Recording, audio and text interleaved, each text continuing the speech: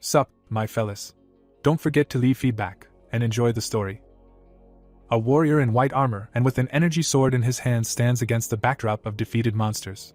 He looks up and thinks that to end this long war, all that remains is to defeat her. A red creature hangs over the hero. He realizes that she is the one who plunged the world into darkness and took people's lives.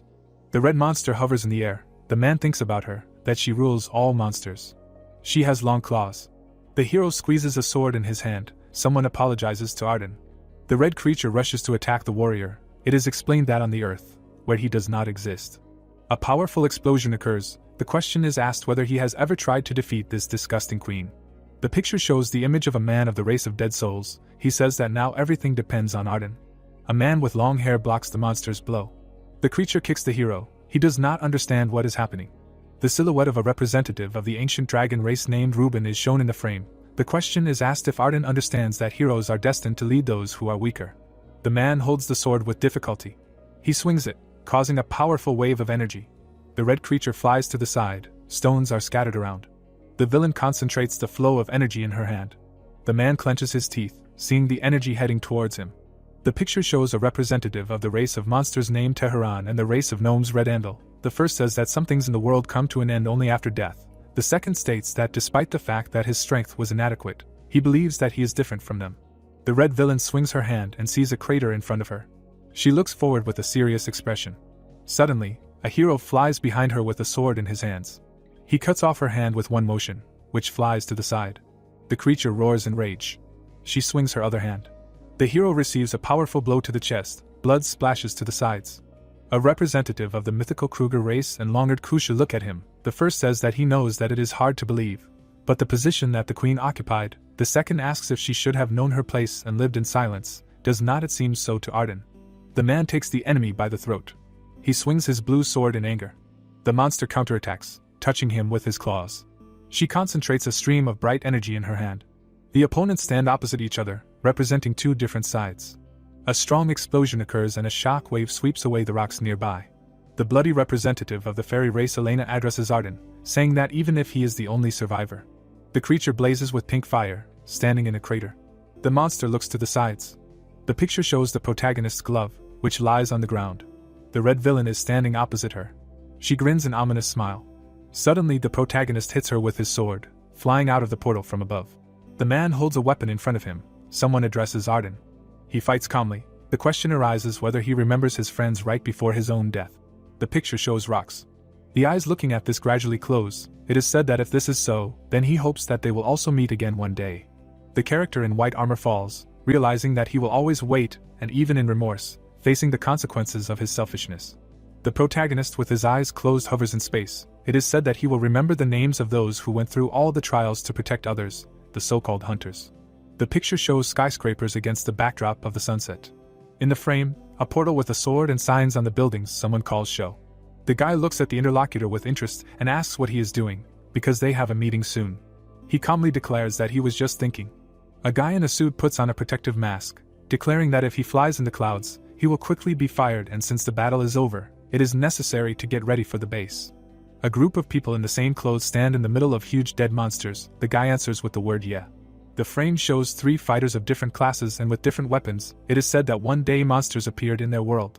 They attack a large predator. It is explained that the hunters woke up, gained dexterity and began to hunt them. The hero stands behind the workers, realizing that the picture is very different from what was in his past life.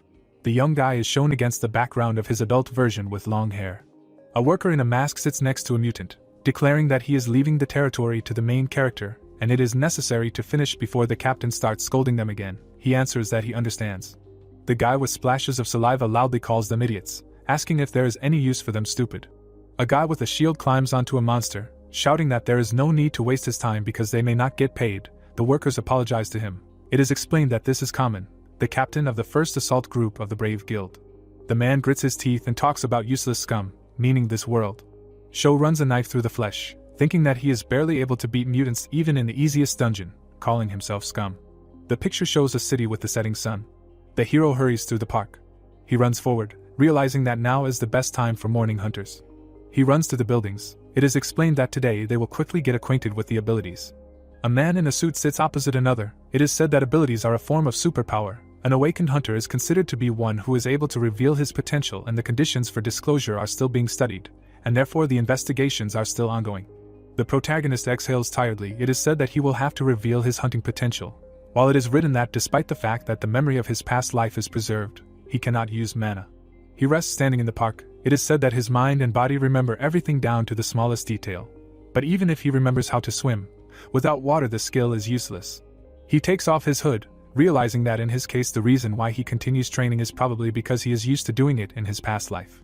The protagonist takes a stick, declaring that it is time to try it. Sho holds the stick with his eyes closed, realizing that in the world of hunters, strength is determined by status, and therefore if he continues to train then all his efforts will be meaningless. He resolutely looks forward. He swings the stick masterfully, realizing that the life he lived as a knight, he does not want to forget even if he is the only one who remembers it.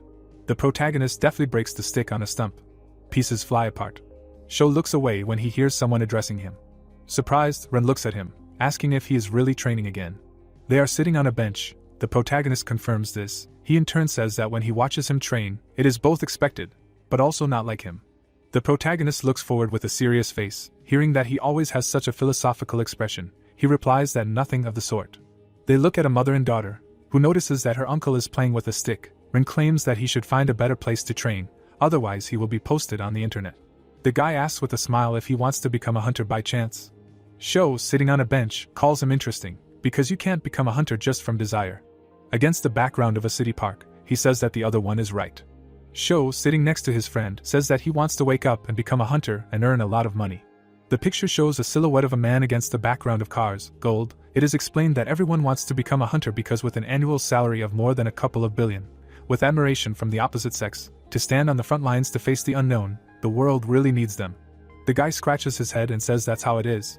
Ren touches his friend's hair with a smile, and says that he thinks that he will succeed when he grows up and people who have something to protect always need money. The guy sadly looks down, repeating the words about people who have something to protect. They walk through the park. Ren says that if you think about it, the schedule for clearing the dungeon will be released tomorrow and he hopes that they will not have to go to too dangerous areas. He replies that he does too. It is written about the dungeon that they will protect this time. The surprised participants hear about the labyrinth of Raymar. The man looks at them with a serious look, stating that the details will be sent to them by mail. One of them turns to the captain. The frightened men say that they heard that this is a very dangerous place among the C-rank dungeons. Against the background of the interior, it is said that another heard that one guild already went there, and the guys came back very beaten. Ren, raising his hand, says that this is too much, because they only recently learned how to cope with D-rank zones, and Raimara is too much. The man holds his face and asks them to shut up and listen to him. He looks at his charges and claims that they shouldn't compare themselves to hunters, because if they're getting paid to do it, they need to do it without whining and they shouldn't act like their opinion matters. The surprised guy asks, saying that they could have reminded them more gently and that the time for renewing their contracts isn't soon. The boss stands in front of them and says that he doesn't care. All those who got scared can leave. But in this niche, trust is the most valuable thing and people who leave before their contract expires won't be able to work anywhere else. He says with a grin that rumors spread here even without his words. Sho thinks about something with a serious expression. The man looks at the guy and asks what kind of idiot sighed. The protagonist replies that it was him again. He grabs him by the shirt and angrily states that how many times do I have to remind him to watch his damn manners and that he shouldn't act like he's the only one special and will be taking part in the cleanup. Ren in the green suit says he will participate and asks him to stop, asking if the captain would like to avoid rumors before the cleanup begins. The captain looks at him with an angry look. The enthusiastic workers say that since Ren says he will go, another exclaims that wherever they go, it makes no difference, and since the hunters will be there, then everything will go smoothly. The boss with a smirk thinks that they are stupid idiots, because if they buckled just from such pressure, with such success they could just follow the instructions with their mouths closed. The boss leaves the guys, exclaiming for them to do everything properly and he will wait. Ren stands near Sho and says let's go. The warriors are standing next to a large portal. The events take place the next day. Someone exclaims that they will warm up before the cleanup. Kamen holding a sword and shield shouts that Haida and Kuta are getting to the front lines. The protagonist walks below the captain, who shouts that Akaishi will support from a distance. A group of magical supports should always be ready for an attack. The guy understands that everyone looks worried. The warriors walk on the ground. He realizes that he understands that the hunters did not like the cleanup. Because they were also forced, Kamen shouts that scum cannot get in the way of the hunters. Ren turns around with a smile, and says that they will soon leave. The frame shows a portal, a guy, a worker with a hammer. The protagonist looks forward with a serious look. He enters the blue portal, Realizing that he hopes this will not be the first step to death, the system window says that the Brave Guild is the first assault team of rank D, and the dungeon is rank C. The cleanup has begun. A soldier in combat boots walks on water. The action takes place at the entrance to the labyrinth of Rymar. A group of warriors walks through the cave. A guy stands next to a girl in a hat and asks Sheeta if she has any strange sensations. She replies that she does, because everything looks completely different from what she heard, asking if she should report this to the captain. The man walks ahead of them, while the guy says no, because this is just a harmless C-rank dungeon and he is sure that they can handle it, and the captain has not been in the best mood lately, and it is better not to bother him. Ren turns to Sho and says that the hunters are acting a little scary. He replies that he is right and it seems that something is bothering them, while thinking that the dungeon is different from what they expected. The frame shows stone growths inside the cave. The surprised heroes look forward. An ominous grin appears in the frame. The main character watches with a serious look. Kamen raises his sword. The frame shows darkness in the middle of the dungeon. An ominous monster with orange eyes comes out of it. The captain sees hundreds of glowing eyes, shouting that they are attacking. A scared guy with a sword stands next to another and asks if he thinks that this is too much from the very beginning. The other notes the suspiciousness of what is happening. Kamen flies into the attack, shouting not to stand still and do something if they want money. A fighter holds back a blow from a huge beetle with his shield. He declares that although there are many of them, they are just insects. The blade cuts the mutant, blood splashes to the sides. He orders the tanks to go on the attack. Fighters with weapons run towards the monsters. The heroes bravely fight the beetles, using different types of weapons. Ren turns to Sho and says that the amateurs should stand at the exit and stay close. A ferocious beetle runs towards them. It splashes saliva. Small beetles crawl on the ceiling. They jump off and run to the attack. The scared fighters shout that there are too many of them. A girl with a burning arrow on her bow shouts to disperse. There is a huge explosion. The monsters fly apart. Sho and his friend look at the fire. The guy turns to Kamen, asking if it's over. He replies that there's no need to stand like idols. The mutant's huge foot stomps on the ground, and the middle boss is heard coming out. Galas, the boss of the labyrinth, growls at them fiercely. The captain with a sword and shield stands opposite and orders them to avoid his tail and aim for his head, and everyone for themselves. The monster swings his huge tail. It knocks several fighters off their feet. It takes off. The surprised fighters look at the monster and shout that it's jumping, asking if the army of magicians is here. The fighters point magic signs at the enemy, shouting that they've finished preparing and there's no need to swear. The captain says not to attack the shell, because they're going to shoot at it. Galas feels strong explosions all over his body. There's a huge explosion. Clouds of smoke spread across the cave. The mutant stands in the middle of the cave. The captain looks at his charges near him and asks if they killed him, ordering them to collect everything that seems valuable. The hero with a sword cuts at the monster, asking why this thing is so strong. He looks up in shock. In front of him is a terrifying monster that has raised its head. Green liquid pours out of Galas's mouth right at the hero. The acid burns the fighter. All that remains of the guy is a sword. The others exclaim that they were not told that he has poisonous saliva, and all participants need to retreat because they will die if they touch this liquid. The fighters stand near the tree, looking at the running man. They shout that the first rows need to retreat quickly and even the fumes of poison are dangerous. Sho calmly watches, hearing the question of what the hunters are doing where they should have learned all about such things before their arrival. He understands that something is wrong here. The captain with a sword in his hand shouts loudly, asking what the losers are doing, because now is not the time to be lazy and such a problem can be easily dealt with if you close the monster's mouth. Sho realizes that even Kamen shuddered. The fighters with weapons in their hands are suffering from acid and fumes. The chief calls them a bunch of idiots. The man rushes to attack, shouting to move on, and he will do it. The hero breaks away. He flies with a blade in his hand right at Galas's head. He effectively cuts off his head with one blow. The enthusiastic guys look at what is happening, hearing that, as expected from the captain, he is no different from AC rank. He in turn shouts for the idiots to stop being lazy. The guys see someone moving from above, declaring that it is true, because while there is time they should check the supplies and examine the wounded. An ominous silhouette hangs over the cave. The guys look at it in fear. The frame shows a part of the monster. Someone does not believe what is happening. The frame shows the face of a ferocious mutant, saying that despite the fact that they have just defeated the middle boss. A large bird screams in front of them. The fighters do not understand why the boss of the dungeon Rymara came. Kamen stands with a weapon in front of the flying mutant, shouting that there is nothing else to do, they need to line up immediately. The frame shows a purple feather. The boss injects himself with a syringe, shouting that he needs to do this, because if you touch the feathers, you can lose your mind. The surprised fighters see the feathers flying. One touches the guy's shoulder. His eyes turn white and he freezes in place. He opens his eyes wide and says that he has had enough. The captain watches them run away, shouting that they have no chance against such a thing. He calls them a bunch of traitors. The feather touches the man's face. He watches as everyone panics and holds their heads, screaming that it hurts and they shouldn't have become a hunter. Another begs to let him go home. The man notes that this is not a C-rank dungeon. The protagonist carries an object above him and understands that there must be something left that the average people can do, but they have little time and need to leave before the boss gets too angry. He looks away and suggests Ren take the newbies with him and escape. The guy with a serious look hears the question why. He answers so as not to waste time. He says that if you think about a place like this. Ren with crazy eyes exclaims that he can give them treasures, because he is not leaving from there. Swords and shields lie on the ground while feathers fly. He declares that everything here costs some money.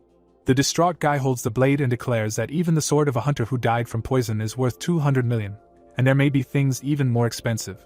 The protagonist holds the enchanted friend and asks him to pull himself together. He answers by talking about money, because even a shield should cost a couple of million. Sho stretches his hand forward. He grabs Ren and says that he can't. Ren pushes away in rage, shouting, "Get lost." He sits astride the protagonist and states that if he wants to leave, then let him go alone and it's better not to get in his way. The protagonist can hardly hold the blade to his throat. Ren furiously presses on the sword and shouts that all the money is his. He in turn asks him to calm down. The guy holds onto the hilt and says that for the sake of his younger sister, he needs money. Ren presses on the blade, shouting that he needs money to cure her. He, with crazy eyes, declares that he does not understand why he cannot be a hunter and why his sister should suffer so much. Against the background of a cave, he says that he wants to live happily with his younger sister and wants her to be happy. The protagonist, with drops of blood on his face, addresses his friend. He lets go of the bloody blade. The guy pierces the space. The blade lands near the protagonist. Sho sees Ren holding the weapon. He says that everything is fine. He takes Ren's hand and states that everything is fine. The surprised guy hears that if he leaves here, he will be able to see her. Through tears, Ren tells Sho that he did well with him.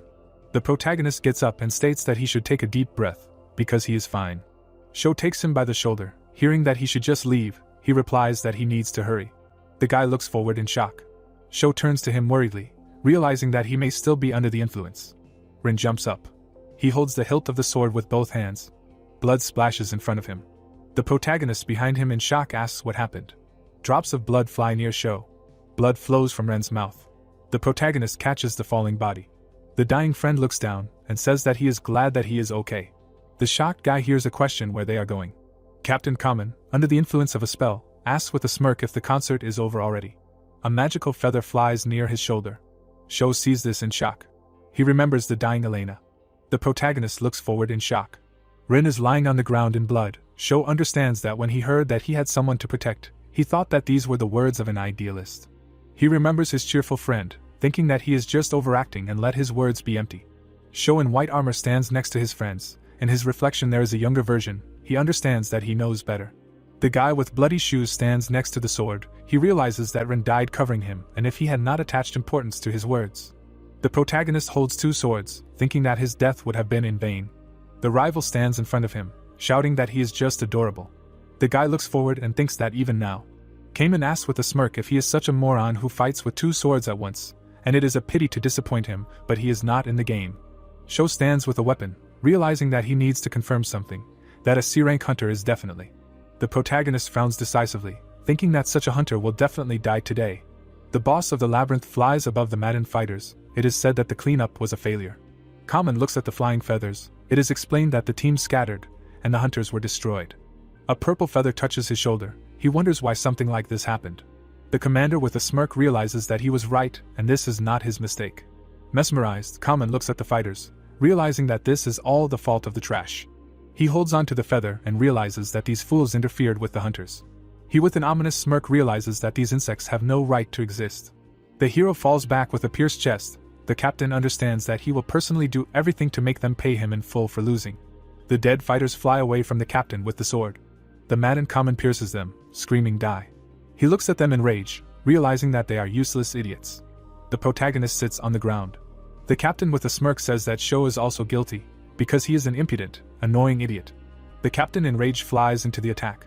A strong cut occurs, blood splashes to the sides. The protagonist stands in shock behind the wounded Ren. Kamen with purple eyes laughs loudly. He looks at them and says that he thought that he would shudder and shit himself before dying. Sho calmly stands with two swords in his hands and looks at him. Kamen smiling asks that even small insects have eggs. He points his sword at the guy and asks what he's doing and let him not say he's going to fight because their status difference is too big. Kamen madly exclaims that he's a hunter and he has abilities, and there's nothing to take from him because he's a brat who hasn't even awakened yet. The commander points his sword at the empty space, saying he'll cut out his eyes. He looks ahead in shock. Suddenly, Sho flies into the enemy's back with 2 swords. The commander reaches for his shield. He deftly blocks the guy's blow. The scoundrel swings his sword, shouting that he hasn't finished speaking yet. Sho deftly jumps back from the blow. He slides along the ground and realizes that he can move, and even if the opponent has lost his mind, don't forget that he's a hunter. The guy frowns at him thinking that he's a powerful opponent. The captain holds his sword in blood, realizing that he's a hunter, even though he's a loser, and you can see how regular training helps him. The boss of the labyrinth sits near them. The protagonist realizes that the only thing that poses a danger now is Raimara, watching from the side, but for now he needs to focus on the hunter. The protagonist with a sword rushes to attack. They fight. The ringing of swords is heard. Kamen deftly counterattacks. Sho sees the tip of the sword that passes centimeters from his head. The captain swings his sword in rage. He dodges. The protagonist slides along the ground. They stand opposite each other. Sho frowns and exhales from fatigue. He holds a fighting stance, realizing that he is weaker in any case, and his brain tells him to dodge attacks. But his body does not have time, and if only he could use 5%, or at least one of the powers of his past life. The protagonist with a cut on his face turns his head hearing the appeal. The captain screams in rage, how is this possible, and how can such a scum move like that? Sho laughs slightly, realizing that he got worried when he realized that the situation was not so predictable, and it seems that he wasted a lot of time trying to strategize. The protagonist holds the sword, and clarifies that he asked how exactly. He runs forward, wondering that he needs someone to learn how to breathe. Kamen is furiously ready to meet him and shouts at him to shut up. He hits with the sword, but the protagonist dodges. The guy sees flashes of blue in front of him. Holding the sword, he looks at it. Sho feels cuts on his arm and leg. The protagonist jumps back from an explosion nearby. He holds the hilt of the sword. He attacks Kamen, but he dodges the blow. His neck is cut and blood gushes. Sho looks at it and realizes that this is a terrible attack. He raises his sword, realizing that he needs to continue in the same spirit. He breaks the captain's armor with the sword. Blood flows out of it. He cuts his head and shoulders. Captain Kamen jumps back. With a cut face, he is furiously trying to understand what is happening. He is holding a sword and shield in shock and wonders if he is really losing to the scum. He looks ahead and screams loudly that this cannot be. The villain rushes to attack. The system windows say Fortify, Super Boost, Will of Steel and Acceleration. The protagonist sees the opponent approaching, realizing that he is attacking and he has used all his abilities and is now moving so fast that his eyes do not have time to keep up with him, but the direction of his movements is easy to predict. The protagonist closes his eyes and thinks that this is a stupid way to use skills. He breaks away. Sho with 2 swords sees the enemy's tip and realizes that the trajectory of his movements is too clear. The tip of the sword shines. The protagonist deftly dodges the blow. He holds the hilt of the blade. The guy swings his sword. The captain is shocked to see that his blade has crumbled. The guy closes his eyes. He resolutely looks forward. Bloody Kamen falls back. His leg is torn off and he screams in pain. The guy with the sword stands in front of him furiously. He calls him a rat. The wounded villain screams if he really thinks he'll get off that easy. The protagonist looks at him and says that those feathers are pretty convincing in helping a person lose his mind, asking if he's going to say that he regained his mind before he died. The wounded fighter from behind sees Sho holding a sword in front of the captain, saying that otherwise he's sure he deserved to die. A scared Como screams that this is nonsense, because he's a hunter and a loser like him who hasn't even woken up. Sho tells him to die with a determined look. He deftly cuts off his opponent's head. It flies to the side with a splatter of blood. The guy stands next to his head. He silently looks down. There are dead warriors and workers lying around. He wonders what this is, total destruction, and he hasn't seen so many corpses for a long time. There are dead people lying on the ground. He understands that this is because he spent the last few hundred years of his past life alone. The protagonist sees that it is blazing with blue fire. He wonders what it is and whether it really happens because he thought about his previous life. Against the background of blue drops, it is said that he feels something similar to magical power. He understands with a smile that maybe the feeling of magical power with a sword in his hands is that very awakening. He looks in front of himself in shock, seeing the glow. The system window tells about his level. Sho stands in front of a large window with information that his level has increased. The protagonist sees this and wonders if he has really awakened. In the picture, there is a system window with statistics and abilities. The guy does not understand if this is normal. The notification says about the executioner skill, in which he absorbs the karma of heretics and turns it into power. Sho says that this is not quite suitable. He looks down, lost in thought. He remembers the loud scream of his maddened friend. The protagonist stands in front of the bloody Rin, saying that those who really needed it lost their chance, and people like him have awakened. The protagonist sees a purple dissection of space in front of him. The boss of the labyrinth flies around the dungeon, scattering new feathers. The guy sees the feathers flying and says that he is noisy. Sho calmly says 1 magic coefficient. The system window says a new magic coefficient. The protagonist looks at the monster and realizes that they have only a difference of 1 coefficient, but 0, and such magic feels like heaven and earth. The protagonist looks at him with a serious look and says that he does not think that he is the same as before, offering the monster to attack. Sho with 2 swords stands in the middle of the dungeon and wonders why in this world mana works on this principle. The boss flies towards him. He says that here you can just release it without any control. A fierce bird flies to attack. The protagonist says that they succumb to vanity. He closes his eyes, blazing with blue energy. He understands that the basic use of mana is like a throw, strengthens the body with fragile control. The protagonist throws the sword, realizing that you need to find all the vulnerable spots, connect all the lines together. It slides along the ground. The protagonist swings the blade, realizing that in order to find the most unprotected place to strike, he rushes to attack. The sword flies towards the enemy. The blade flies near the boss of the dungeon. The monster screams furiously from injury. The sword stuck in the rock. The bloody bird screams loudly. The protagonist with a grin speaks quietly. Blazing with blue flames, he rushes to attack. He cuts its wings. He rushes at the enemy with a sword, saying that death always comes unexpectedly. He deftly cuts off the bird's wing. The boss with a bloody wing screams loudly in pain. The protagonist pushes off the rock with his foot. He flies into the attack again. Frowning, he realizes that he needs to concentrate again. His hand collects blue mana. The bird looks at Sho, who realizes that he needs to collect it in his body. The tip of the sword is approaching the enemy. He realizes that he will make it explode. He breaks away. The protagonist flies at the bird, swinging his sword. He skillfully cuts the boss. Blood spurts to the sides. The guy lands. The bird behind him falls to the ground. The protagonist stands in front of the killed boss, while he is blazing with blue fire. Sho looks at the dead. He stands among a mountain of corpses and a killed monster. The guy begins to fall. The frame shows monsters with tentacles. He understands that he overdid it. It is said that the disasters were sent by the queen and they came to destroy the world. The frame shows the characters holding hands. It is explained that the 9 races of the continent put forward their representatives to fight in a coordinated manner and meet the unknown enemy face to face, and although the enemy is strong. In the memories, the main character is standing with a blonde. It is explained that the 9 races met him with full determination, having gone through many terrible battles and eventually won. Red eyes look at the heroes. He asks if he really dreamed of such a future. Poor pathetic Arden. The long-haired guy is worried and says that he definitely defeated him. He holds Elena and tells her to run. Her face with a terrifying grin. The question sounds where to run, because all the stars in the sky have faded, but he still clings to hope. The girl stands in front of him.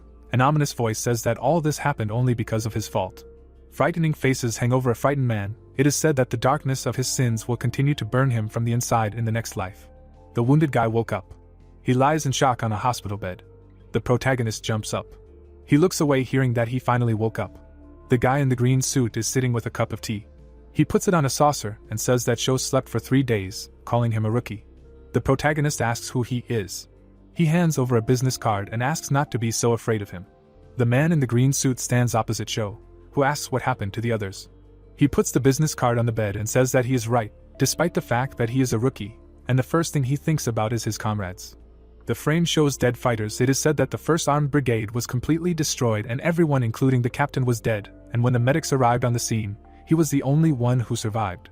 The protagonist with a serious face clarifies what happened to the guy named Ren. The man stands opposite the guy on the bed and says that they decided to hold the funeral in the main building of the hunters and everything happened while he was in a coma, then offering him to move on to the main topic. The guy in the green suit says that he is sure that he already understood that the Rhymer Labyrinth was classified as rank B, asking if he has any thoughts on this matter. In the frame, the captain raises his sword. It is said that the guild, which had just reached rank D, considered the dungeon difficult, but Kamen has been having more and more bad luck lately. Sho frowns and replies that he does not know anything, asking what he means by bad luck. The guy with his eyes closed replies that apparently he was not informed, and the captain did not tell anyone about it. The protagonist's eyes shine. He hears that Kamen had debts due to his love of gambling, and so he went to clean up despite the fact that he knew about the difficulty of the dungeon. He clutches the bed while the other person explains that the sudden changes in the dungeon may be true. Against the backdrop of a hospital, it is said that they are still investigating the abnormal phenomena in the dungeons, while asking the protagonist to contact them if he remembers anything. The guy lying on the bed holds his head. He looks away and realizes that Ren's death is a disgusting reason for Kamen to go on a cleansing, and just like his awakening. He turns on the TV. It is said that it is time for the program, and it is necessary to introduce the guests of the episode to the viewers. On the TV, the host says that she is quite a famous person and therefore he hopes that everyone has been looking forward to the episode. Someone walks on the floor. It is explained that the SS rank hunter is the best in Japan and the second master of the assassination guild. A girl with dark hair looks forward with a serious expression. The host introduces her by the name Aoki, noting that during her awakening she received 4 abilities, which is very rare. She looks forward. She is asked to move on. The protagonist in a hospital bed thinks about how Aoki is more popular than some stars. The guy looks at the system window calling up a list of abilities. He thinks if she is SS rank then he is. In the picture, the ability Executioner. Sho with a serious look realizes that critics are all evil people and he proceeds from the fact that he woke up when Kamen died. On the smartphone screen there is a warning that no results were found. He wonders who is an evil person and this is what he thought about. The protagonist says that if there was a serial killer nearby, it would be possible to test the ability in action, while he wonders that this is not just a rare ability, but one that he himself has. Sho lying on the bed looks at the phone, saying that his rank is E. Fierce red eyes look at the man with Elena. The guy looks ahead. He is sitting outside the hospital window and says interesting. In the picture there is a reception sign. The girl behind the counter says that this is the end of the checks and asks him to take care of himself. The guy walks down the hospital corridor. The picture shows a portal in the middle of the city. It says that he thought everything in his life was meaningless. Hunters who can't use their powers to the fullest. The relationship of mana and abilities. A blue flash occurs. The protagonist lands, realizing that he has nothing special in this life. He looks straight ahead resolutely, realizing that he thought it was meaningless. A guy in a hood stands in front of the portal. He walks towards it. The protagonist frowns and looks forward. In the frame, there are 2 shining spheres. It is said that he got a chance to correct the mistakes he made earlier, and he swears that in this life the tragedy that happened to him will not be repeated. The protagonist with a sword stands in front of dozens of burning eyes of monsters. He looks straight, realizing that the only thing he can do now. The guy points the blade at the enemies, thinking about the delivery of the primary task. The protagonist with a weapon in his hand stands surrounded by fierce mutants, realizing that he has decided to become the best. The action takes place in a city hospital. The picture shows a sign of a rehabilitation room. The nurse opens the curtains and says that this is where his treatment ends and another patient is already waiting for his turn. The girl turns back. There is a crystal next to her. She says that it is good that they have a filtration cube for treatment. The patient asks nothing that he is without an escort. She looks at him and clarifies that his parents did not come. He says no. Another nurse comes up from behind and with a smile hears that she asks if his name is really Igawa. The other tells Kimura that she will do more and therefore she should go help others. In front of a curtain, she says that she understands and was happy to work with them. The nurse excitedly wipes sweat from her forehead and apologizes, saying that the girl is too straightforward and that Igawa should not worry. The girl in the hospital bed thanks her. The nurse looks at her and says that she probably did not hear, but her brother did. The worker stands in front of the girl who calls Mizuhara. She asks what is it in response. In the background of the hospital, the patient says that she wants something sweet. The girl stands in the middle of a blue abyss. She thinks about an allergy to mana. The girl lies on the floor, realizing that due to the appearance of gates all over the world, they began to fill the atmosphere with mana and because of this, a new disease appeared, gradually depriving people of life. The girl with a glass lies on the bed, realizing that this disease is considered incurable and at the moment no cure has been discovered. She puts the glass down, realizing that now even in hospitals it is possible only to suppress the symptoms with the filtration cube. The crystal is in a container, saying that it is good that they have one. The girl looks at her hand and asks if it is really good. She turns to the TV and hears that the last broadcast on TV became an internet sensation. The number 1 hunter in Japan is SS Class Aoki. The girl with a determined look releases a discharge of yellow lightning. She clenches her fist. Aoki directs the energy from herself. The host exclaims that no matter how much she watches this video, she is still amazed by her powers and it seems that the ratings of these frames are breaking records. Surprised, Igawa looks at the TV. The boy behind her loudly rejoices and says that this is amazing, because it is Aoki. He smiles and says that her lightning is just mind-blowing and if he ever awakens, he will definitely join her guild. The girl thinks that he still has a few years before becoming a hunter. He looks at his friend and asks if she does not think she is cool, because he heard that she awakened and she had 4 abilities. She smiles when asked what she thinks about this and isn't the heroine awesome. Igawa smiles and declares that she is very cool. There is a teapot on the table. The parent takes the boy away, asking why he is wandering alone again. A drink falls into the machine. The girl stands next to him, realizing that although they are the same age, Aoki is now the #1 hunter in Japan. She looks ahead, realizing that she is very different from her, a girl who can't even adapt to the world. Her hair hangs down. She realizes that when her parents died, her brother took care of her, but because of her body, she became a burden. Tears fall on the can of drink. The girl wipes them away and thinks about how much she misses her brother. They knock soda cans together, saying that if she cries here, she will definitely be noticed. She looks in front of her with tears and says, "Mizuhara." The nurse holds the soda can with a smile, saying that when things are hard, you need to smile, and she is sure that her brother would want the same. With the city in the background, it says that she should be getting better soon and therefore should enjoy life for her brother as well. The girl stands in the hallway with her, stating that she is sure that her brother thinks the same and has prepared a gift for her. Egawa thanks Mizuhara with a smile. The girl looks ahead in surprise. The frowning nurse looks out the window. "Something is happening in the air near the hospital," she says about Moon. They look out the window at a purple sphere in the sky and the nurse asks why it appeared in broad daylight. They turn around to see panicking people who advise them to run as soon as possible. Egawa looks ahead in fear, hearing that they need to go to shelter. A purple object shines behind them. It is said that it is the disaster of the schism. The guy in the hallway opposite states that they just received a message from the Hunters Association and they need to run before it gets stronger. The nurse notes that there are no monsters in sight. A frightened Egawa turns around, hearing a scream to run to building B and faster. The monster's fist breaks through the wall near the frightened girl. Egawa looks in horror at the red fist in front of her. A huge monster stands in front of the girl. The nurse lying behind her screams at her to run faster. The girl's legs are shaking with fear. She realizes that she needs to run. A fierce red mutant hangs over her. Egawa thinks that her legs are not obeying. She is grabbed from behind. The nurse holds her and screams to pull herself together, because she needs to run to the corridor. Mizuhara seriously states that the association already knows, which means the hunters will arrive soon. She lets go of her hand. The nurse says that she will try to buy some time. They fly apart against the background of the monster. The girl realizes that she cannot allow her to risk her life, and she does not want anyone to sacrifice themselves for her again. The guy holds the nurse, screaming that she cannot be saved and they need to stop. The huge monster stretches out his hand. The girl wonders if something would change. She flies down with tears in her eyes, realizing that if she also had powers. Egawa looks forward with tears, hearing about her brother and sister. The guy stands next to her and tells her to think about those she is going to leave behind. The frightened girl stands against the backdrop of dead monsters and asks about him. The guy turns around and asks if she really is Egawa. The protagonist with the sword stands against the backdrop of a dead mutant, declaring that he is here instead of her brother. The girl with tears in her eyes hears that he is Sho and her brother sacrificed his life for him. She does not believe and asks again. The picture shows a happy Rin. The girl is sitting on the floor opposite the guy, thinking that she found her brother's gift that he left for her. The frame shows a desert with a large moon. The events take place in a high-ranking desert dungeon. Aoki, an SS rank hunter and the second head of the Poisoned Guild, moves through the desert. She stands opposite underground worms with a weapon in her hands. The girl deftly rushes to attack the monster. She chops the worm's head with her sword. She deftly cuts it off and flies down. Aoki sees that there are several more worms opposite her. The girl swings her weapon and looks at them. She deftly strikes. Someone asks about the lawyer who contacted Aoki. The heroine chops the monster, causing an explosion.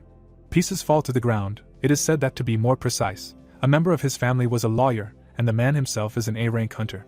The hired hunter Rika tells Umi that it was brave and that he tried to get closer to Aoki. She says that in the end his phone ended up in the trash. The warrior sits near a stone with a machine gun, saying that she has many fans. The heroine swings her sword at the monster.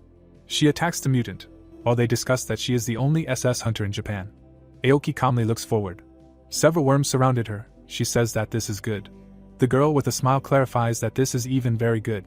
Something lands in the desert near Riku as he says that's why Aoki is working so hard today. The boy looks at it, surprised. The fierce boss of the Dordalemia dungeon stands on the sand. The character exclaims that he appeared very quickly today, and does this mean that all his pawns were killed? Rika aims his gun, stating that it looks like they will have to get to work. He turns around in surprise, hearing that someone wants to do everything.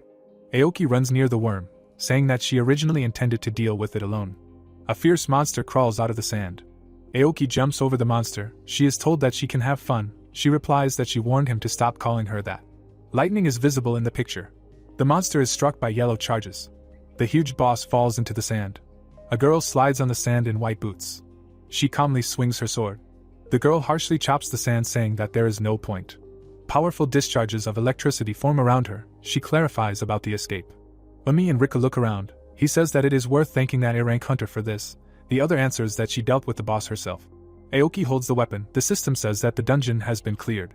Words of gratitude for the work done are heard against the sky, clarifying whether she is going to return. Against the background of a crack in the middle of the colors, it is said that she tells the master that it seems the other heard everything. He clarifies if she is sure. The eye opens. Riku and Umi turn around in fear, hearing an offer to discuss this when they return. Aoki looks away. Umi with a staff stands behind her partner and wonders what is happening, because they have already eliminated the boss, so why did the rift occur? He advises her to look. In the sky above the heroine, the core of the dungeon is visible. Umi looks up and asks if the core should not appear somewhere in the depths of the dungeon. He replies that anomalies always come unexpectedly. He aims at the eye of the core. Riku fires his powerful rifle. The projectile flies into a huge purple sphere in the sky. A blue beam approaches the sphere. A fighter with a rifle stands in the middle of the fire. The system window says the effective range is 4.5 kilometers, the maximum range is 7, and the target is 12 kilometers. He understands that the core is far away. The core hangs over Aoki. The question arises, what is the distance to the target? It is said that about 12 kilometers and long-range attacks are useless here. Riku looks at the riot of colors in the sky and says that regardless of the attack power, such a target cannot be reached at such a distance, and they are already delayed according to schedule. The girl looks up, offering to change the location. Riku turns around in surprise, hearing that given that a rift will soon occur, he says that she is right. The fighters stand in front of a crack in space in which a city is visible. The guy says that the gate to another dimension has opened and the rift has already begun, and they have no time to think. Riku and Umi slide down. The voice says that she has already contacted the guild and they need to focus on the rescue operation. A huge core with an eye hangs over the skyscrapers. The question arises, what will Oju do? Aoki rushes to attack with a weapon in her hands. She declares that she will send Moon down to their planet. The voice declares that a rift has appeared over the prefecture, and there is a threat to life of rank S. A journalist stands next to a man holding a microphone. He asks an expert if it is true that rifts usually occur in dungeons. He agrees. Doctors are transporting the wounded. It is said that usually a rift is more complex than the dungeon in which it occurs, and judging by its size, it was formed in a dungeon with a difficulty level of at least rank A. A large core hangs over the city. It is said that the moon they can see is the rift core. The protagonist frowns and looks up. It is explained that they have yet to see the warriors protecting this core. Sho stands near the window with his arms crossed. The girl walks down the corridor. Hearing the question whether it is true that it is an allergy to mana and how she feels, she replies that everything is fine. Igawa stands in front of the guy and clarifies that he is a rookie who worked with her brother. He agrees. She sadly clarifies that her brother told him about his sister. She stands in front of him guiltily, declaring that in the spirit of the fact that she is a burden because in the end it is her fault that her brother Rin died. He objects. Against the background of doctors and patients, it is said that if she does not believe in this, then she needs to accept the feeling of guilt and make it her motivation. The guy stands next to Igawa and declares that then she will be able to overcome him. The girl cries, hearing that she needs to remember that Ren always thought about her. The protagonist stands near the window, in the corridor next to the girl, is crying. He points to the core, saying that they will continue after he destroys that thing. The city below is on fire. Monsters fill the streets, everything explodes. Sho with a sword calmly runs down the street. He skillfully cuts the mutant, realizing that over the past few days after he destroyed a bunch of monsters, he came to a conclusion. He resolutely looks forward. Cutting down the next mutants, he realizes that there is no point in pumping other stats besides mana, and if he improves physical attack and flexibility, the chances of winning will be greater. He runs through the city at great speed, realizing that their maximum is too low. The guy sits at a table opposite the protagonist, asking at the same time that he wants to test how effective the physical attack stat is. He thanks him for understanding. Sho with an unperturbed look realizes that after arm wrestling with a hunter who had 11 physical attack stats, he realized how big the difference is. The fighter with a sword stands in front of the mutants and declares that there is no time and they need to hurry. He jumps from the ground. The guy lands. He bounces off the monster's shoulder. The protagonist flies up, realizing 29 mana points. The system window says an increase from 1 to 30. Sho pushes off again and flies up. The protagonist flies into the sky, feeling that it is a wonderful feeling. The swordsman swings his sword. He holds the hilt, and the system notification says that mana has increased. He tightly squeezes his weapon in his hands. The protagonist throws the sword away from himself. The sword flies in the air. Sho mentally asks it to fly. The weapon is aimed at the core of the rift. He repeats to fly over and over. The sword pierces the core. The protagonist lands, forming cracks. He calmly watches and realizes that this is useless. He looks at the core and thinks that his level is not high enough, and he needs to think of something else. The protagonist looks at a large explosion in the city and tries to understand what it is. Aoki holds the sword. The system window talks about the abilities of thunder lightning, thunder gust, and light rain. Aoki furiously swings the blade, forming yellow discharges. A powerful whirlwind is released from her weapon. A huge energy tornado is located under the core. It releases a powerful stream of energy. Aoki looks up and realizes that it worked. A crack forms in the core. The girl looks up in rage and realizes that another core has opened.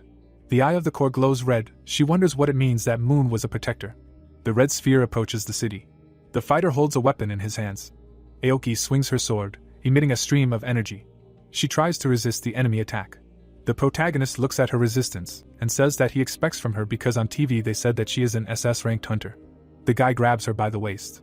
Sho stands behind and tells her to focus because many lives depend on her. She exclaims that he is like that and advises him to get away from her.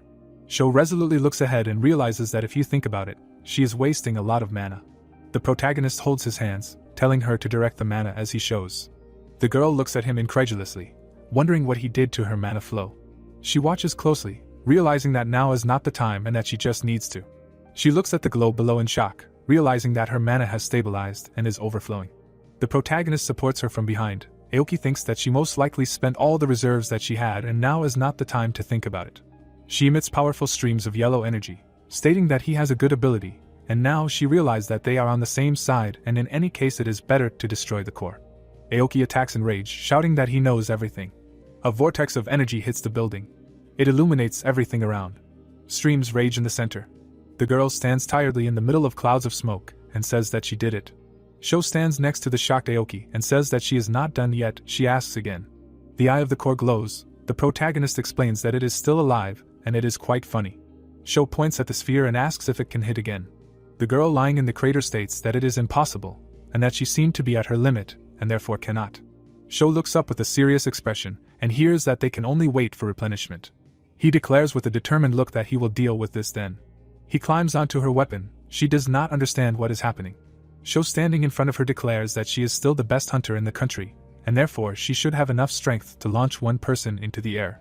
Aoki holds him on the sword, clarifying that he means it to himself. The guy says that there is no time to explain and let him just repeat something from the type of the attack she just performed. The girl swings and screams that he is strange. Aoki jumps up and declares that she does not care if this ends badly. Sho quickly flies up. He approaches the shining core. He remembers his throw with the sword and thinks that enough force was applied and if he can get closer. The sword spins and falls down. The guy thinks about 5 mana points.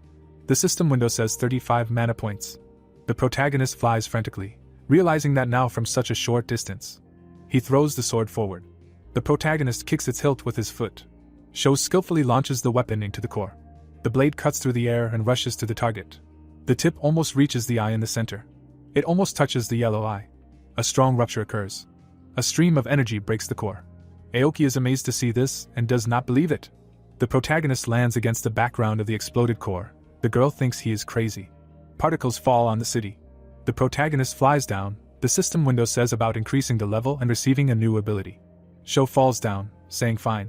He looks to the side silently. He is heading towards the city. Aoki sees the guy land hard in the building. The girl with the weapon in her hands realizes that he not only redirected her mana, but also broke the core. The heroine wonders if there can be SS-ranked hunters besides her. Against the background of the buildings, it is said that the rift that occurred yesterday was rated as an extremely rare phenomenon of S+ difficulty. The hero looks at the news on his phone. The man says that it was all thanks to Aoki, who remained calm until the very end. She replies that in fact another hunter helped her. The girl looks at the camera and says that he disappeared as soon as it was over and therefore she does not know who he is. But she would really like to meet him again. The girl in the hospital bed sits next to Sho and guesses who it was. He in response asks how she feels and it seems that she has become much easier. The guy looks forward, hearing that she was a little worried when she was hospitalized. But now she is better. The guy wonders if she really needs to know this. The girl sits next to him and asks if he is a rookie. He replies that he eventually woke up. Igawa, holding a blanket, asks if he is going to become a hunter. He replies that he does not know, because in order to become one you need to pass the exam and all that.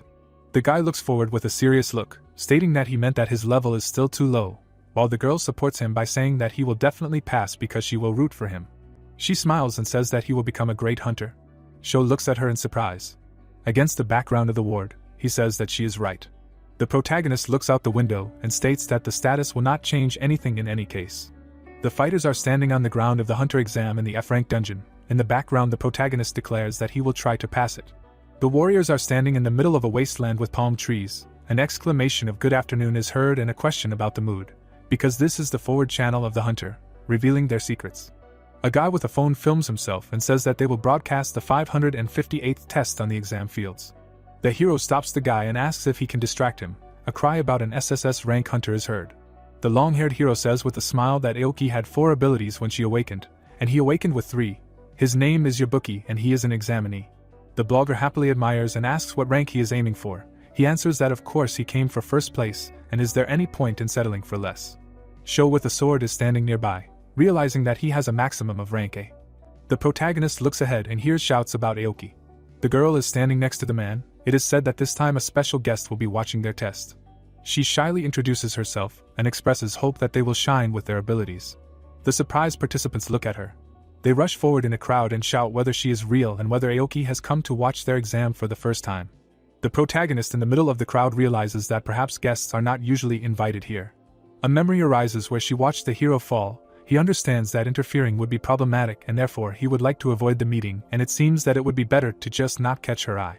The girl in the suit sighs, hearing that she is the best and after passing the test they will definitely enter the poison. She in response clarifies whether they want her to be a guest. The girl sits next to the man in the red suit and asks why. He says that the rift that she destroyed. The owner of the poison guild Uera states that he came from the desert dungeon.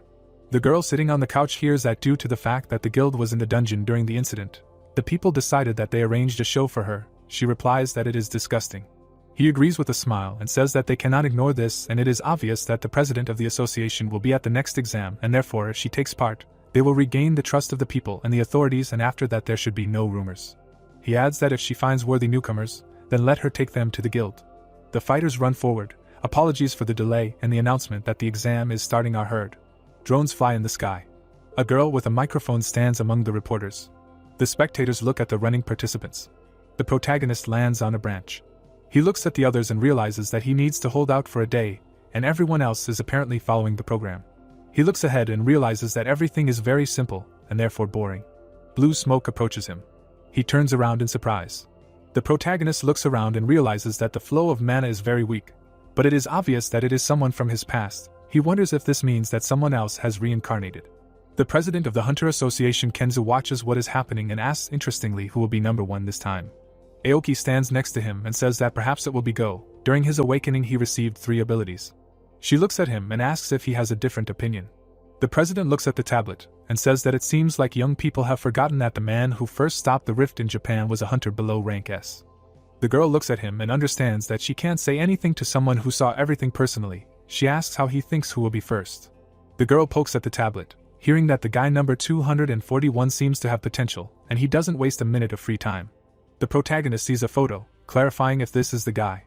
The president stands in front of the girl looking closely at the tablet, and says that this is Sho and he is 20 years old, and although he is young, he remains surprisingly calm and behaves like he is on the battlefield. The girl says the protagonist's name with a smirk and wonders if he has awakened after all. The protagonist sits on a branch and asks if this is really the hunter exam. He looks down. A long-haired guy stands below and tells another that he has always been sharp-tongued, ever since high school, and looking at him he can tell how much money his grandfather invested in him. The guy clenches his fist and says that he already warned him. The examinee Kishida is furious and yells at him not to slander his grandfather. The long-haired guy laughs, asking what he wants to fight, being a loser with 1 ability. The protagonist suddenly lands next to them. The bully looks at him and asks what he is doing here, noting that he has no idea who he is. But if he does not want to interfere, then he should leave. Sho turns to him and says that he will do as he advised. Lately he has met too many problematic people, and he does not like them. The protagonist grabs Kishida and says that he will take him. The villains run after them, shouting don't let them get away. Sho runs away with the guy in his bosom, simultaneously doing a kick. They fly to the side. Kishida turns and asks who he is. The protagonist with a serious face says Aslan, Idia, clarifying if these words are familiar to him. Sho runs on, hearing that he does not understand. He says that it is better to tell the truth. The mana spell that he uses, does he know who taught him? The surprised guy clarifies how he knows about his ability. The protagonist slides on the ground, saying that apparently he knows something. Against the background of a stone in the middle of the forest, the guy asks that he woke up with the ability that his grandfather taught him. They sit near a rock. Kishida agrees and clarifies if there are any problems. He replies that this is a huge problem. On a purple background it is written that racial has become an ability, and it can become the key to his past. Sho lowers his head down and says that he will be an important assistant, The guy replies that he is not particularly eager. The guy with a smile tells the protagonist that his name is Kishida. He is 19 years old and he is a first-year university student. The protagonist says his name and age. He replies that it means he is older than him, offering to take care of him. The protagonist looks away and asks if the person who taught him racial is his grandfather. He says yes. Sho thinks about it. The guy angrily shouts that his grandfather is a purebred Japanese, while he asks if he has another name. They stand opposite each other. The protagonist realizes that apparently he has nothing to do with his past life. He states that if you think about it, he was somehow connected to those guys. Kishida notices that the guy in the middle named Go is a former classmate, and after waking up, he constantly bullied the weak. The guy holds his weapon, stating that he is not his equal in abilities and therefore is not taken seriously. The protagonist stands opposite him and asks if the number of abilities is so important. He answers that yes, because the more there are, the higher the rank. A trace of a blade is visible in the air. The rock behind them is cut in half. Kishida is shocked to see this and hears that Sho used only mana without abilities for this. He asks again in disbelief. His mouth opens in surprise. Kishida takes up arms and asks him to teach him, because he cannot forgive rotten people like Go. The protagonist looks at him and says no problem, but there is a condition. Go and two bullies are standing in the middle of the jungle. He says that he did not think that he himself would return and it seems that he wants to die before the end of the exam. The protagonist speaks forward in a quiet voice. Sho stands behind Kishida and declares that this fight is his and he will not interfere. Go is surprised to notice that his opponent has changed. He excitedly realizes that it does not matter because he is just a loser with one ability, and he will win with his eyes closed. The protagonist looks ahead, thinking that the outcome is already predetermined anyway. Kishida is burning with blue flames. The guy thinks about wasting time. The guy with a spear stands in front of the bully and declares that he has not changed since high school. Go activates the ability Enrage, shouting stop wagging his tongue because he can use his powers however he wants. Kishida charges in anger, stating that at least he shouldn't cause trouble for those who aren't involved. He jabs his spear at Go's barrier. Go holds out his hand with a smirk and asks if he really thought he was just going to shut up and let him attack. Kishida jabs his spear at Go's shield. Go says that if this mana barrier is physically attacked, it will activate a mana explosion ability. The protagonist feels a pop and fire, feeling that it's too hot and his hand is about to melt. Sho stands in front of him and states that he has a habit of keeping his distance and that they can try to avoid it tomorrow, especially if they use racial correctly in their duels starting tomorrow. Kishida attacks with his spear, thinking that everything is happening as his mentor said and he only has one strike. He looks ahead with a smirk. The tip of the spear pierces the barrier. The guy understands that he needs to not just use mana, but cover the spear with it and concentrate it all on one point. The system window says that the ability has increased and became rank B. Kishida attacks in rage and shouts bite me, while thinking that he needs to hit right in the center of the fire. Go holds the barrier back with force. The tip makes cracks in the shield. The fighter breaks the shield into small pieces. Go looks ahead in shock. Kishida deftly hits the spear in the stomach. Go flies along the ground. He stops, not understanding how this is possible. Kishida strikes him in the back again. He falls on his stomach. Kishida stands in front of him in shock and says that he beat him. The fighter holds the spear and does not believe that he really defeated Go before he could use the ability. He turns around with a smile and says that he did it thanks to his mentor. Sho sits nearby and says well done. Kishida sits down nearby and asks what they will do with the cubes that this guy had. He replies that of course they will split it in half. The protagonist walks with a bag with a glowing object in it.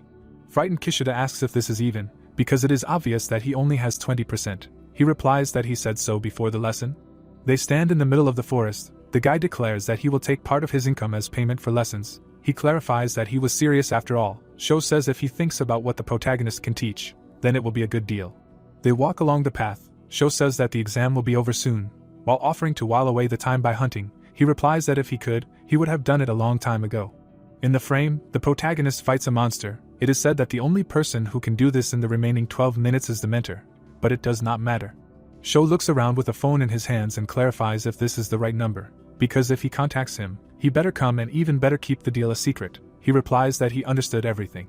The guy turns and says that he will go then. He replies that there are only a few procedures left to go through. Against the background of the sky, Sho says that the organizers can take care of this.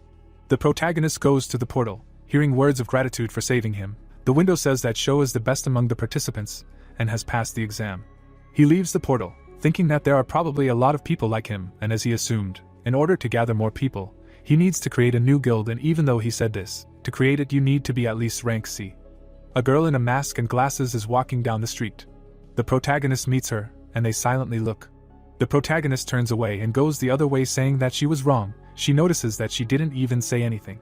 He turns and asks if she has any questions. She replies that they are personal, noting that she didn't think that he would be the first and leave without any formalities and disappear. And besides, he left using the back exit portal and ended up right in the middle of the city. Aoki lowers his mask and offers to just chat. Against the background of the hunter shop building, one can hear that this combat jacket looks cool. The guy in the beige jacket walks forward. She says that it suits him and is just right for the high-speed combat specialization. In the picture, various attributes, she states that these things are for restoring stamina too, a knee pad and a belt, and he also needs a bag for things. Disguised Aoki twirls her hand. He understands that as expected from SS rank, all the things are of the highest quality. He does not know what she is trying to do, but notes that she will not be able to bribe him. There is a bag on the table. She replies that he does not need to worry about it. The girl with glasses states that in the hunter's career she has a higher status, and if something unexpected happens in the dungeon, there is nothing unusual about it, and it is the choice of those who are ready. They are standing at the checkout. The girl says that besides, this money is his reward for helping to fight the rift. He notes that then he sees no reason to refuse. The protagonist looks at the sign for the materials corner. He asks what materials they sell. She replies that yes, but they must be selected by an expert. The protagonist with large bags goes down. The girl thinks that this should be enough to win him over. She looks at the check. The picture shows an elevator. The guys with bags are riding. Sho says that she is silent for too long. She replies that it seems to him. The girl with glasses says that she will get to the point, announcing her official offer. Aoki seriously asks him to join her guild, and she promises that everyone will treat him the same way as her. The protagonist looks at her and says that he refuses. She replies that he should not make a decision so hastily. The girl sadly asks to name at least one reason. He answers that he has no reason, he just does not like to work for someone. The girl in white boots stands near the bags and says that in this case she will change the offer. She puts her hand on her chest and asks him to work with him because she wants to once again feel the strength that she gained with him. In the picture there is an elevator. He asks why she needs it because she is the top hunter of Japan. The girl in glasses says that she wants to achieve even greater heights, and the more people believe in her, the more results she should show. The girl looks at him and exclaims that therefore she needs to become stronger. The main character speaks clearly with his eyes closed. Against the background of a white building in the middle of the forest, he says that he is also interested in what the first hunter of the country will turn into. They stand opposite each other with weapons. Aoki says that this is her personal hall, the largest and quietest place. In the frame there is a weapon. The main character clarifies that she changed it. She replies that the past broke on the day when they destroyed the satellite. The girl stands in front of Sho and declares that she will try to use almost no mana. He objects and tells her to use it as she wants. Aoki forms yellow lightning and calls for him to get ready. She rushes to attack. The girl flies with the tip of the weapon right at the hero. They fight each other fiercely. The girl slides along the ground. Sho holds the hilt of the sword.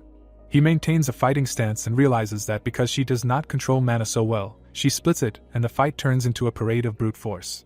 The fighter in the cloak stands in front of her and realizes that this is interesting. Aoki looks at her opponent. She jumps from her place. The girl points the tip in his direction, but he dodges. The weapon begins to emit energy. The protagonist deftly jumps away from her blows. He slides along the ground, dodging. He resolutely looks at her. The protagonist rushes to attack and puts his sword in front of him. It touches Aoki's body. Sho looks ahead questioningly. White energy envelopes the blade. He wonders if it is magic and its accumulation is located where his sword cannot penetrate.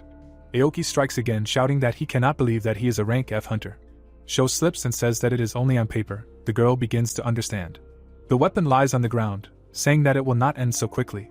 Aoki calmly looks forward and clarifies if he gives up. The protagonist is burning, declaring that no, because if he uses mana, he will not be able to hold back and there is no need to think so badly. The system window says that mana has increased from 35 to 70. The guy says that this only means that he has recognized her. Sho rushes to attack. Aoki generates yellow lightning. The guy bounces off them and understands that apparently she will not let him get so close to her. The guy catches the lightning and thinks about a way. Aoki strikes, realizing that he will grab her lightning with his bare hands. The protagonist spins in the air, holding the discharge. The girl does not understand what he is doing. The guy lands next to him. They fight. Sho thinks about the technique that she taught him in his past life. He touches her palm with his palm, thinking that he cannot believe that he is using it now. The girl jumps from the skill of the through palm. The question arises that when she woke up she received 4 abilities, and isn't she going to become the face of Japan in the future? Aoki looks at the wall, hearing that she is not just talented, she also has grace and maturity. The girl stands in front of the committee. They say that this time she obviously sacrificed a lot during the rift. They need to raise her rank to S, and they will wait for her achievements.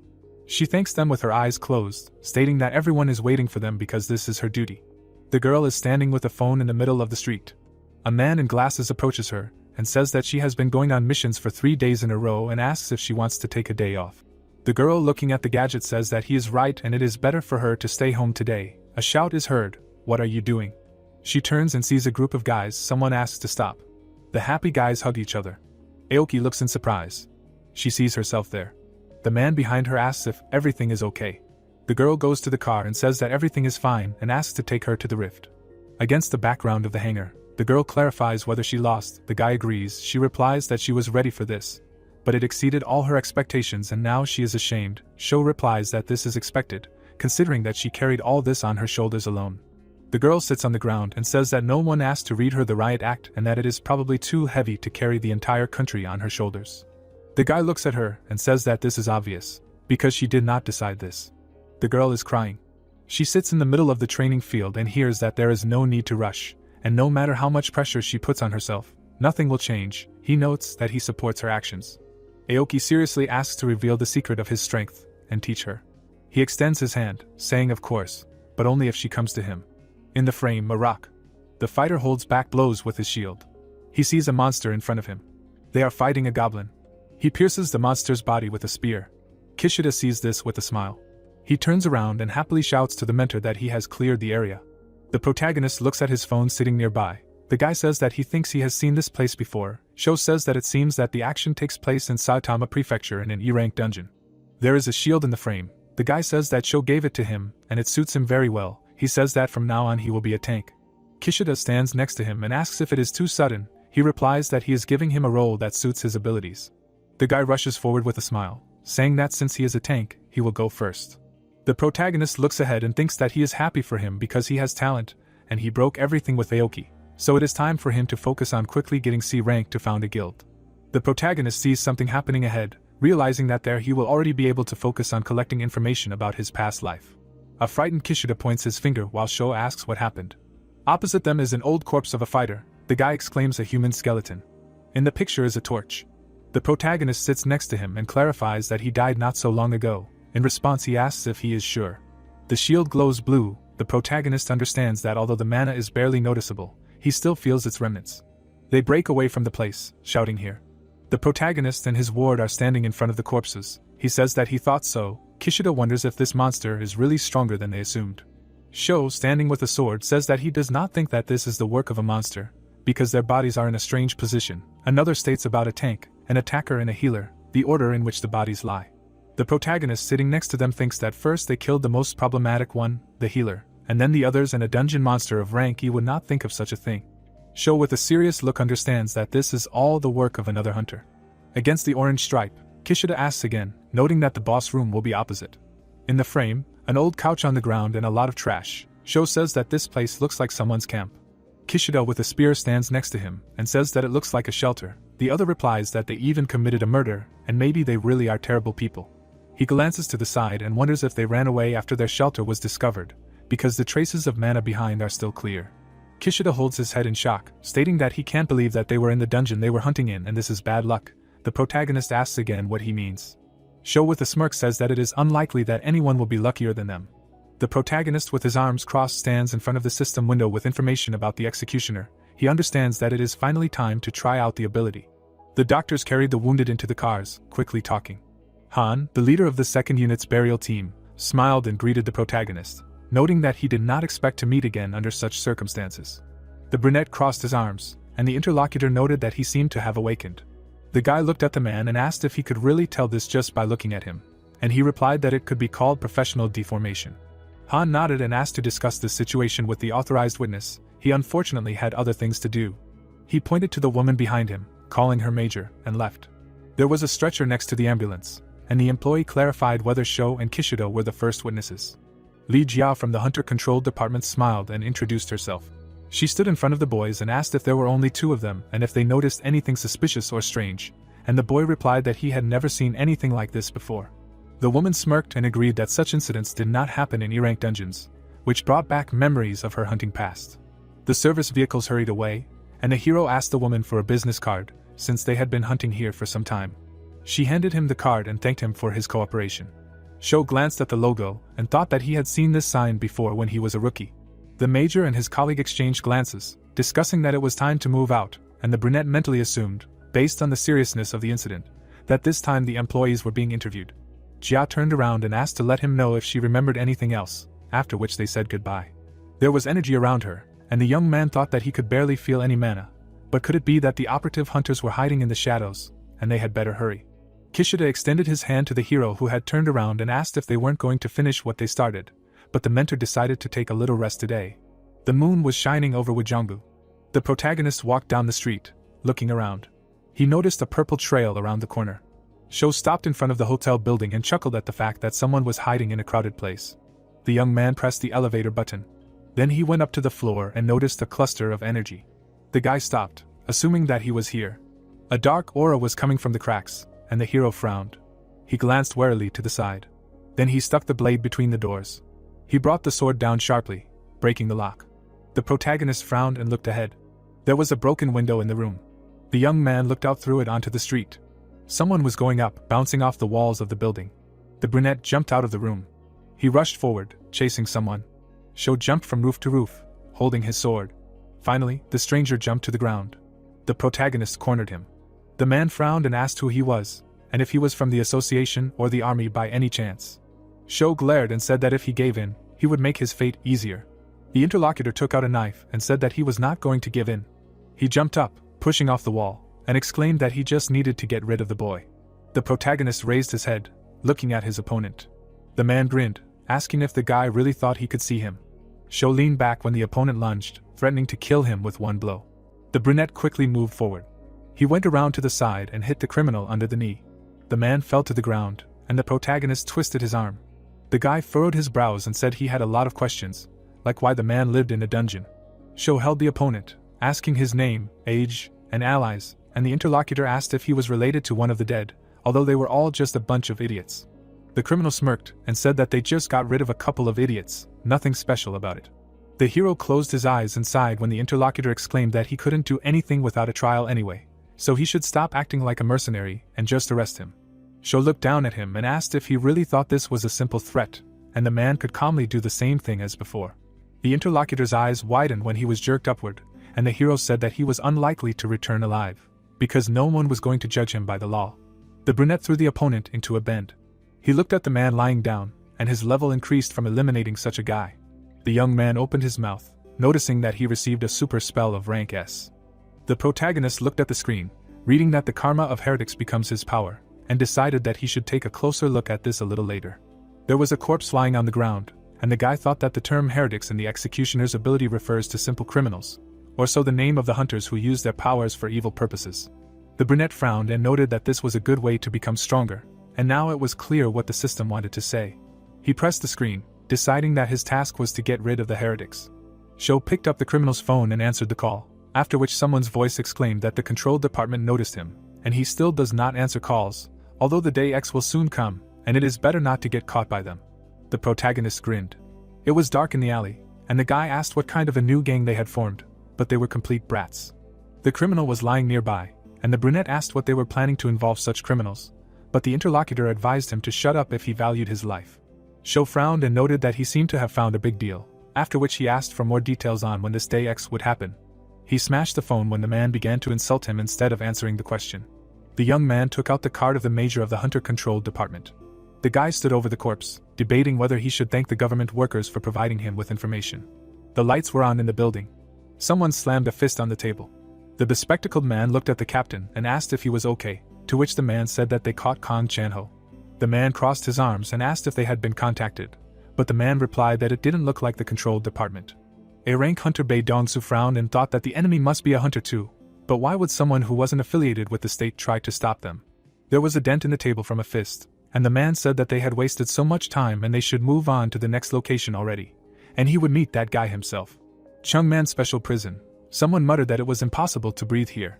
The major and her subordinate walked down the corridor, explaining that it was because of the suppressor material that prevented hunters from using their abilities. The two men moved forward, and the woman explained that when entering the prison, A-rank hunters and below lost their abilities, and S-rank hunters could only use half of them. They approached the door. The bespectacled man turned to her and asked why she wanted to meet in such a place, and the major replied that he knew the guy too. The hunters entered the room while the subordinate was surprised that he knew a criminal who was in such a prison. The long-haired man smirked. Jia closed her eyes and asked her colleague if he knew him, to which the interlocutor answered in the affirmative. Bang Gyunseok, a former hunter and instructor of the control department, smiled and greeted the major. The woman sat opposite while the criminal said that she had quickly risen in rank these days, and noted that he had talked too much in the past 8 years.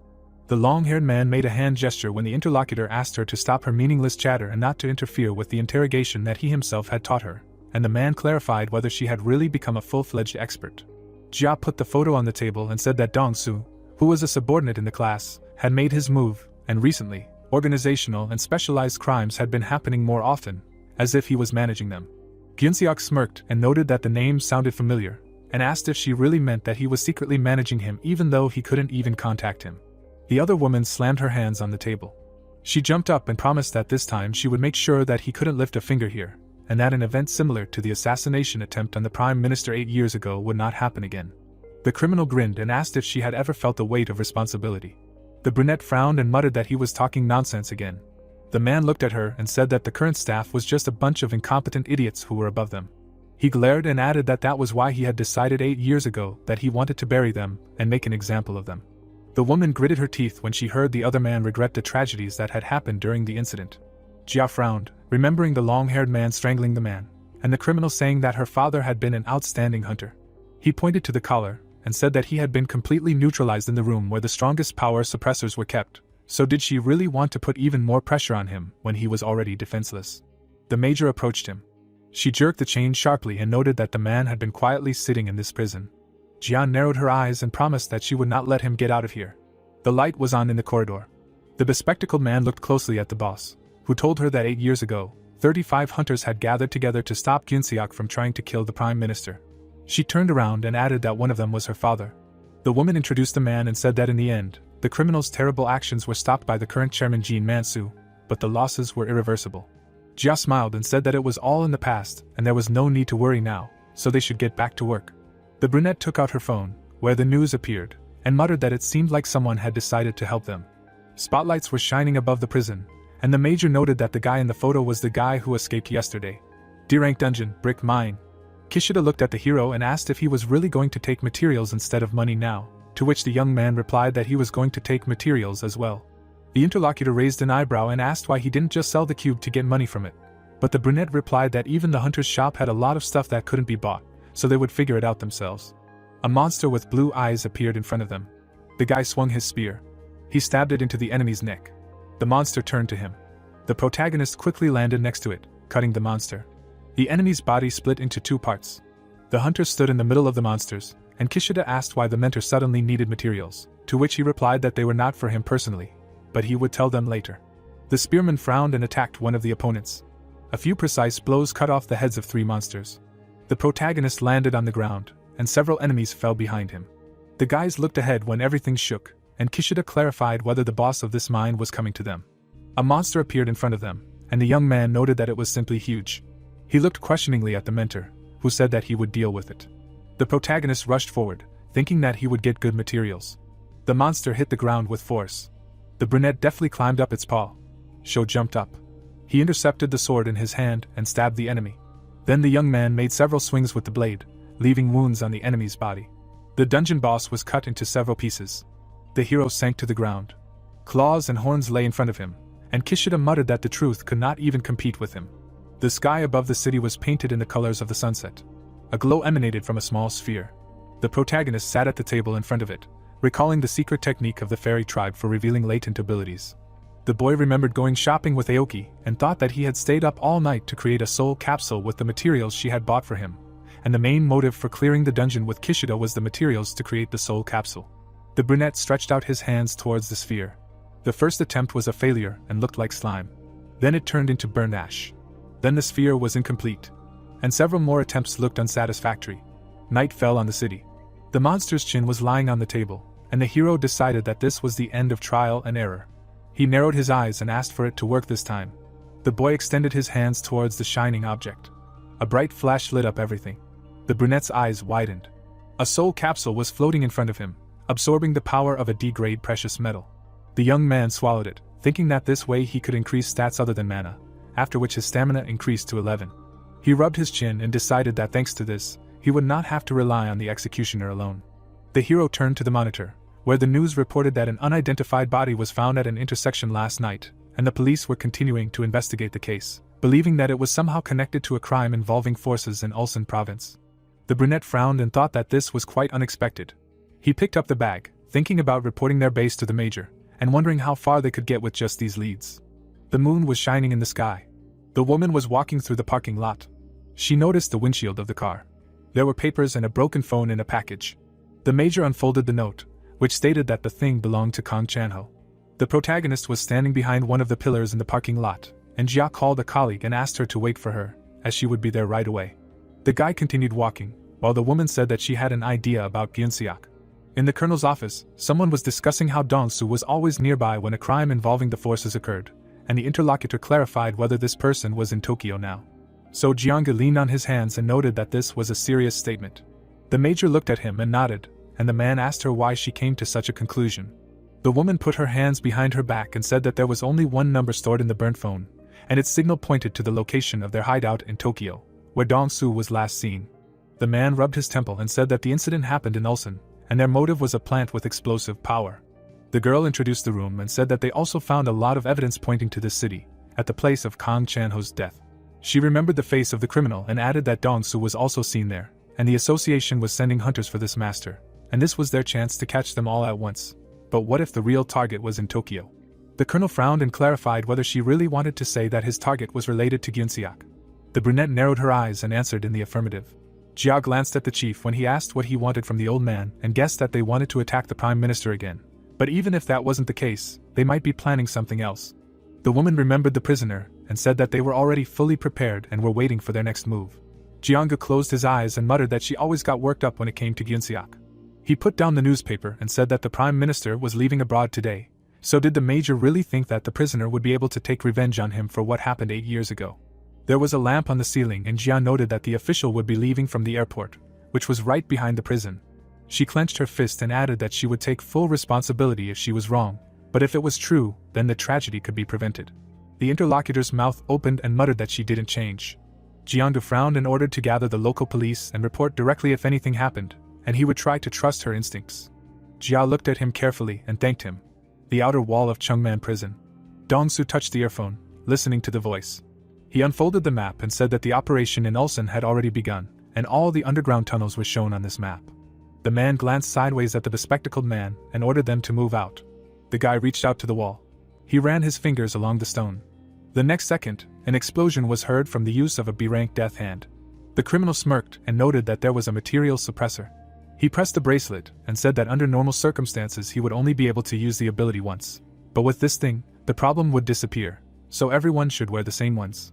Dong-soo and the squad moved forward. The operation had begun. They walked along the corridor, and the leader suddenly stopped. He raised his finger and silently pointed upward. The bespectacled man put his hand on the ceiling. The explosion tore a hole to the next floor. The criminals used the ladders to climb higher. Dong-soo stepped into a hallway and the workers flinched, asking how he got there. The man pushed himself off the floor. He easily pushed one of his opponents aside and grabbed the other by the throat. The hunter stood up and told his subordinates to hurry, saying that the control room was right in front of them. The lights were on in the hallway.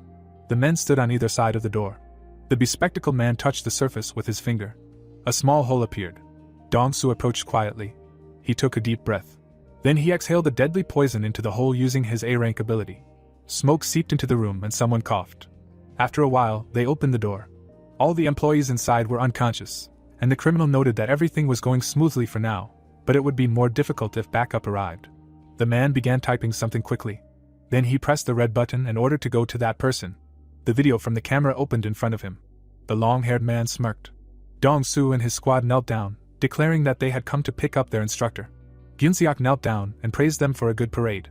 He radiated energy, saying that he was already tired of waiting. A car was driving fast on the road, and the woman exclaimed that this was not enough, and they should increase the rapid reinforcements and send all the participants. Jia frowned and was about to say that after that, if the association could help, but the connection was cut off. She gritted her teeth and cursed. The car braked loudly. Ahead was Chungman prison. The partners swung open the doors. The brunette saw the people lying on the floor and muttered that they were only one step too late. The bespectacled man jerked towards her, saying that it was too dangerous. The criminals were moving forward. Jia clutched the gun and thought that the suppressors were still working, and if they couldn't use their powers, then she still had a chance to win. The bespectacled man turned around and asked what she was doing. The major frowned and fired. The guy extended his hand to meet the attack. The bullets froze in midair and dissolved. He smirked and noted that the control department had bad manners since she didn't even say hello. Jia's eyes widened, trying to figure out how he could use his ability despite the suppressors. The opponent smirked and asked if she really thought they would come without preparation. The woman frowned, guessing that this bracelet blocked the effect of the suppressors. Dong-su glanced back and muttered that he was looking for trouble again. The long-haired man turned around and asked if the major had come to celebrate their release from prison with them. The two men faced each other, and Jia demanded that he return to his cell and stop talking nonsense, even though she knew he was targeting the prime minister again, like 8 years ago, to which the criminal noted that she was as perceptive as ever. The prisoner narrowed his eyes and added that her arrival would not change anything and he did not plan to fight her, since she was going to die today anyway. The man turned around and said goodbye, noting that the guys at the airport were strict about punctuality. The soldiers started shooting to prevent them from leaving, but the bespectacled man stopped the bullets. Dong-su opened his mouth and released a cloud of poison. The employees began coughing and running away from him. The criminal suddenly appeared in front of the major, offering to play with him instead. He reached out to grab her tie. Suddenly, a shot made the man let go of her. The woman's partner opened fire, and the enemy switched to him. The guy reached out and stopped the bullets, asking if this was all the hunter-controlled department could do. The man approached Jia. Suddenly, his hand flew to the side. Drops of blood fell to the floor. The criminal fell on his back with a scream. The brunette flinched when someone put a hand on her shoulder. The protagonist looked ahead and asked if it was really just the two of them left. The major turned to him, and the young man noted that they hadn't seen each other for a long time. The opponent squeezed the severed limb and asked if the brunette was in league with the hunter-controlled department. He stood up, saying that he liked his strength, since he could even use the ability, but his hand was expensive. Sho chuckled and thought that small pawns who could do nothing but talk were the same in all worlds. The opponent suddenly rushed at him, asking why he was laughing. The guy swung his sword. He swung his blade, but the enemy put up a shield in front of him. The brunette frowned. The man reached out to him, and the hero noted that he instantly created a barrier of mana. The young man dove down, thinking that it was a worthless trick. The opponent's eyes widened in fear. The protagonist pierced him in the chest with his sword. The criminal collapsed to the floor. A glow appeared around Cho, and the system announced that he had leveled up and acquired a new ability, while the boy turned to Dong-su and declared that he was next. The man tensed up and asked how he could release so much mana while under the influence of the suppressor. The boy's blade emitted a glow, and he muttered that this would probably never end. The corridor was littered with corpses, and the boy was surprised that such a commotion was caused by just one sinner. The brunette smiled and declared that he would have to pay for his sins. Dong-su frowned, recognizing the voice that had spoken to him on the phone. He created poison on his palms and exclaimed that he should not dream of a quick death. The interlocutor threw the weapon over his shoulder and said that he did not even expect the criminal to mourn his partner, but let him attack instead of whining. The enemy sent poisonous projectiles into the attack and demanded to close his mouth. The hero jumped back, dodging. He swung the blade and thought that, compared to Yoki's lightning, his dead light was much easier to stop. The poison splashed on the floor, and the guy noted that a single hit from his ability was enough to kill anyone, so he needed to end this fight quickly. Sho rushed forward, increasing his mana points. Dong-su put out his hand with a grin. The young man dodged the attack. Then he approached the enemy. The man recoiled, dodging the blade. The hero quickly intercepted the weapon in his hand. The enemy's eyes widened in shock. An even cut ran through his body. The criminal fell to the floor, and Sho's level increased. Blood flowed from the sword.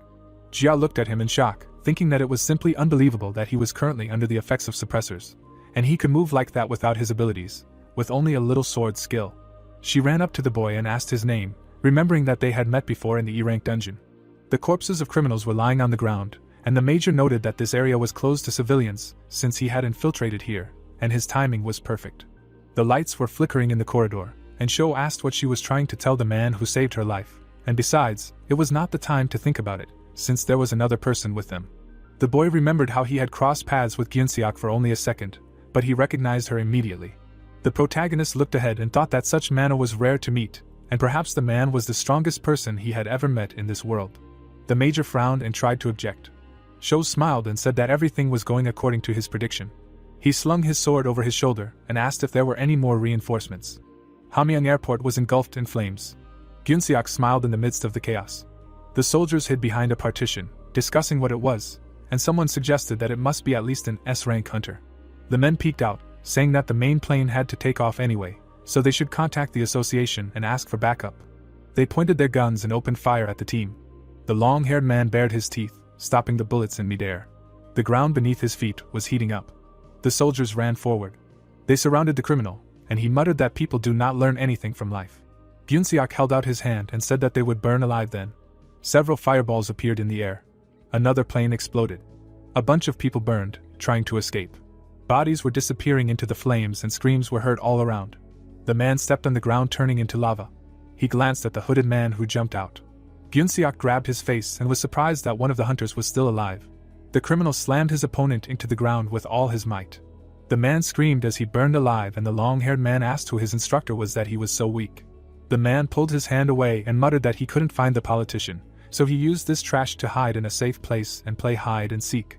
Gyunseok raised his head and said that the prison was a dark place, but it gave him a great opportunity to learn abilities. He bared his teeth, casting super spells one after another, and then a new ability was added to him. Powerful flames emanated from his body. His hair rose into the air, and the man exclaimed that this ability was befitting of the instructor. Gyunseok swung his arm and unleashed his power on the plane. A car was driving through the city. Jia was driving, saying that she would be on duty when they reached the place, and although she recognized the protagonist's strength, the criminal was on a completely different level. The brunette raised his hands and said that he did not need to explain anything, because his main goal was just to help, but the woman noted that his face said otherwise. The major narrowed her eyes, thinking that all the experts were now in Ulsan, so there was no way to be picky in choosing help, and the young man had proven his strength, so all that remained was to believe in him. The car picked up speed, and Jia hoped that she would finally put an end to this. The protagonist stood in front of the battlefield at the airport, and the major muttered that Gyunseok had put on a fire show here. The woman frowned and said that she would deal with the criminal, and let the guys deal with the victims, after which the bespectacled man rushed to carry out the order.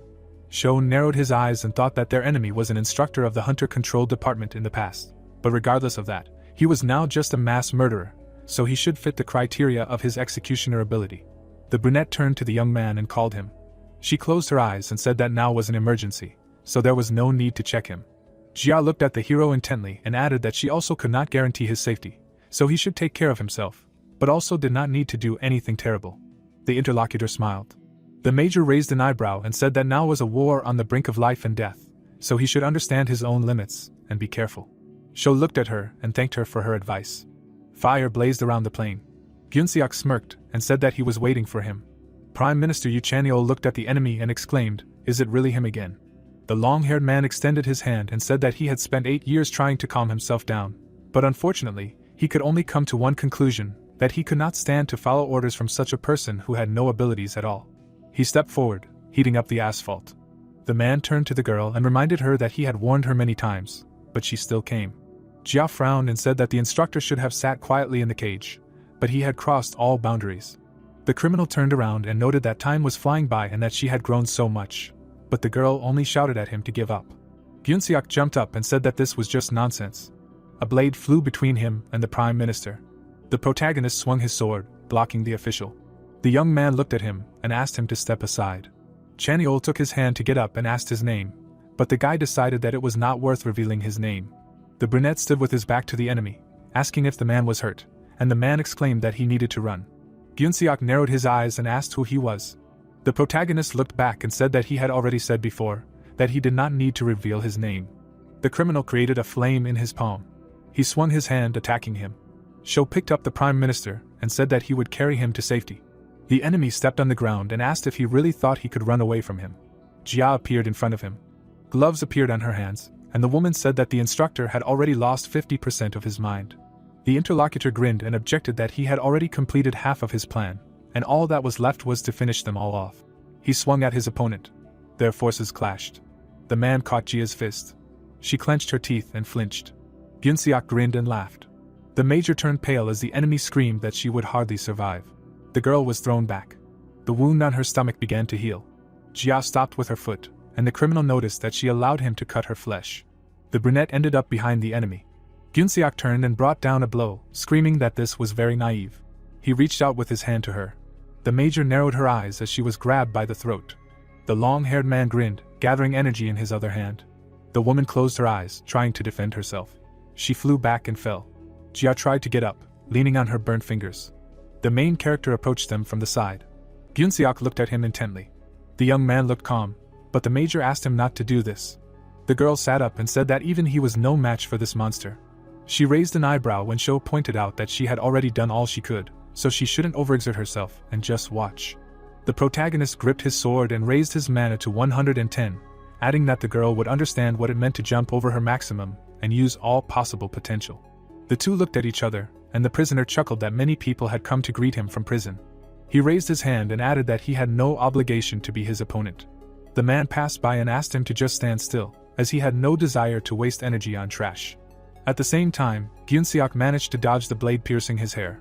The hero pointed his sword at him and said that he would do what he saw fit if he wanted to get through it. The opponent frowned. The youth moved to attack, while the man muttered that he wondered if he could handle it. The long-haired man lunged and released fire. The brunette quickly dodged to the side. He frowned and swung his weapon. Acid appeared in the air from the use of an A-rank ability, Deadly Poison. The former instructor put a shield in front of him and smirked. The man slammed his hand into the ground. Sho jumped and spun in the air. The enemy gathered fire energy and said that he now understood why the major treated him like that, but at the same time, he saw his weakness. The young man dodged the energy balls. There was a powerful explosion. Gyunseok grinned. The guy was still standing in front of him. The man looked at him and said that mana was very similar to a normal physical ability, and in battles between hunters it serves as a basis, and this is their difference. The brunette threw the sword over his shoulder and noted that for an instructor, he was telling too boring a story. The hero opened his mouth and said that the opponent was just a little older and had a huge amount of mana, but that was nothing to brag about. Sho grinned and suggested that he go back to the cell if he did not want to fight. He pushed off the ground and thought that the difference in their mana was too great. The enemy was stronger now. The brunette swung and decided that he wanted to make a show out of it. Gyunseok grinned and used a super fire spell. The boy attacked him, but met resistance. He narrowed his eyes and asked if that meant the prisoner didn't want to attack. The man smirked and said that maybe so. The opponent counterattacked, and the boy extended his sword. Sho jumped to the side. He slowed down and muttered that his opponent blocked his attacks. The boy frowned, realizing that this fight couldn't drag on. The protagonist jumped up, deciding to increase the distance, and the opponent asked if he had already deflated. The boy jumped over the fence, and Gyunseok exclaimed that it was not so easy to escape from him.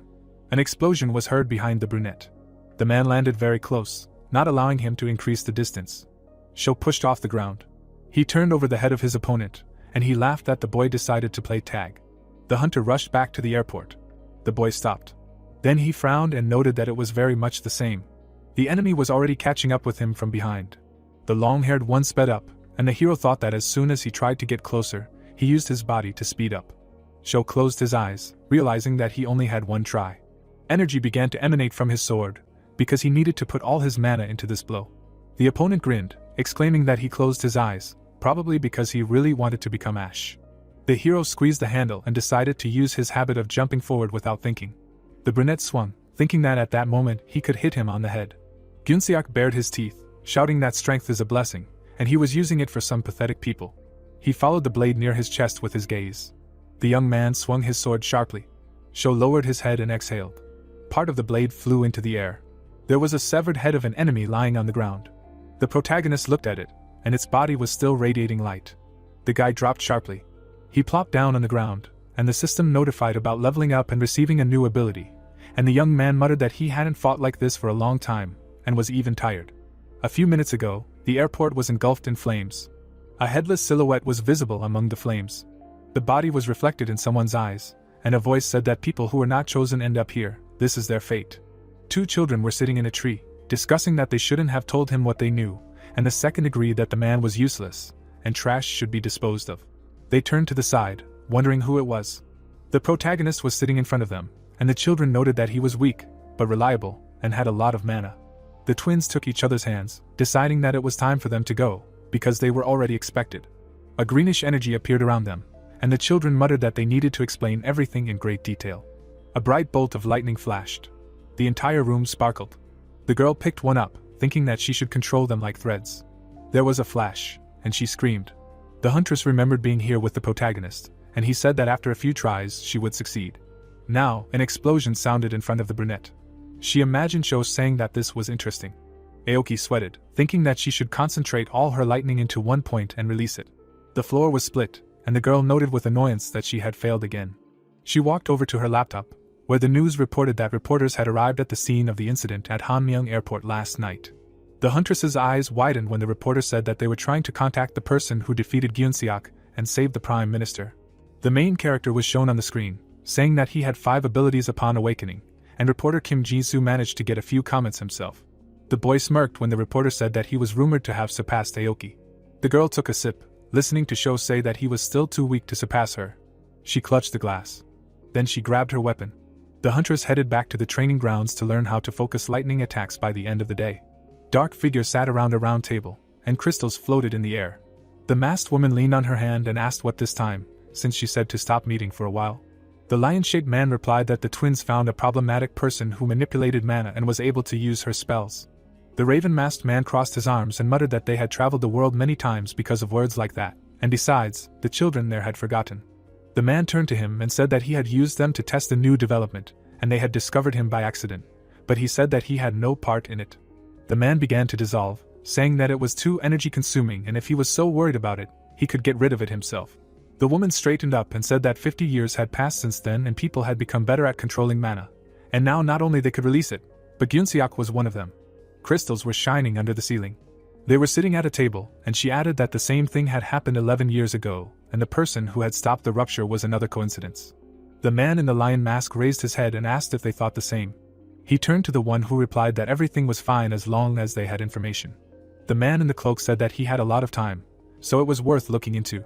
Lev glanced at him with displeasure and asked if the mask was crushing his brains, but he objected that the last few days had been too calm, not to mention this swordsman. He presented the blade and added that if the twins were not mistaken then it was a pity. The man grinned and said that in their world, a hunter was doomed to a miserable existence, and his limit was very clear. The major glanced at the large screen, where they were saying that Sho had recently received a lot of attention as a newcomer who received 5 abilities upon awakening, and asked if he was really making a public image for himself. The interlocutor took the mug and replied that people only see what they want to see, but if he makes a good impression from the very beginning, they themselves will exalt him. The hero smiled and asked if the woman was okay, because she looked very absent-minded. Sho frowned and asked to free his head from unnecessary thoughts, and not to wonder if this could have been avoided. The brunette looked at him carefully. She placed a bag on the table and said that the country needed them to eliminate the criminal who was terrorizing it. The young man closed his eyes and asked if that was necessary. Jia frowned and replied that that was what the hunter control department did. There was a broken phone on the table, and the guy asked if it could be repaired, and the woman guessed that he had followed her to find someone who was connected to Chanho, but since he had provided evidence, they would not dig further into the matter. The major straightened up and said that she wanted the hero to join the hunter control department, and they would support his efforts and provide all the necessary equipment.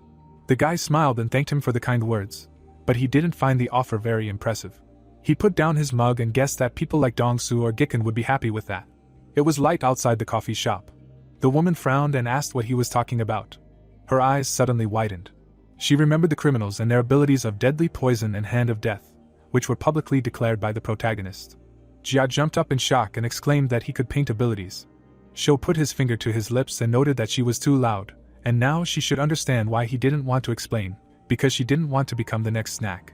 The interlocutor looked at him warily, thinking that it was unthinkable. The brunette stood up and thanked her for understanding, but he had another meeting to meet. He put his hand on her shoulder, and she shuddered. Sho smiled and added that he would look forward to working together again. The sunset was spreading in the sky. The young man opened the system window with his stats and thought that the results of long-term consumption of the soul capsule were appearing, and now he could become stronger without relying on leveling up. Then the hero opened the ability sheet, wondering why he got the executioner. The brunette frowned and thought that there must be a reason for this. Igawa smiled, noticing him. Sho sat down next to her and asked how she was feeling, and the girl answered that she needed to undergo a couple more tests, but it seemed that she would be able to cure her allergy to mana. There were tables on the veranda of the hospital. The protagonist clarified whether it was because of the rift, and the interlocutor confirmed, because since that day she was recovering very quickly. Igawa looked at the glow in surprise when the brunette muttered that it was very bad. He opened the crystal case and noted that she seemed to no longer need the soul capsules, and the girl exclaimed that she would gladly accept whatever he wanted to give her. Igawa swallowed a few balls, and the hunter thought that her brother would be happy to see her so energetic. The girl looked at the interlocutor when he asked if she needed anything. She swallowed the capsules, and then declared that she wanted to become a hunter. The hallway was empty. Sho frowned and noted that it was too dangerous. The patient clenched her fist and objected that this did not mean that she could not become one. The girl imagined her brother, and added that she wanted to see the world he dreamed of. Egawa looked forward resolutely, and blue energy stretched next to her. The protagonist narrowed his eyes, noticing the mana. He noticed the ringing phone. Han smiled and reminded him of himself, sitting at his desk. The brunette stood up, listening to the man have information for him. The girl waved at him with a smile. Sho responded in kind and headed for the door, deciding that he imagined it, and continued talking to Han. A month later, exiting the subway. On the phone, there was a discussion about whether the protagonist was really that strong or just lucky, and the guy was indignant that they were writing such things. Kishida raised an eyebrow and asked if the boy wasn't angry because everyone was talking. Sho looked at the phone and replied that he was much more worried that the other guy was still at rank C, although he was teaching him, and apparently he needed to make him practice more. But the guy objected that the hero was just judging by himself, because for a beginner hunter, he had good results. Kishida grinned and exclaimed that there was no one who had grown so quickly in a few days. The brunette looked at the screen and advised not to compare himself to others, otherwise he would never grow up. Snow was falling from the sky, and the interlocutor muttered something inaudible. The spearman smiled awkwardly and said that he was interested in what the association wanted from the mentor. There was a tall building ahead, and the hero replied that they would find out if they went. Han waved to them and noted that they had not seen each other for a long time. The hero looked at him and said that he did not expect him to be the one to meet him. The interlocutor smiled and explained that they had decided that it would be better if he was seen off by someone he already knew, and now it was time to go. The president stood and looked out the window, his hands clasped behind his back. The sun was shining brightly in the sky. The man put down his cup and apologized for making his guest come all this way. Kenza smiled and introduced himself as the president of the Japanese branch of the Hunters Association. The protagonist calmly looked at him and said hello, and Kishida bowed. The president looked at the young man and noted that he had quickly become stronger lately, and Jisoo would be proud of him. The man put the tablet on the table and said that he would be happy to talk to his friend's grandson, but he couldn't afford it since he had invited the most famous newcomer in town.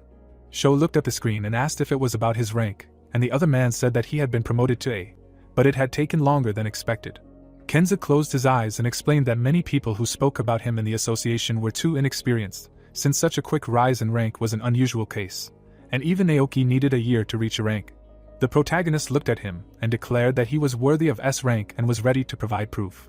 The man rubbed his chin, noting that the young man was unhappy with the result, but said that he could not rise to such a level with only basic abilities, since only those who had proven their strength were worthy.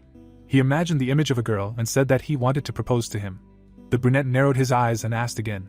The president visualized the monsters and said that due to the Lamara Labyrinth incident, it became clear that dungeons could change randomly, and the association took this into account and added ranks to most of them, and based on this, the Gwangju dungeon acquired a gap classification from S to SS rank, and all the monsters there were similar to guardians. The youth looked at the tablet, mentally noting that there was a core hidden somewhere in this dungeon, and this was a type of rift. The interlocutor leaned over and offered him to join the investigation, and the result could be proof of his abilities, and the guy replied that he was too good to a newbie. It was snowing lightly outside, and the president admitted that he had been watching him since the hunter exam and knew that he would become stronger. Sho held up the tablet, noting that it said that the extermination party could only consist of guilds, but isn't there a limit on the number of people entering the dungeon? Kenza looked at him and said that he forgot about this condition, then asked if the hero wanted to create his own guild, and the guy said that now is the right time for it, but he needs to join the extermination group. The interlocutors shook hands, and the man added that Han would tell him about the details. The bright sun came out, and the protagonist thought that he should thank Yunseok for this, because it is not every day that they give access to rank S dungeons, but it is time to create his own guild. The hunters entered the elevator, and the young man asked why he suddenly created a guild, and Sho said that he wanted to do it anyway when the opportunity arises, and since the association supports him, now is the time. Kishida looked at him and asked what the name will be. The brunette thoughtfully looked at the tablet and noted that this is a good opportunity to attract people with whom he communicated in a past life, and something from there is needed. He imagined flying creatures and remembered the continent Azerin, the god idea. The boy chuckled, noticing that the bad memories were more vivid than the good ones. The hero began writing down, deciding that his F-rank guild would be called Overlord. The two of them exited the elevator, and Kishida noted that they only had 2 members so far. The boy raised a finger and said that they needed a healer for dungeon raids. Sho turned to him, thinking that this class was irreplaceable, and it was always better to have one in the team, and replied that they would decide on this later, but if anything, he did not have to go with him to clean up. The sun was shining over the city, and the protagonist explained that it was dangerous. Kishida looked at his mentor in bewilderment, who was thinking that the hunter had talent, and he would be able to complete the development of the manacaster ability of the master of the ancient dragon race in the future, but not now. Sho frowned and said that this time they would be going to an S-rank dungeon, and he couldn't promise to protect him. The other man frowned decisively and exclaimed that he wanted to go with his mentor, because he wouldn't get stronger if he sat back, so he had to challenge himself all the time. The protagonist turned around with a smile and thought that the young man had learned to say the right things. They headed for the exit, and Sho suggested going to the hunter's shop, because their equipment wasn't good enough, and the other man asked if he would buy him anything, to which the brunette replied that he had to take care of his talented tank. Aoki stood there in a jacket and glasses, saying that she wasn't the one the guy could call at will. The other man looked at her and noted that she had come anyway, which meant she had her own motives, and also noticed that the girl had dyed her hair. The huntress stared at the hero and promised to tell him about it another time, and asked what he needed today. She crossed her arms and looked at her tablet when Sho told her that he had been asked to join a clearing party in the Gwangju dungeons, and he really needed an expert opinion. Kishida approached the mentor and asked in a whisper who this suspicious person was, and he replied that he knew her. The girl took off her mask and offered to go with her. The spearman's eyes widened in shock, and the hero covered his mouth so that he would not give away the huntress. Aoki smiled and said that she would show them the best places with the best things for hunting.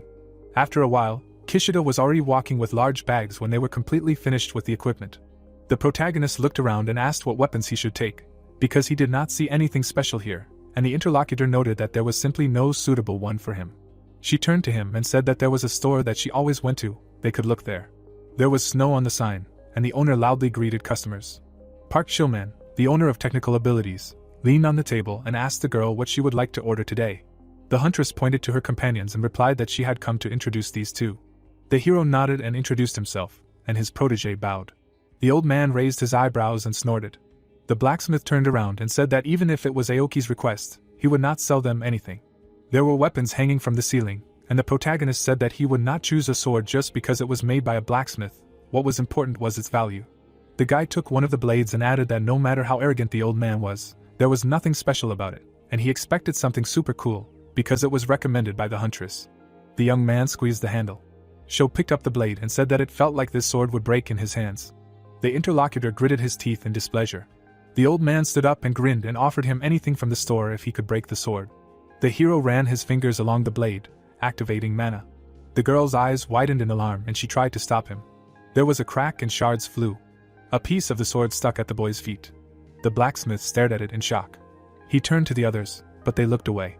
Sho held out the broken weapon and asked if there were any more objections. Chillman looked at the fragment thoughtfully and muttered that he couldn't believe it. The brunette passed by and said that he seemed to be very meticulous in his work, but he hoped that he was the same about his promises. The old man approached the girl and asked with displeasure who the guy was, and the brunette said that he was the same hunter who destroyed the rift's guard with one blow. The young man took the blade and frowned. The blacksmith placed the broken piece on the table. He scratched his head and muttered that he was getting old for not having noticed a man of such caliber. Sho came closer and asked to see the weapon materials that could be used, and they would be willing to sell him what they would bring in the future, to which the old man mentally called him an intolerable boy. The sun was shining outside, and Chillman called them to follow him with displeasure. They stopped near a warehouse, and the man said that he would keep his word, because this was the price to pay for underestimating the young man. The old man pulled a lever. A passage opened in the floor. The companions began to descend. A room with many weapons opened before them. Kishida looked at the blacksmith with delight and clarified whether he could really take everything he wanted, and he confirmed it. Light emanated from the equipment, and the old man asked not to take anything that would not be used. The hero walked along the stands and thought that in comparison with the dwarves, everything here was not so impressive, but if he was so competent, then one could understand his confidence in his work. The brunette narrowed his eyes. In front of him, an infernal ash sword of rank S was blazing, whose bonus points already covered all the shortcomings. The blacksmith approached the guy and asked if he was really interested, and the young man replied that he was attracted by the quality of the work. Chillman took out a handkerchief and said that the SS rank Infernal Hell Rift happened 11 years ago, and this spectacular weapon was created from materials collected from defenders, so you can't even find something like this abroad. He threw a rag at the sword, and it caught fire, after which the old man added that the sword burns everything that comes near it, and was found in one of the defender's fragments. Sho looked at his interlocutor and asked why such a weapon was just lying around somewhere. Chillman introduced the construction and explained that the Infernal Hell Rift was closed only after countless attempts and innocent deaths, so it was a mutual decision, so no one could take the items left behind. The blade was burning, and the man added that there would be no problem with it as long as it was not ignited, but there were still a lot of other things behind the boy, so there was no need to rush into choosing. The boy suddenly squeezed the handle. The blacksmith jerked and exclaimed what he was doing. The protagonist furrowed his brows and said that he wanted to check the characteristics of the SS-class defender. The old man recoiled and reminded that even though it was only a fragment, the weapon belonged to an SS-class hunter of the rift, and a newbie would not be able to handle it. Aoki and Kishida looked at the mentor with alarm, and the hero thought that he had obtained the SS rank flame embodiment after eliminating Gyunseok. The guy looked at the sword and muttered that he never thought it would be so useful, but the fire mana felt like a living being. The flame from the sword engulfed several blades, and the hero noted that it was quite strong, after which he remembered that the girl had come today because she wanted to ask him about something. Aoki frowned, and the brunette added that if she had trained according to his instructions, she should have seen the density of the stance. The huntress remembered herself in the hall, and the guy said that she should not put in force. The most important thing is to keep the variability in rhythm. Kishida approached the blacksmith to help him up, and Sho said that he would show the girl something, since she recommended good things to them. The brunette extended his palm, from which a glow emanated. Fire flared in the air. The guy held the blade out in front of him. He frowned and concentrated. Several blue stripes appeared. Thin threads appeared around the fiery essence. The brunette squeezed them in his hand and said that you can change the lines of your mana just like lightning. You need to change the direction at a specific point. The hero jerked his hand and rapped the sword spirit, telling him that he can go now. Sho narrowed his eyes and added that from now on, the weapon belongs to him. The flames dissipated under the white threads. Kishida and Chillman widened their eyes in shock. The girl froze, looking at this. The protagonist looked at the fiery blade. The blacksmith stared at him in surprise. The blade sank to the floor. Then the young man swung it sharply. A powerful energy emanated from the sword. The weapon was painted gold. Then the sword transferred power to the owner's wrist and turned into a bracelet, and Sho thought that this was some kind of high-level technology. A system window appeared in front of the young man, informing him of a new ability of the SS rank martial artist, and he was glad that his current experience activated the talent from his past life. The brunette smiled and said he would take it. Aoki approached him and noted that he had taught her a lot, and one shopping trip would not be enough to pay for it, and the hero asked if she had any useful information. The interlocutor nodded and asked him to be careful in the S-rank dungeon he was going to. Sho turned to her and asked why she was suddenly telling him about this. The girl frowned and explained that there were many hunters who did not like him, and the dungeon was isolated from the outside world, and many warriors there were greedy and vengeful. She introduced different people and added that the guy should be more careful with those of high rank, but her guild would also be participating in this event, so he could let them know if any help was needed. The interlocutor closed his eyes and said that he could handle it himself. Various weapons were shining on the stands, and the brunette agreed that she was showing too much concern for the one who eliminated Gyunseok alone. Well, then they would meet in Gwangju. A few days later, the entrance to Magnus' Cradle, an S-rank dungeon. Someone put their backpack on the ground and exhaled. Kishida looked at the mentor and said that, as expected, due to the level of the dungeon, it was all a bit nerve-wracking, and the hero replied that there would be no problem if he followed him, although the atmosphere here was indeed strange. The guy drove a peg into the ground and noted that even professionals were probably nervous about going to dungeons of this rank. The spearman looked at the interlocutor in surprise when he said that if they started freaking out at each other, everything would be for the best. The other hunters looked at their partners with displeasure. The protagonist noticed their stares and admitted that Aoki was right to worry, and that they would all cause them trouble. The brunette entered the tent and greeted them. He nodded and introduced himself as the Overlord Guild Master. At the table sat Sungtae, the long-range attack guild master, and Nami, the buffer guild master.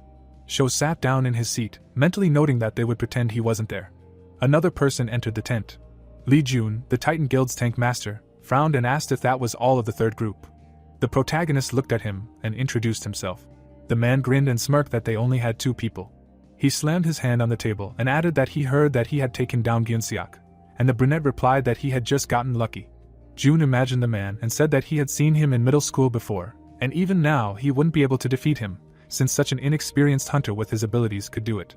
The young man chuckled, understanding what was going on. The tank sat down at the table, and the protagonist offered to check it out for himself if he didn't believe him.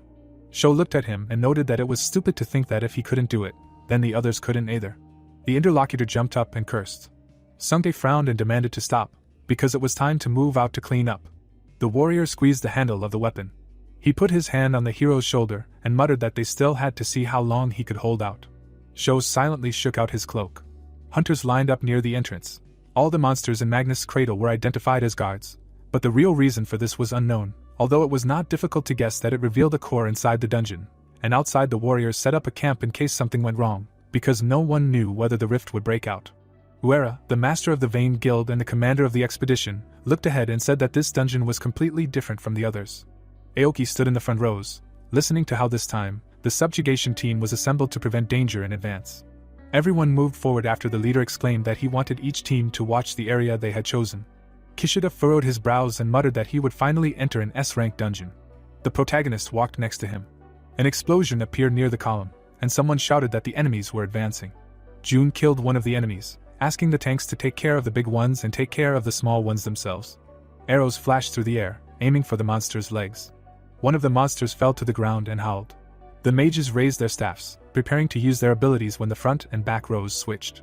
A huge explosion rang out, taking several enemies with it. The soldier sat next to the severed head, and his leader asked him to get up if he had already packed his things. The protagonist glanced sideways at June and thought that he had no place to join the fight, as if the man had decided not to leave him any work. The tank smirked contentedly. The brunette looked at him indifferently, thinking that this idiot was egging him on in a place where their lives were in danger. Kishida approached him and asked if he would be okay, and the mentor reassured him, assuring him that this level was perfect for him. A large monster appeared in front of them.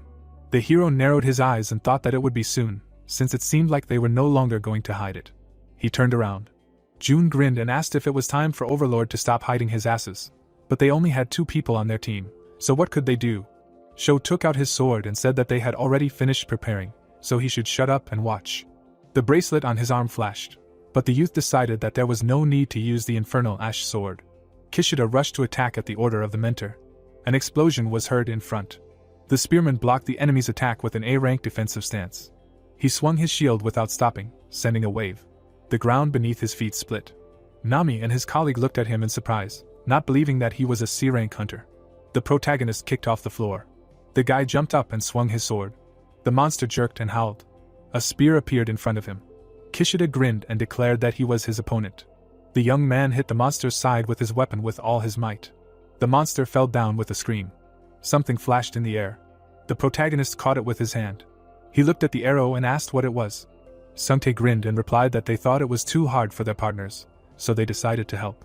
The brunette broke the projectile and declared that they did not need help with such an easy opponent, and they simply did not hear about manners. The archer jerked in displeasure, but the master stopped him.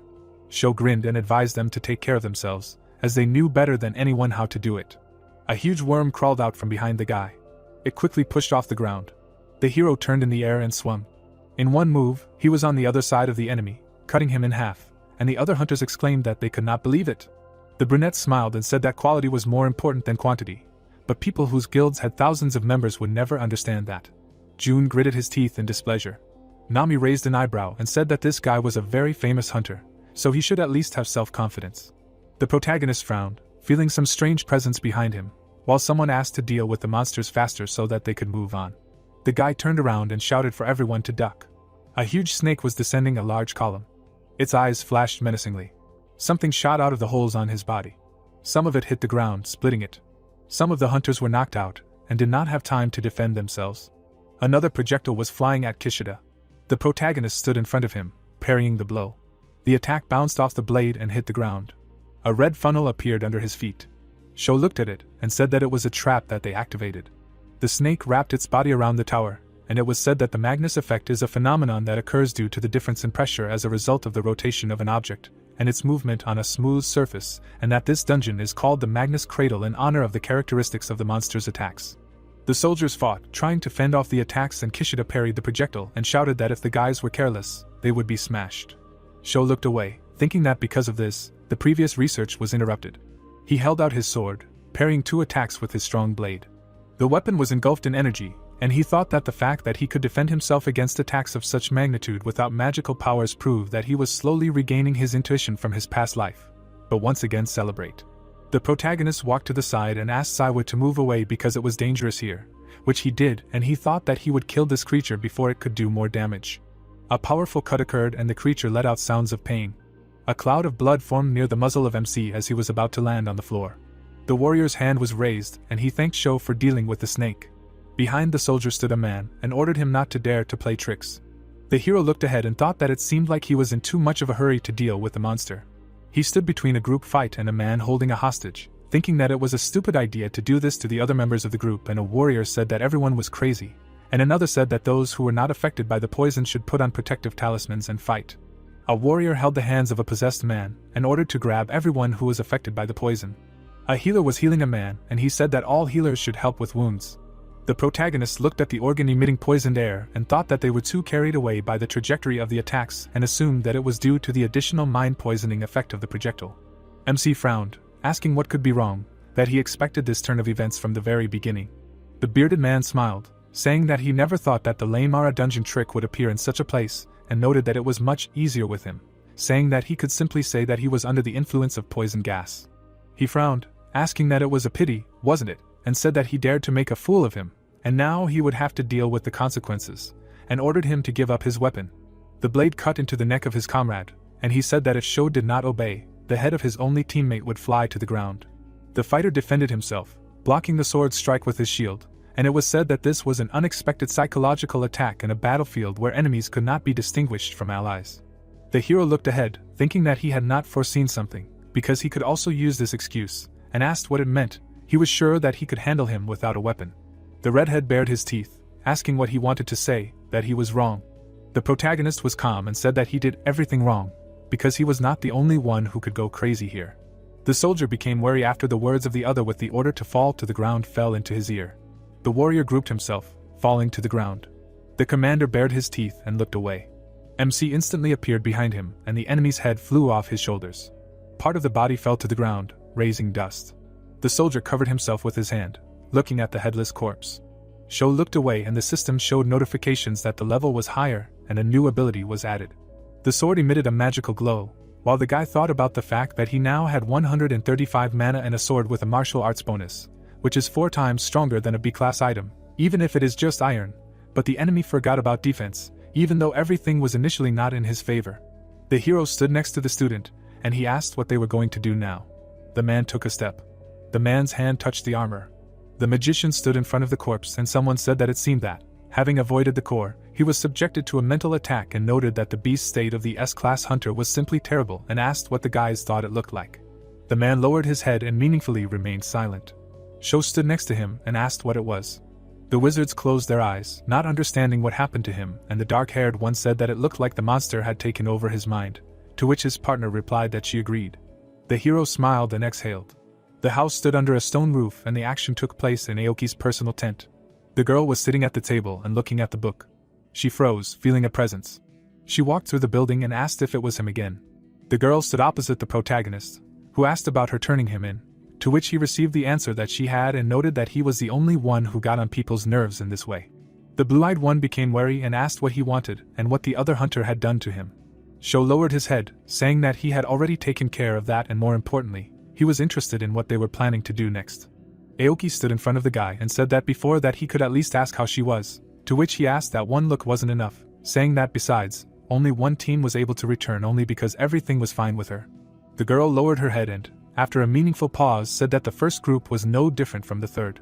The walls were made of stone, and she said that besides, she would be on the same team with top hunters, regardless of the guild, and asked that only a few would be able to reach the second floor, and noted that perhaps they would even reorganize the teams. The protagonist put his hand on his jaw and thought that the top hunters knew each other and knew the abilities of each of the team, assuming that the main group for the cleanup was already formed, and she said that in that case, she asked to recommend her when there was a walk-through, and noted that she really wanted to get to the second floor, to which he replied that he thought they were close enough for such requests. Aoki frowned, saying that he should not suddenly decide that they were close, and asked that they had only met a few times, so their relationship was not that close. No. MC leaned over, saying that he would teach her the next use, and asked if they would do well. The interlocutor took a step back. She stood up and told him not to expect anything and asked if he understood, saying that although she had the right to influence things, it was imperfect, and if it was a request that was not worth attention, the guild masters would reject it. The girl turned around and the guy watched her go, saying that he didn't care, noting that it was more important that it would be her recommendation, to which she replied that she did not need flattery. Sho stood in the tunnel and asked again, assuming that she was angry, and then thought about checking what he had received from Lee before returning. A screen appeared in front of the hero, and he said that he would convert 10 points into mana, and said that he did not see many abilities that he could use, and a notification about the Berserker ability appeared. The protagonist removed the screen, saying that he did not know how to use it, and said that the abilities remained the same. The action took place at the entrance to the second floor. The healer was healing the wounds and said that there was still a little bit left. MC looked back while the student was saying that it looked like the first group that fought on the second floor was attacked by the same monster, and that they must have taken too long to think, so the damage spread, to which he replied that he could rest a little now. The warrior stood in front of the team and said that the remaining team would guard the first floor, and the selected elite group would go to the second floor. Sho looked at the student who was asking what strings he pulled, saying that no matter how cool he was, these people would never have taken him to the first squad. Aoki was serious, and he said that he just used his pass. The hero looked back and said that if something happens, he should contact the Poison Guild, and noted that everyone there knows the girls, so the guy will not be lost, to which the student said that he understood and asked the mentor to take care of himself. He took a step. The man stood up, covering himself with a shield. A huge rock collapsed in the sky. The bearded man blocked the blow. A magical whirlwind appeared on the floor. A powerful explosion occurred, but he parried the attack. The swordsman looked around, saying that the power of these projectiles was several times greater than on the first floor, and asked to be careful. The spheres were heading towards the people. The squad entered the battle, trying to repel the attacks. The protagonist looked away, not feeling the damage from the attacks, and thought that they were so prepared, as if they were waiting for his arrival. He noticed something strange nearby. An army of terrible creatures was moving towards the fighters, and someone was saying that the number of enemies was much greater than they expected. The creature's eyes were sparkling and it showed its teeth. Numerous spheres flew out of the holes in its body. The squad held the defense, trying to survive the attack. The swordsman ran forward and said that they were mocking, and these monsters were 10 times stronger than those on the first floor. The guy repelled the attack and asked what they meant by them being above S rank, and said that the association had underestimated them anyway. The bearded man held his shield up to the attack and thought that there was no turning back and they couldn't even retreat. The item glowed. The commander raised the shield behind his back and thought that it was a bit early, he would have to use the unshakable alliance technique. Energy appeared above the squad, forming a dome. The man's hand glowed and he thought that his stamina and life, along with resistance, had increased. Sho looked at the fist, thinking that this was the effect of the Uera Guild Master's ability. The wizards stood in a stance, and one of them said that this was expected of the captain, to which the other replied that now their projectiles were nothing to them. The mage held the staff with both hands and summoned a wall of mana. The projectiles crashed into the barrier, breaking into pieces, while the soldier was happy that it worked. The warriors rushed to attack, while the support fighters said that there were 30 seconds left until the next spell, to which he received the answer that they would cover during the ability. The military man stood next to his allies and said that the two were overcome with rage, to which the other replied that they would definitely heal them. Sho looked away, thinking that high-ranking hunters have excellent communication skills and teamwork. A monster appeared behind him, making a terrible sound. The hero dealt a powerful blow, cutting it in half. The protagonist moved forward, thinking that since they had abandoned their ranged attacks, they must have decided to change their strategy, and it seemed like it was his turn to play. 2 powerful cuts occurred and the creatures fell to the ground dead. A paw reached out to the protagonist. He instantly appeared behind him. The blade pierced the entrance hole of the creature. The sword was enveloped in energy, and a notification appeared about the activation of the deadly poison ability. The enemy covered himself in green liquid and growled, experiencing terrible pain, while the other swung, intending to damage the guy. MC extended his hand forward, blocking the creature's attack. His hand touched its eye and a message appeared saying that it activated the B-rank Death's Hand ability. He removed his fingers. The soldiers looked around and one of them said that they were joking, to which the other replied that he thought he got into the squad because of Aoki's connections. Sho ran across the battlefield, destroying everyone in his path, and he asked that the hero did all this alone, saying that it was not only a matter of talent. The body fell to the ground and blood gushed out. The squad stood at the entrance, and someone said that they cleared the second floor, and it was time to go to the third. The girl stood behind the protagonist, and said that it seemed like he proved the validity of her recommendation, to which he replied that this was the price for admission. She looked ahead and meaningfully remained silent. Uera put his hands on his hips and asked if he was right, saying that he expected nothing less from her recommendation. The captain looked at the pile of corpses while the other woman was talking about how the second floor was longer than the first, to which he replied that it must be a pyramid-shaped dungeon and the lower you go, the longer the floors. Aoki closed her eyes, saying that she thought they had finished their sortie faster than they had planned, to which he asked her not to relax, because the confusing path was fraught with many dangers, just like this floor. He looked away. Sho looked away and frowned. The soldiers stood by the corpses and asked again, wondering what was going on. The army rushed to the third floor, while explosions appeared on the floor and they ordered each other to drop everything they were doing and run to the third floor. Aoki stood on the stairs in front of the guy. She became wary, calling out to the hero. He frowned, saying that he would come later. He sat down on the body of one of the dead enemies. There were corpses behind him and he asked to hurry up and said that he was already losing patience. The creature showed a smile and asked again, saying that he noticed. The enemy showed his teeth and said that the guy had amazing observation. Sho stood in front of the creature and asked who he was, noting that he had been watching them from the very entrance to the second floor. To which he replied that it turned out that he noticed him from the very beginning. The magician clapped his hands, saying that he was exposed and that he was amazing, and said that at first he did not notice, but he can use mana spells. The hero frowned, thinking that he uses mana spells. However, unlike Saiwu, he is a pro at this. The protagonist walked towards the enemy, while he said that he was still far from ideal and that the reason, apparently, is significant, and asked that it is probably hard to describe and it was interesting who taught him. MC looked ahead and asked if he really thought he would answer him. The opponent waved his hand, saying that he had no other choice. Magic streams rushed towards the swordsman. Sho frowned, thinking that this was a powerful shockwave of mana and that he was much higher than the other magicians he knew. The enemy's eye was shining and he said that he was happy with the defiance, and if he acted differently, it would be boring. The hand held the weapon tightly and he asked what was interesting then. The hand was embraced by magic, and the enemy said that it was a good question. He raised a magic circle above himself, and asked what something was. The beam rushed forward, raising dust and forming a crater, which the hero dodged. The wizard was angry, saying that mana spells belong to them and he will not forgive those who use them. The magician stood on a stone while he asked that he also got rid of the others. He took a stance, saying that he would leave him something to think about, even though he was going to die today anyway. Wings appeared behind him and he said that it was unfair, because he had lost his luck as soon as he met him. Sho froze and thought that these were mana wings and they were magical. The wizard was engulfed in mana and he thought that these were individual skills of the long-eared and fairy races, and this only confirmed that this guy had something to do with his past life. The hero warmed up his hands and thought that he had finally found a clue about his past life, and he couldn't miss it. He took a stance and his sword emitted a bright glow. His hand created a magic ball and the enemy said that now there was no point in pretending to be tough. Red-hot cannonballs fell on the guy. The protagonist broke out of the hot cloud that appeared as a result of the explosion. He jumped, preparing to deliver a powerful blow.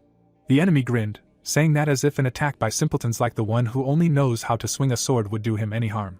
There was a blow and the stone block split in half. The winged one was kneeling, attacking and saying that he needed to try harder, because it would be so boring if everything ended there, and noted that he was one of those who would seize the moment. The magician flew over the battlefield, attacking with balls.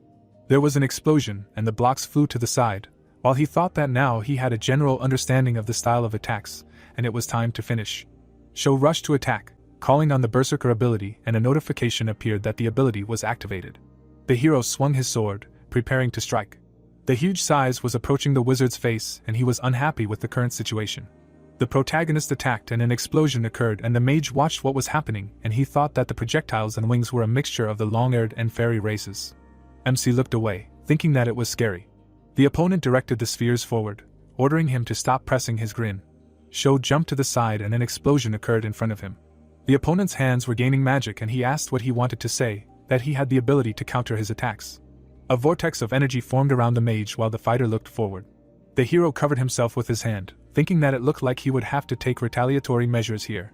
The fairy flew over the forest and it was said that the 8 races had their own unique methods of creating mana. For example, the fairy race had Tylon, and the long-eared had Siesta. The blonde covered herself with a wing, and it was said that the ancient dragon race had Leshyar. The fighter looked to the side and the 8 races shared their vision through their mana spell methods. The huge turtle looked down and said that the improvement of the skill that allowed them to fight the investment of the Lord, and that was the original purpose and reason for the mana spell. The hand held the sword tightly and he thought that before he could use the power of his past life in this world, however, with the mana he received, he managed to reanimate. Sho frowned, going to increase the power, and a magic circle appeared in front of him. A halo appeared on the guy's head and he was enveloped in energy. The winged one stretched out his hands forward, going to attack with a laser, and said that it was necessary to release a bombardment for the entire mana reserve. Explosions appeared around the hero, but he stood unshakable. He swung, going to attack. The enemy's eyes looked up and fear was red in them. The opponent formed a spherical barrier. The blow passed through the shield and the energy on the Inserium destroyed the floor of the dungeon. The protagonist frowned and said that it was wrong to do so, because he should have dodged instead of defending himself. The wizard looked at him and asked what he just said. The blade broke the barrier, creating a crack. A powerful explosion occurred. MC stood at the edge and looked down. Something cracked in his mouth and Sho spat out blood. The fighter approached the wounded creature, which was groaning heavily. The hero stood in front of him, saying that they could finally talk. The purple-haired man looked at the enemy, asking what he just did and what was behind the halo above the guy's head, and said that mana spells belonged to them first and foremost. Something abrupt happened and blood gushed out. The protagonist struck and ordered him to shut up, saying that he was the one asking the questions here. MC looked down, ordering him to say the name. The guy raised his head and was bleeding. The sword was engulfed in flames, and Sho said that if he wanted to die in agony, he could arrange it. Kadia was lying on the floor and introducing himself. The hero looked serious and thought about the fact that this was a name that he had never heard in his past life, and did not know if it was worth remembering. The swordsman stood in front of the victim and asked what his motive was and how he learned mana sorcery in the first place, to which he meaningfully remained silent. The protagonist swung, asking why he did not hear him. The magician watched what was happening and became wary, freezing in horror. The fighter frowned, thinking that he was bound by some kind of non-disclosure agreement. The enemy looked at the swordsman while he said the words Ezrin, idea, reboot, and asked him to say if he recognized at least one of these words, to which he asked what he was talking about. MC looked thoughtful and thought that even though he used the magic of the long-eared and fairy races, he knew nothing about words. There was a hole in the wall, and Sho said that it did not matter and asked how he ended up here, to which Kadia replied that he did not know and just came with a partner who wanted to test his abilities and ran into him and noted that he was here only because he told him, to which the hero asked who this guy was and what kind of skill test the victim was talking about. The purple-haired man lowered his head and meaningfully fell silent. The protagonist grinned, thinking that this was another ban. The sword was covered in flames, and the guy asked what kind of nonsense this was. The mage looked at the weapon in fear, asking that he wanted to feed him, and said that he would try to talk to him so that he would join them, and said that with his level, he would be accepted with open arms. Sho pointed his sword at the victim and said that he didn't know what their motives were, and asked if he really thought he would join the Assassin's Club. Kadia was furious and ordered him not to get cocky, saying that there were monsters in the clan that were even scarier, that were higher in strength than him, and even if he died here, they would come for revenge, but he didn't finish. The warrior frowned, saying that they wouldn't be able to defeat people, and said that if he knew who he was, he would be afraid to approach him. The purple-haired man raised an eyebrow and an assumption appeared in his head, but he didn't finish. Sho decapitated the wizard with a slight movement of his hand. The dark-haired man looked ahead and notifications appeared in front of him with a message about the level increase and the receipt of a new ability, namely Mana Bombardment. The hero looked at the screen, saying that this seemed to be the only reward and said that he thought that he at least knew something. Notifications popped up in front of him, and the guy looked away with interest. The protagonist looked at the notification that showed the X rank and thought that the information update meant that the skill was already high rank when he received it, and guessed that maybe it had something to do with his past life. He looked away and noticed something. Shards were falling in space. The forest was engulfed in flames. The soldier looked at the approaching energy and said that if the alarm went off on the first floor, then it was a rift. Sho stood next to the fighter and asked him to calm down, asking where Aoki was. He looked at the mountain that was absorbing the explosions and said that she was there. The hero frowned and thought about the boss of the third floor coming out of the rift. An army of monsters was approaching the people, and the swordsman said that they were survivors and everyone should get into position. The protagonist looked at the mountain and asked Simu to kill the enemies, noting that if they use the guild poison, then they can handle it, to which he asked what about the mentor. He turned around, saying that he would go for the boss. The mountain was collapsing and magic spheres were rushing towards the enemies. The soldiers put up shields and someone asked how they could stop something like this. People looked at the core and one of them said that they were comparable in complexity to a natural disaster. The squad tried to dodge and the guy ordered to retreat, because the next wave was approaching. The balls fell to the surface, destroying everything in their path, and someone made sounds of pain. An electric discharge appeared in the sky. Aoki struck, destroying the threat. She stood in a stance and thought that this was bad, because the continuous attacks did not allow her to get closer. The girl bared her teeth, wanting to see Sho here. The hero stood behind her and asked if she had any problems. She smiled and was glad that he was okay. He jumped off the ledge and said that they would talk later, asking what the situation was at the moment, to which she replied that the core of the dungeon was inside this thing. The mountain had holes and she said that the creature did not move, but created a powerful onslaught of attacks letting them closer. The partners dodged the projectiles and the protagonist asked that they just need to kill this thing, to which she replied that it was not that easy, because except for her, no one here could make significant attacks. MC raised his head, saying that they could handle it together. Aoki smiled, asking if the guy had a good plan. Sho swung his sword, saying that the plan was very simple and consisted of cutting everything that could be cut. The girl closed her eyes. She rushed to attack, saying that apparently she needed to continue her way to the core. The monster opened a huge toothy mouth, making a loud roar. Spheres fell on the blue-haired girl. The tip of the hammer was gathering energy, creating sparks. She swung it, intending to parry the attack. There was a blow and the spheres broke into small pieces. She was standing very close to the target, and lightning was forming around her. Aoki raised the hammer, thinking that there was a distance of about 50 meters between them. She slammed the handle on the floor and an explosion occurred. A vortex of her energy formed around her. The attack rose above the surface and rushed like a beam towards the green substance. The armor was pierced and pieces of flesh mixed with liquid flew to the side. The monster showed teeth and its upper part looked injured. The girl got into a stance, saying that the core was somewhere else. The tip of the weapon extended. Sho rushed to attack, saying that he would figure it out himself and sent all the points to mana, and a notification appeared that now the mana contains 180 points. He swung his sword and was right in front of the monster, calling out the ability. The blade slammed into the substance with great force, creating a red shockwave and calling out a mana bombardment. There was a bright flash, and the system showed a message about the active ability. He thrust the blade and the creature was engulfed in mana. There was an impact and the creature's internal fluid burst out. The weapon cut through the monster's flesh. The explosion filled the space, sending blood and debris flying up, while a level-up message was shown. The phone was showing the news. Sinwoo looked at the mentor and said that he was called the hero who stopped Magnus, and people finally began to acknowledge him, to which he asked if the guy wasn't one of those in the beginning. Sho smiled while the other asked what he was still sulking about since then and said that it was high time to forget about it, and thought that fame was great, but this time he got a more important reward. His level increased to 42 and he got an S-rank ability. The partners walked on the ground and the other said that from now on they had a lot to do and they needed to create a guild base by recruiting hunters, and the other answered that it meant they would finally have new guild members and would try to do everything in his power. The magic stones emitted a bright light. They hung above the room in which they stood on chairs on which figures were sitting. The blonde put her hand to her cheek and said that the butterfly was dead and all he did was chatter and do unnecessary things, to which the other asked what she wanted to say, that it was his fault. The girl smiled, saying that it all started because of the lion, who provoked the butterfly. The hand hit the surface and he said that they only mentioned that someone else learned the mana spell technique. He looked at the interlocutor, saying that it was done for the sake of his comrades. The woman in the dragon mask held her hand in the air and said that he was only pretending to be good and asked that he also wanted to eliminate the competitor. The raven intervened, saying that the dragon was right and said that the incident with the butterfly was too strange. The man leaned over, saying that this accident was caused by his recklessness. The hand was enveloped in energy, and the guy said that they were also involved in this, reminding that they turned against him when the results were unequal. The eyes on the mask shone. The lion looked to the side. The faceless man looked forward and said that he heard about what happened. The man looked forward and said that the lion did something that should not have been done. The interlocutor looked ahead, saying that he was mistaken, because mana spells were a resource of their power, and if someone appeared who could use the same method, then he must be destroyed. But he did not finish. Dark energy spread across the floor and he asked to forget, saying that he understood the situation.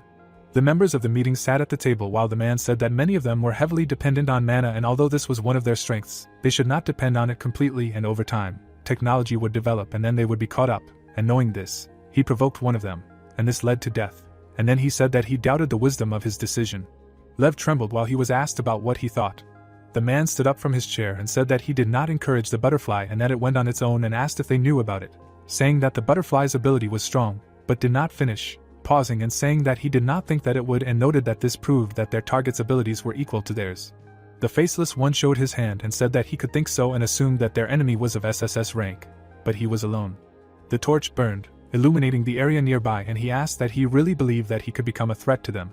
The lion frowned, saying that he did not think the enemy was capable of this. The man hit the floor with a stick, saying that this was his last chance. Stones were descending from the ceiling and the man asked him to take full responsibility for this matter and let him take care of it, and noted that until he completed this task, he would be forbidden to open the door to Eve.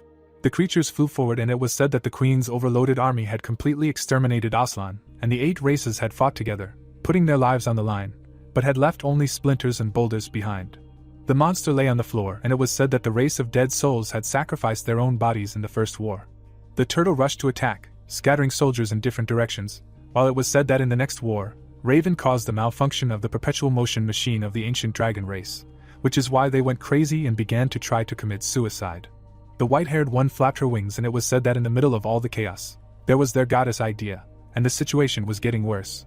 The creature walked along the battlefield, and its eyes sparkled, and it was said that the horrors did not end there, because due to the betrayal of 3 of the monster race, they were facing a third war. Energy gathered in space, forming chaotic lines, and it was said that the first thing the guy had to do was get rid of the traitors among his own. The dark-haired one made a cut, killing enemies, and he said that then he believed that it was he who was considered the god of the sword. The red eyes of the warriors emitted light and he swung, saying that he had become an executioner. The sphere illuminated the space and a notification came out that the range of unpredictable taste Magnus, and Sho thought that it was not bad for the first time. The hero pulled the ball into his mouth, intending to eat it. Light appeared in the room and his hair stood up. A screen appeared in front of the guy and it showed his characteristics. While he thought that his nickname was Guillotine and did not know if it was too linear, suggesting that this was the influence of the ability of the executioner. On the table was a phone and a call was coming to it. The protagonist took the device, saying that it was faster than he thought. Egawa looked around, watching MC leave the building and asked her not to overdo it with the loads and the exercises, saying that although her allergy to mana was gone, it was still only recovered. She held a towel and said that she was completely fine, because it was just a light jog, and said that she felt like she was in better shape now than when she had an allergy. Sho folded his arms as she handed him the phone and said that she almost forgot and asked if it was true while he thought it was the result of the capsule. The phone showed a video of him and Aoki and it said that the protagonist of the day became the most talked about news and his relationship with the girls sparked a lot of discussions, because even during the joint raids in the cradle of Magnus, they demonstrated perfect teamwork. The video was posted on the channel of the hunter and it said that the relationship began from the moment the moon broke. The protagonist turned around while she asked if he was really dating Aoki, to which he said that she herself knew that these were just rumors and noted that it was completely unfounded. Egawa looked away and smiled. The blonde put her hands behind her back and asked what kind of girls he liked, to which he replied that they were not problematic and said that he was leaving. The blonde closed her eyes and a tear appeared in her eye. The woman was sitting at the table under an umbrella. Sho pulled out the chair and said that she wore a uniform even on the weekends and noted that she was really busy, to which she replied that criminals do not care what day they commit a crime. The dark-haired woman looked ahead and asked her about what happened with that case, to which she replied that, as he said, they discovered it during the investigation of Gyunseok. The ring was floating in space and she said that they found a bracelet called Canceller, and it was needed to disarm the power jammers, but their technology is a decade ahead of their country's technology. The protagonist held a mug and asked what she meant, that there was a high probability that representatives of other countries were involved. Jia put the cup on the table and said that she was almost certain of it, because what's more, they narrowed the circle of suspects down to 3 main foreign suspects. The old man grinned as the investigator said that the first in line was Boris from the northern continent, and there were rumors that he had been conducting very suspicious experiments. The second in line was Professor Jiang from China and noted that he was an entrepreneur associated with illegal business. Steve looked away and she said that this was the last suspect from one of the strongest countries, who usually did not appear at public events and he was only interested in research, so there was little information about him. Sho looked ahead and said that he was a lunatic, a criminal and a mad scientist, and thought that if the information from her was reliable, then one of them was associated with the bracelet. The protagonist slammed his cup on the table and asked if she was sure about this person, to which she asked if the guy understood that she was not a personal detective. MC lowered his head, saying that she was more professional than detectives and noted that she had the opportunity to repay the debt and asked to contact him when the results were available. Jia put her hand on her forehead, saying that she understood. There was a tablet on the table and someone was asking about how everyone had failed again. The guy put his hand on his chest and asked if it was too strict and if he understood how difficult it was to check the results of him and answer, to which he replied that he only needed elite fighters. The student looked at the screen, saying that he did not want to be in a guild that only had 2 people, and when he accepted him, he was not so selective.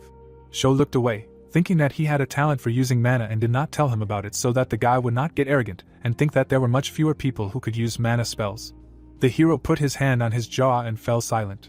The door opened slightly and he was asked who else had signed up for the interview, to which he replied that he was sure they were done with everyone. The protagonist came out from behind the doors where the blonde was standing and the student admired her, saying that she was very beautiful. MC looked at her and apologized, saying that the interviews were over for today. The girl smiled, saying that she knew about it and that was why she came at such a time. She held out a business card, saying that she was glad to meet him and was a hunter from the global management of America. Sho went on, saying that he was not interested and she asked again. Michelle turned around, saying that she was not here to lure them into their guild, but to transfer hunters to them. The hero looked away, thinking that she wanted to recommend American hunters to him. There was a camera in the room and he said that he suspected that they had done research before coming here and asked if there were any hunters in America who wanted to transfer to the newly founded guild. The blonde sat in front of him and said that hunters' income depends on rank, not nationality, and the hunter world is slowly moving to a national level, because some people want to test their strength, while others are studying future guilds, so they chose to transfer here. She held out a tablet, saying that people were betting big on his organization and this proves the importance of the guild. Sho looked at the screen and thought that recruiting foreigners was illegal. He narrowed his eyes, saying that this person has a special resume and said that he is an S-rank healer, capable of becoming an attacker if necessary.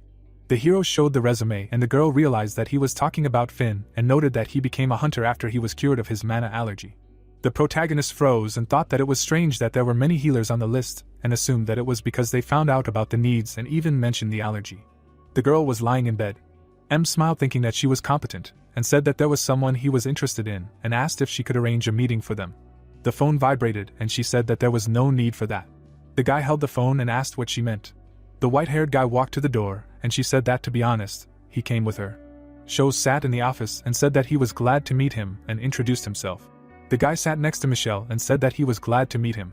The student in love looked at him and said that he would give +1 vote for accepting her, while the hero said that he was changing guilds, noting that she did not look bad and he asked why he decided to change guilds. Finn looked ahead saying that he began to feel that he had outgrown the guild in level, so he wanted to transfer to a more promising guild. The protagonist placed the tablet on the table and said that he had a lot of confidence in his voice and said that to be honest, he believed that the reason was different. Sho put his hand on his chest and asked if he felt pain. The white-haired man froze, trying to ask how he did it, but did not finish. He remembered how he was engulfed in flames and the hero said that there was a persistent and strong pain in his chest and said that from what he saw, the higher he raised his rank, the stronger the pain became and asked if he was right, noting that he visited many different guilds, but still did not find a solution to the problem, from which a simple conclusion suggests itself that your ability cannot cure your pain. The action took place indoors and Finn asked if he knew the method, to which he received a positive answer. Sho looked ahead and thought that he could see why he was suffering so much, because even now his mana was breaking out of control. The guy looked away while the energy hovered near him and he thought that the healers should have known that the problem was too much mana flow, and the fact that they had come such a long way here directly speaks of their desperation. The white-haired one closed his eyes and said that he would enter a reboot, to which he said that he did not say that he would accept him. Everyone was wary while he said that the interview was not over. MC stood up, saying that they should move on to the practical part. Michelle stood next to the child and asked if everything was okay with him, saying that Sho was an experienced attacker and as the main healer, it would be difficult for him to resist him.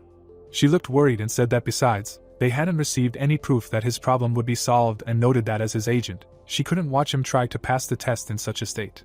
Scythe was on the floor and Finn asked him not to worry about it, thanking him for introducing him to a good guild.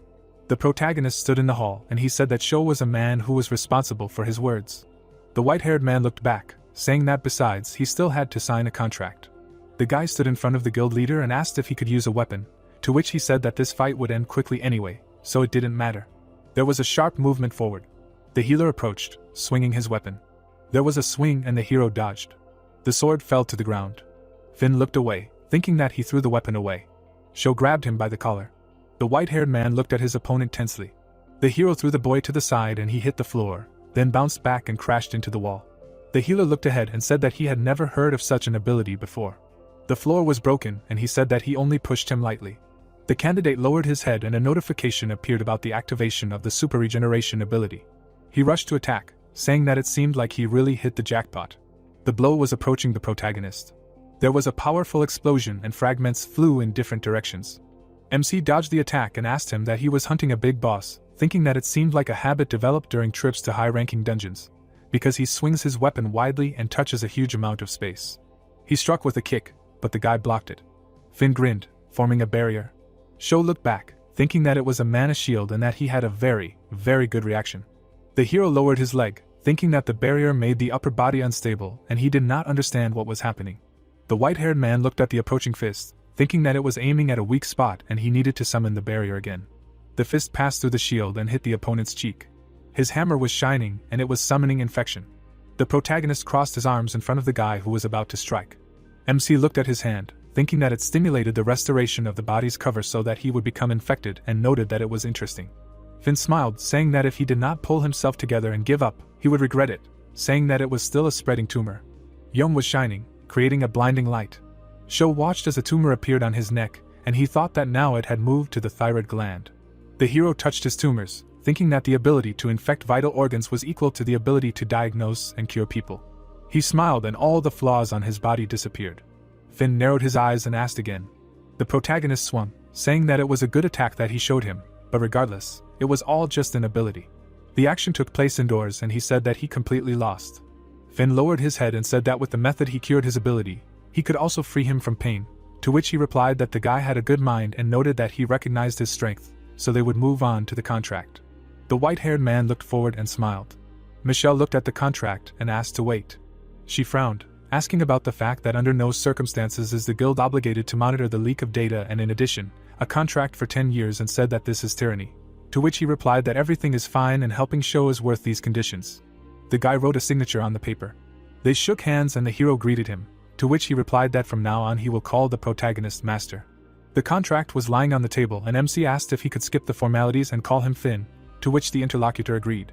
Kishida smiled and introduced himself, asking not to be shy about asking for help.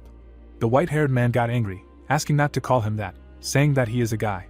The student was shocked and said that no matter how he looked like a girl. The action took place indoors and he asked if the new guy was embarrassed that they had only guys in their guild, to which he asked him to shut up, promising to kill him if he heard something like that again, to which he asked how it was possible and could not believe it. Sho folded his arms and thought about how they had gathered a minimal team and all that was left was to train during real fights. In the Japanese Hunters Association, someone asked if this was true. Ilkin was sitting at the table and said that in a week a monster would appear in Sakcho. The old man looked away and said that they needed to gather masters. Finn put his hand on his chest, saying that it was amazing. By controlling the circulation of his mana, he completely got rid of the pain. The hero put his hands in his pocket, saying that because of too much confidence in their abilities, people do not even guess about simple solutions to problems and asked not to spread this information among other hunters, to which he replied that if he thought about it, he heard that Professor Steve is currently doing research on a similar topic. The hero turned around, asking that he was researching a method similar to mana magic. The guy looked ahead, saying that the scientist said that the research will help to use the status more effectively. The protagonist looked back while the halo was above him and thought that the researcher was one of the suspects in the development of cancer, and with such technical experience, finding a method of mana sorcery will not take him much time. But superiority is the peak and basis of the techniques of the 8 great races, and something like this cannot be found, appealing only to science, and Time noted that there is nothing to boast about. MC closed his eyes and suggested ending the lecture on this and moving on to the next stage, namely, to a real fight. The student stood in front of the monster, and the healer told Kishida not to dodge, to which he shouted that he was doing everything right. The spears collided and dust rose from the ground. The student held the spears and a notification of the activation of the duality principle came out. Behind the fighter stood Sho, who thought that it seemed that his student had finally gotten used to the new ability. The dark-haired man looked forward and swung. He struck the creature and it let out a terrible roar, experiencing pain. The monster grabbed the guy's limb and blood splashed his armor. Finn pointed his hammer towards the threat and asked what kind of fool he was. The blood-stained limb was completely restored and the fighter shouted about it, expressing admiration. Kishida looked back, saying that this was an excellent support. He struck the enemy and from the fall, he raised dust. The white-haired man swung, looking at the creature. A powerful blow occurred and the opponent's body was divided in half. The dark-haired one showed his fingers up and said that he was born to be an attacker, to which he asked to stop talking nonsense and making stupid mistakes. Sho held the sword in his hands while he ordered him to shut his mouth and promised not to heal him next time, and thought that high-ranking guilds usually prepare for an A-class dungeon, but since they were synchronized, the 3 of them could handle it, and assumed that the training could be finished. The guys stood together, and the white-haired one said that the master would deal with the rest of the mobs and noted that this dungeon was a little strange, to which the mentor asked what he meant. Finn looked away at the monster and said that when he passed the A-class dungeons in America, there were no such strong monsters there. However, he heard that this phenomenon began to occur due to the upcoming appearance of a monster in his homeland. The trees blocked the view and Kishida asked that it wasn't some kind of monster, and what kind of monster it was, to which he was told that the first monster appeared 20 years after the first rift, and asked how long rifts had been appearing in this country. The dark-haired man lowered his head, saying that he was sure that rifts had been appearing for 11 years, although it had been 12, if you think about it. Finn imagined a green mountain and said that he heard that in the last few months, the rifts in Japan have become more frequent, but probably this fact is a harbinger of a quietly approaching disaster. Sho frowned and thought about what this monster meant. The house stood under a clear sky. The blonde held a ladle in her hand and congratulated him on his return and asked what he wanted for dinner. Egawa looked at the guy and asked if it was too early for dinner and where she found an apron, to which she asked not to pay attention to this and noted that he had a guest. The hero lowered his head and asked who she called a guest, to which he was answered. Aoki closed her eyes and said that because he did not keep his promise, she decided to come to him herself. The girl went to the kitchen and wished to enjoy the conversation while she went to cook, to which the girl thanked her and thought that she had already run. The protagonist put his hand to his temple and said that he didn't know that the interlocutor would be so sociable. The partner looked at the guy and said that she looked very young, but it turned out that they were the same age and noted that his sister was very friendly, so they immediately found a common language, to which he replied that she was not his real sister. The girl put the mug on the saucer. Sho stood up and said that this was a relative of a teammate with whom they were very close and noted that he died during the incident. The windows of the house let in warm light outside, while she said that this was quite unexpected and his undertakings in the team are one thing, but she did not expect him to be a good person. The hand stretched out with the palm up and emitted lightning, while the girl suggested changing the topic, saying that she was here for this reason. Magic rushed towards the cup and a vortex formed around it, and he said that she learned. Aoki pointed her finger and said that thanks to Magnus, she had achieved success, and it happened as soon as she understood the method and remarked that it was strange that she had not done it before. MC clapped his hands and said that as expected, her skills were on another level, to which she asked him not to laugh at her and said that she expected him to fulfill the promise he made to her during the trip to Magnus. The notebook hit the table and he said that if she followed what was written in this book, she would move on to the next level. Sho folded his hands and thought about the fact that of course, there was nothing about mana sorcery in it. After all, it was only the basics and fundamentals. The dark-haired girl lowered her gaze and thought. She took the notebook and said that she thought it would be more useful for her to learn it in a duel than to memorize the theory, and expressed her desire for him to learn it directly. The action took place in the hero's house, and he said that he still has a training look, to which she agreed and said that it would be better to go. Aoki looked at the phone, and she was asked what it was. Notifications about the arrival of the monster were visible on her phone. The monster was standing behind the guy, and he thought about the creature appearing in Sakucho and noted that he was waiting for this. But everything was happening too quickly.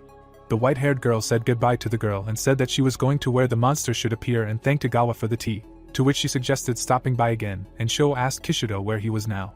The dark-haired man looked away and said that he was going to the guild base right now and asked if he knew about the notification from the association. The hero looked at the phone and said what he saw, thinking that the presence of the guild masters was needed, and it seemed that there was very little time left to resolve this situation. The protagonist was worried and said that he was heading to Sakucho right now and asked him to prepare and wait with Finn. The door opened and she called out to MC. She folded her arms and asked him to be careful. Sho smiled. The cars were driving along the road and he said that he was heading out. The cars sped forward quickly, and the boy read that the monster Maxby was expected to appear in Sakucho.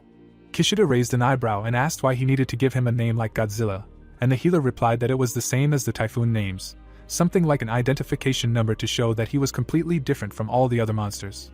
The boy turned pale, imagining the eyes, and muttered that after such an explanation, it suddenly became creepy. The protagonist glanced sideways at the blonde and clarified whether his allergy to mana had passed after the disaster of the split. The interlocutor looked at him and replied that he survived the disaster, and after some time he recovered, after which the brunette asked when he became a hunter. The young man squeezed the steering wheel when he heard that as soon as he fully recovered, a month after being discharged, the healer began this path. Sho introduced Tagawa and thought that she also lost her allergy to mana after the split. Then the girl looked at the hero with determination and said that she wanted to become a hunter. Finn turned to the master and said that he heard about a girl in a similar situation and he was worried about her, and the hero agreed, asking if it was because they had more mana than normal people. The blonde furrowed his brows and said that it was more likely yes than no, because the ability he received after awakening, Mana Reactor. The hero imagined a mage in a magic circle and remembered that it was an SS-class skill that temporarily increased the owner's mana by 3 times, and any magic caster would envy it. Finn looked down when the interlocutor noted that he was much more talented than it seemed, since other guilds let him go. Kishida looked out the window and exclaimed that they even brought military helicopters. Equipment was flying in the sky. The hero glanced silently at the healer who had fallen silent. He stepped on the gas, deciding that they should hurry up too. They were racing towards Sakucho. The military was patrolling the streets, and helicopters were making noise above. The spearman frowned and noted that it was even more serious than he thought.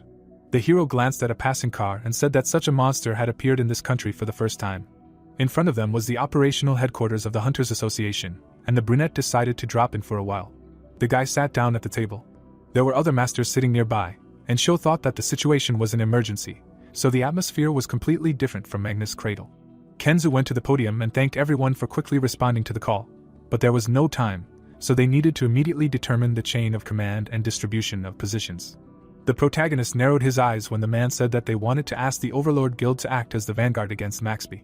The other smirked as the president said that they had already proven their competence by conquering Magnus' cradle, and that an S-class hunter had recently joined them. The man looked at the boy and asked if he agreed, since no one else objected. Sho glanced at his colleagues, thinking that he didn't want to stand out too much, but it couldn't be helped now. He smiled and said that he would do his best to live up to the expectations placed on him. The Heroes Guild stood on a hill overlooking the city, and Kishida asked if the monster would definitely appear, and the healer asked what was wrong with it. The spearman looked away and reminded them that they had been waiting here for several days, and since the association had published the forecast, more than a week had passed, and the other guilds were already starting to talk about all sorts of things. The brunette turned to Finn and asked if the US had learned to accurately predict the appearance of such creatures, but he answered negatively, adding that there were no ideal methods there either, and everyone was just trying to be ready for a fight, so they reacted quickly. The spearman put his hands on his hips and asked if they had really gathered here for no reason, to which the healer replied that it was unlikely, because the chairman did not look like an idiot, unlike him, and the protagonist thought it was strange that the association announced that the monster would appear in Sakcho within a week. He remembered the military and noted that they would not have raised so many people on their ears because of a bad feeling, and they were clearly confident that the enemy would attack. The president then looked very serious, and the hero wondered who warned them and why he gathered the hunters here. The guy looked at his phone and shuddered. Kishida's eyes widened and exclaimed that the monster appeared, but not here. There was urgent news from Ozan on the screen. Helicopters flew over them, and the hero realized that the enemy had appeared in the area when all the association's forces were concentrated in Sakcho, and it was definitely a trap, so they would have to go to the association later, and Kishida said that they also needed to hurry. The city of Ozan was engulfed in flames, and the townspeople were running away from the monster in panic. One guy turned pale when a shadow loomed over him.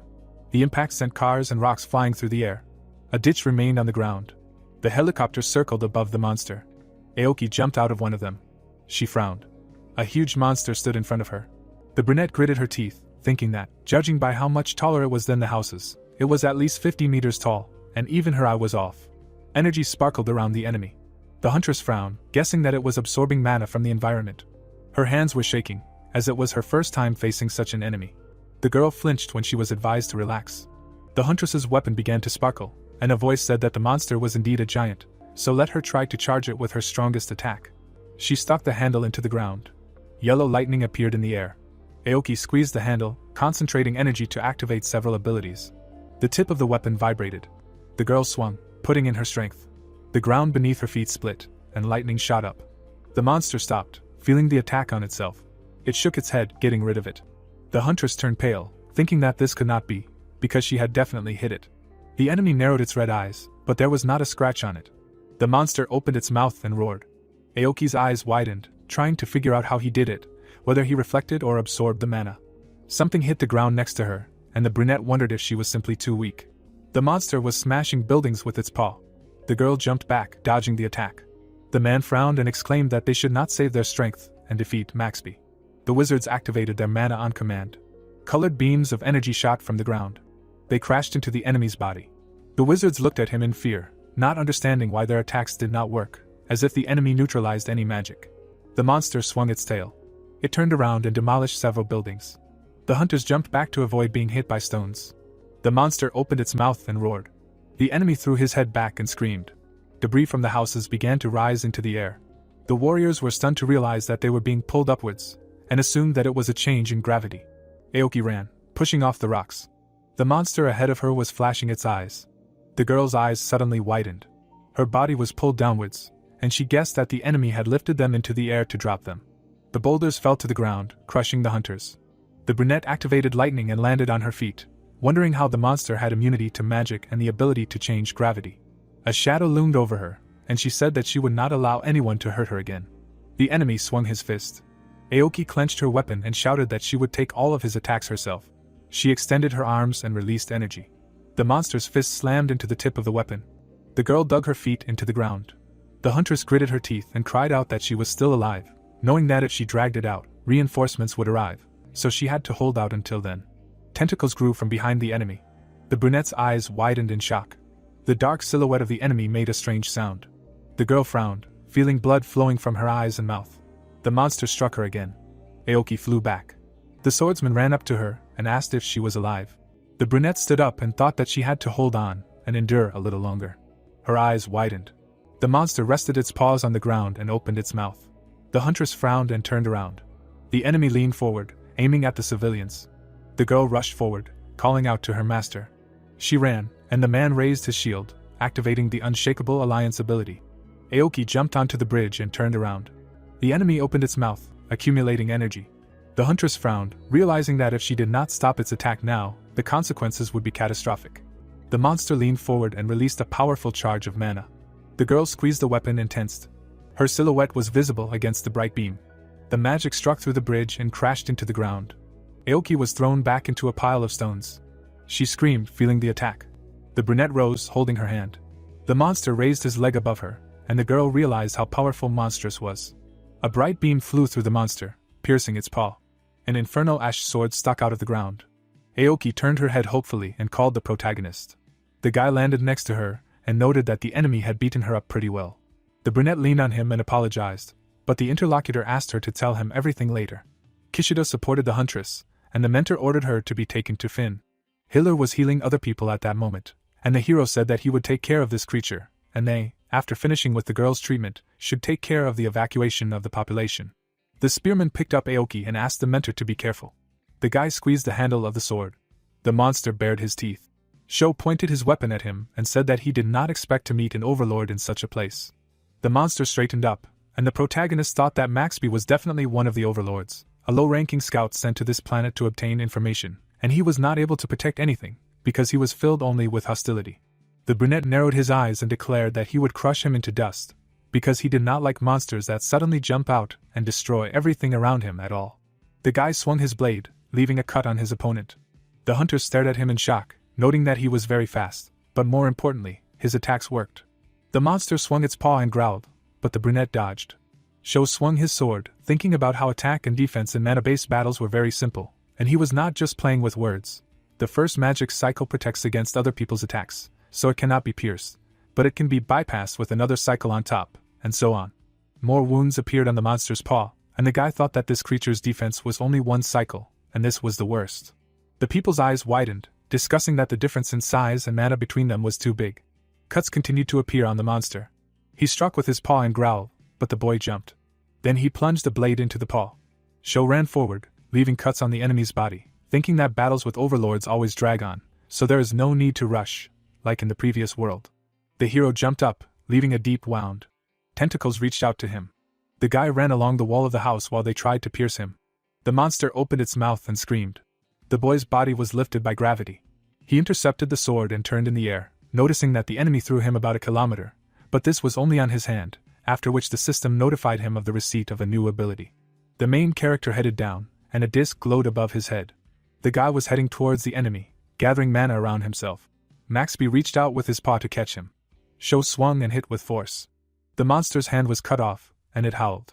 The boy didn't stop, preparing to strike again. His blade was burning everything around him. The enemy hit his paw, trying to throw the hunter off. He was slashing around with his tentacles and screaming. The other warriors watched in shock, not believing that this guy could suppress such a creature on his own. Maxby opened his mouth, starting to gather energy. The protagonist frowned and noted that this could be the attack that the enemy had used to defeat Aoki. The buildings around him were badly damaged, and the boy thought that there was no point in killing him if the entire city would turn into ruins, so he needed to take it on himself. The monster leaned over and released a powerful discharge.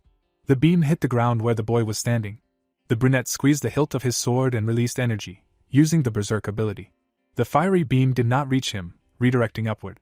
Sho frowned and noted that the distance to the enemy was about 100 meters, and as soon as the attack stopped, he needed to immediately move and finish him off. His feet sank into the ground as he remembered that overlords were usually gigantic in size, so fighting them required high mobility, and the first means of covering large distances that the 8 races had developed was a secret technique, a dash. The young man suddenly jumped up from his spot. He flew forward like lightning, raising debris around him. The monster extended its tentacles.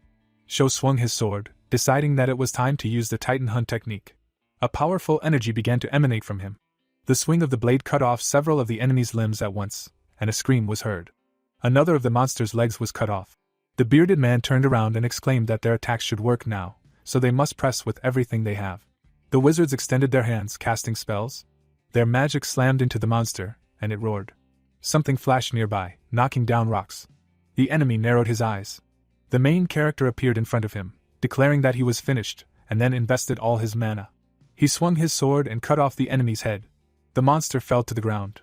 Sho straightened up, and the system notified him of a level increase and the acquisition of a new ability. The hunters looked at him in shock, discussing that he actually defeated such an enemy alone. The brunette looked at the system window and was surprised to find that this power from the past world was now available to him. The young man looked down, and warriors crowded around, rejoicing and asking if there were any more spots left in his guild. The hero closed his eyes and thought that he would try out the new technique later, but for now he needed to finish here. He put his hands in his pockets and turned to look at the ruins. The hospital of the Hunters Association. Someone noticed that Sho was literally basking in the rays of glory lately, and even other members of his guild began to appear in the news often. Aoki was sitting with the cast, and the guy replied that they were writing about her too, because the #1 hunter in Japan was seriously injured. The brunette closed his eyes and added that Agawa was all upset because of this and was now following him like a dog, and the interlocutor assumed that the girl was shocked, although she herself did not expect to lose so miserably. The huntress moved her hand and remembered that she never thanked him. Aoki looked at the main character and said that if it weren't for him, she wouldn't be here anymore. There were a lot of people on the streets, and the young man replied that he understood that she was ready to sacrifice herself, but it was better to be careful. The brunette blushed when she heard that many people were waiting for her return. Sho headed for the door, and the girl thanked him for his warm words, not expecting that he could be so sensitive. She raised an eyebrow and asked if he was in a hurry. The hero turned around and explained that he was going to a funeral ceremony. The news flashed footage of his battle with loud headlines. The guy scrolled through the articles on his phone, noting that even he was now a celebrity, as a tank and an attacker. Kishida winced when the mentor asked him what he was reading with such interest. The young man followed the master, noting that the hero got along well with the huntress, but the brunette asked not to add to the headache. He opened the characteristics window and noticed that spirituality had appeared, which is the source of the power of promotion, which existed in the past world, and this is an indicator of the strength of the soul, as well as what makes gods gods.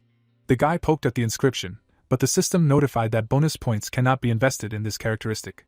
Sho looked at the screen, thinking that maybe some special actions were needed, like in the case of the executioner, but he had one idea. A crowd had gathered near the monument.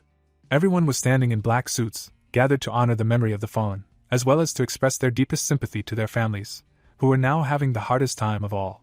The protagonist stood at the podium, saying that it might be presumptuous of him, but in order to at least ease their burdens a little, the Overlord Guild would donate half of its reward for the last mission to the families of the fallen.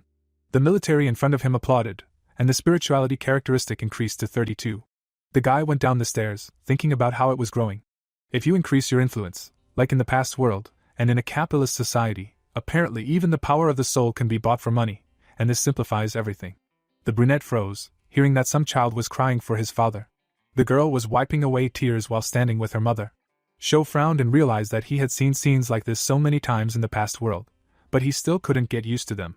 Finn looked down and said that it was a great speech. He handed over the folder with the documents that the hero had requested, and the hero thanked him. The book had a top-secret seal on it, and the healer asked why he needed it since they had already dealt with Maxby, and the hero replied that he needed to see it with his own eyes to be sure who was worth tracking down now. Sho frowned as he looked at the documents. The sun was shining over the house. The man tugged the handle of the suitcase. Ilkin was breathing heavily, looking at his things. The old man jerked sharply when the voice noted that he had a lot of luggage. The protagonist was sitting on the windowsill, wondering if the man was going somewhere. The young man pushed himself off the floor. He approached his interlocutor and asked why the man who had predicted the appearance of monsters more accurately than the Americans had been wrong only in the location. The old man began to sweat and exclaimed that even he could not know for sure, because there were too many uncertainties in the flows of mana. The hero threw the documents on the floor and explained that they were reports from the American Association. He introduced Ilkin and guessed that saying that the monster would appear in a week was his best move to not give the hunters time to think.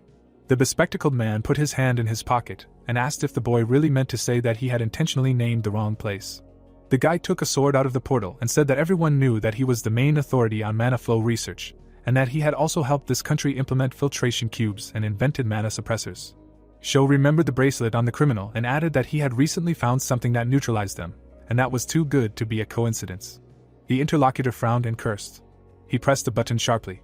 After that, dark energy appeared around the hero, and the boy guessed that the old man had installed suppressors in his room. Ilkin turned and ran to the exit. The protagonist extended his hand and noted that the interlocutor underestimated him.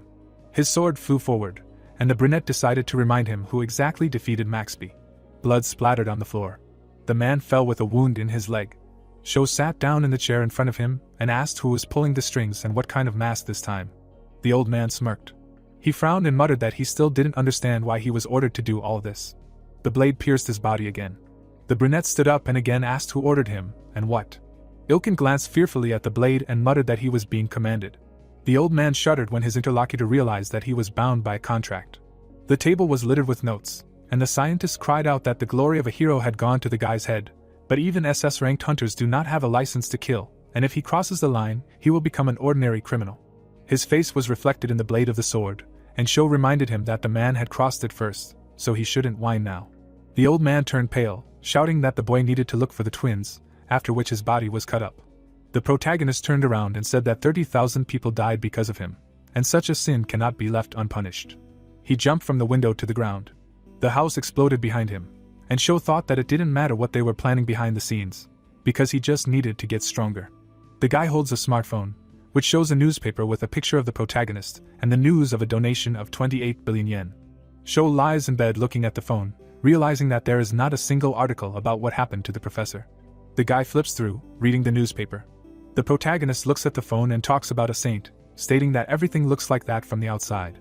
He puts the gadget next to him and says that since he can buy spirituality for money, he is ready to spend any amount, and the problem is that there are not many opportunities to do this, and it is better to have few of them.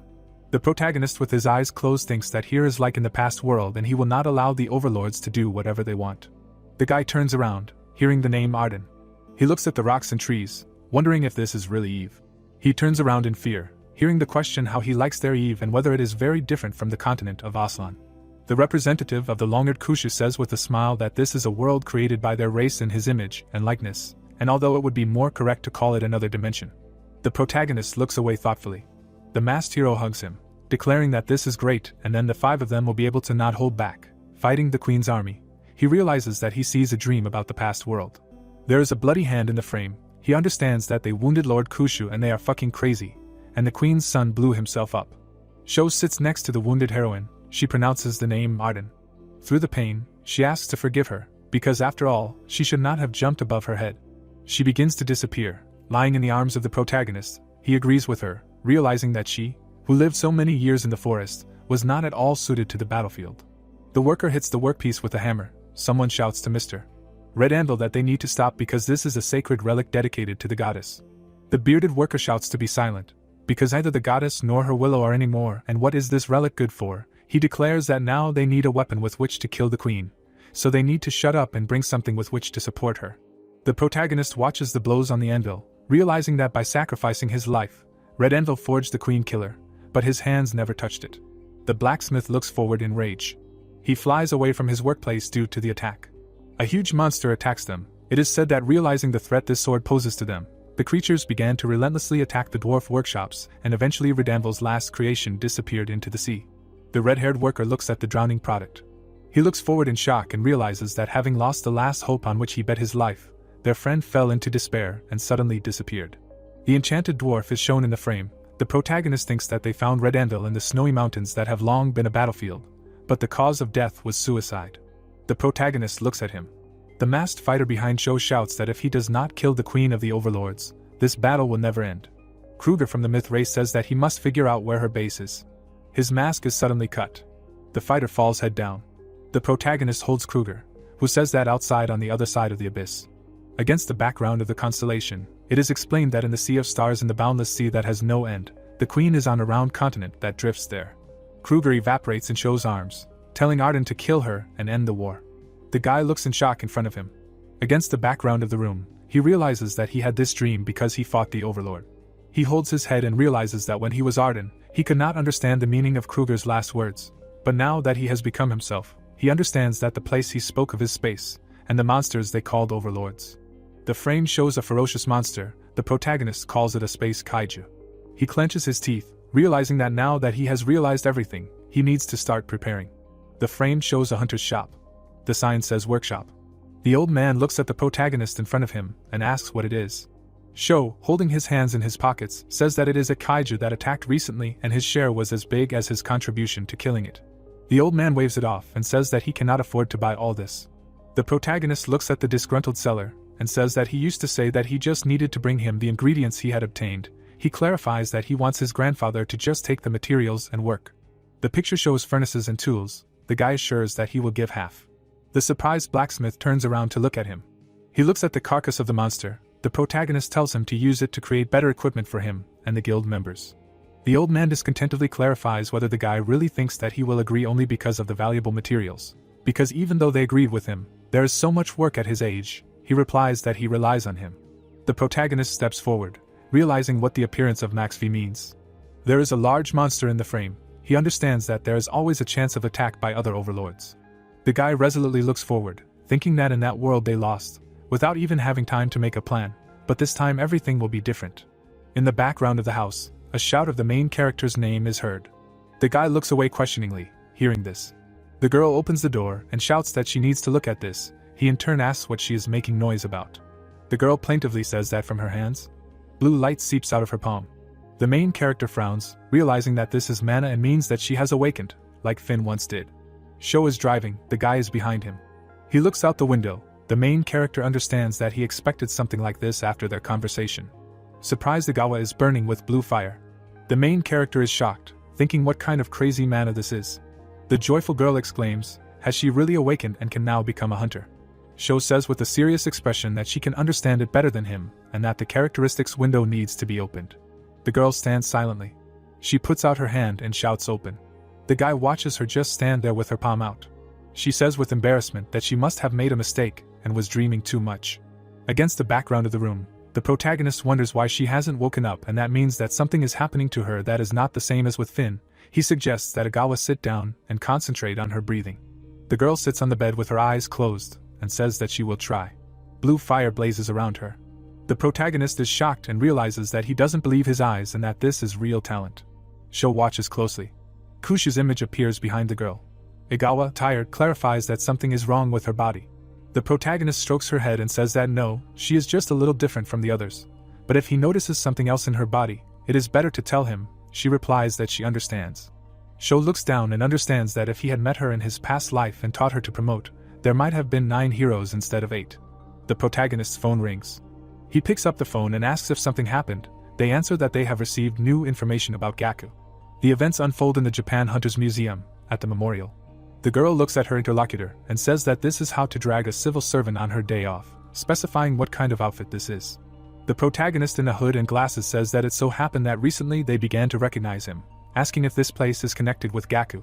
Jia with her eyes closed says that it is, because she does not know if this is the person he is looking for, but they found a mention of him in the most unexpected place.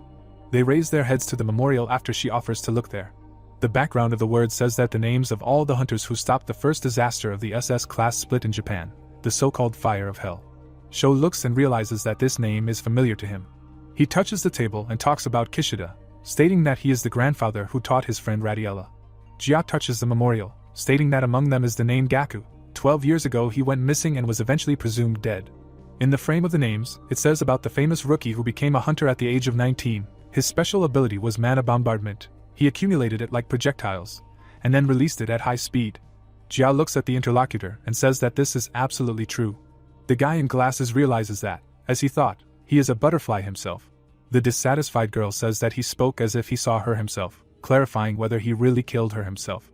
In the frame, the villain in the cloak is on fire. It is said that he was the first to attack her, and his goal was definitely his death, and he does not know how he annoyed her so much. The girl in rage shouts at him that this does not give the right to kill. He replies that the hunter, who should be dead, attacks people, and the employee of the control department should understand what is what. Sho in the hood turns and says that they punish those who cannot be punished by the law, wondering if this is not why they united with him. The surprised girl looks forward, declaring that she did not give her consent. The protagonist in the cloak leaves her, saying that enough talk for today, and since they are here, they can see the exhibition. The picture shows a photograph of a crater. It is written that a powerful explosion occurred in the center of the rift, due to which the core was destroyed faster than expected. He wonders who arranged this explosion. Jia stands next to him and explains that according to the records, the explosion occurred after Kishida's ability went out of control. He replies that this means after which he was first mentioned. The picture says that they are a beam illuminating the path for others so that they do not get lost in the darkness. The surprised guy turns around, shouting about these words. Jia with a piece of paper says that this seems to be a motto that Kishida came up with, asking if he heard it. He laughs. Against the background of the crater, the protagonist understands that the battle cry of the 8 heroes and the secret ability of the mana of ancient dragons. The statue of a warrior in armor smiles. He understands that the explosion must be a side effect of the perpetual motion machine. The protagonist realizes with a smile that they came to this world before him. The picture shows a building. The events take place in the Reboot Guild. A strong explosion occurs. The fighter flies to the side. He lies on the ground coughing. The enemy offers to get up. The beaten Kishida holds his hand, asking what fly bit the mentor because he is usually not so cruel in training. He tearfully recalls the past, hearing that to catch an innocent person and mock him like that. He replies that he has assured so many times that he learned Ratilu when he was very young and therefore does not remember. The protagonist goes forward, hearing that the skill was originally created to strengthen the body to the limit. Sho with a flaming hand declares that if he really learned it, then it remembers everything and today he will take it seriously, so it is better to prepare. The shocked fighter lies against the wall and asks what jokes they were making before, and what are these scales on his hand. Kishida loudly wonders why they suddenly today. Finn with a hammer stands next to him and asks if he can join them. Sho looks forward and says that he is glad he is participating, so let him heal him. Finn stands next to a frightened Kishida, stating that he should believe in him, because he can heal him from an even more battered state. He exclaims in rage that this is exactly what a healer should say, and no matter how he looks at it, he just asks to beat him up. The protagonist holds his head, realizing that he cannot believe that this is the heir of his venerable teacher. He says that they have a long way to go. The character stands next to Sho and says that he is strict as always. Captain Han waves his hand with a smile, greeting them and saying that he has something to talk to them, and if they can take a little time. An explosion occurs behind the protagonist. He suggests talking elsewhere. Sho sits on the couch and asks about the symposium.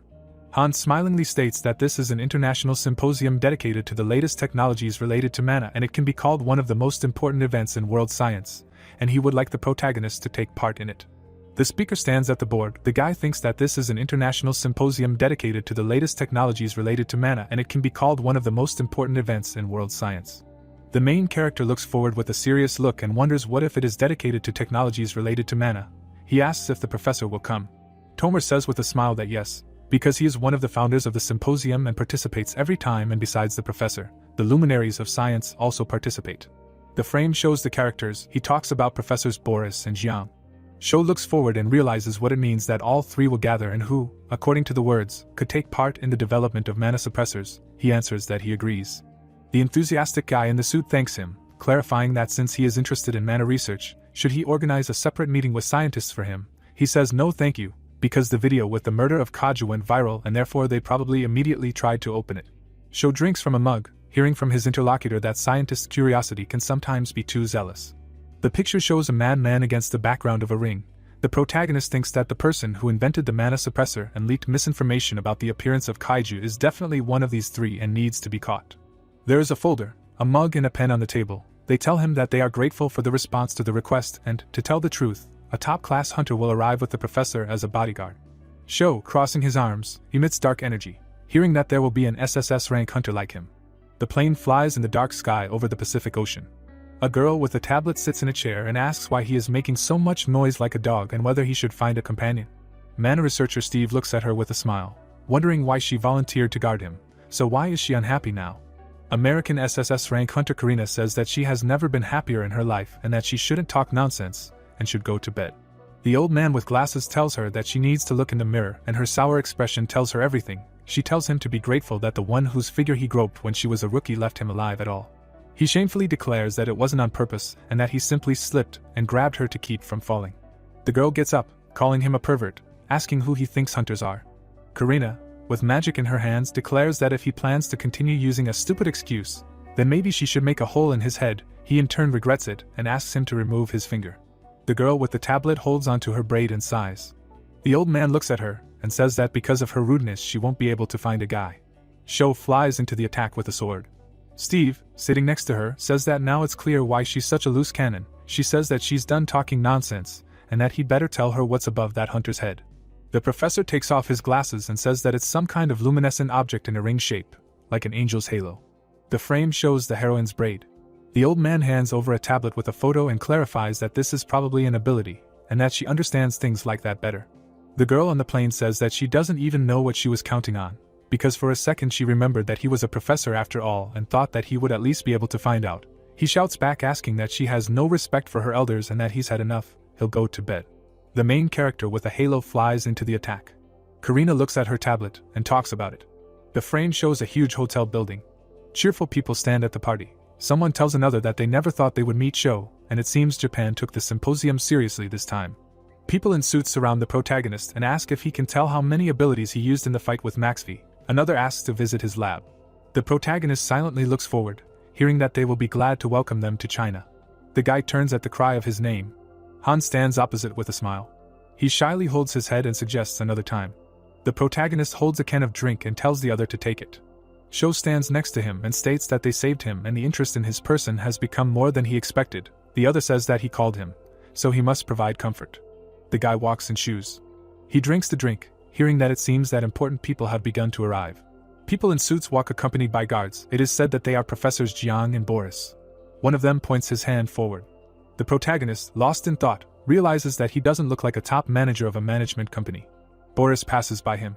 Sho, frowning, realizes that even though he's weak, he smells carrion. The guy looks after the professor, realizing that now it's clear where all the bad rumors are coming from and that he needs to be watched. The surprised guys look up. Sho turns around and wonders. Han says with a smile, "Here he is," meaning Professor Steve. The old man with Karina waves his hand. The guy says that he seems to be interested in him, and whether he wants to say hello. The protagonist calmly asks who the girl on his left is. Steve walks near Karina. It is said that she is the same SSS rank hunter from the USA. The blonde looks forward. It is said that she withstood the disasters of the 41st Rift, and also destroyed 2 kaiju and is second in the world ranking. He is also called the Eternal Idol. The protagonist's eye shines blue. He sees the burning girl and understands that she is trying to hide it, but he clearly sees it, and it is too much even for a hunter of this class. Wondering what kind of monstrous man is this. The protagonist looks down with a serious expression, realizing that maybe she is the same as Shin, but if not then. Karina moves forward. She looks at him with a smile. Sho realizes that in any case he cannot ignore her.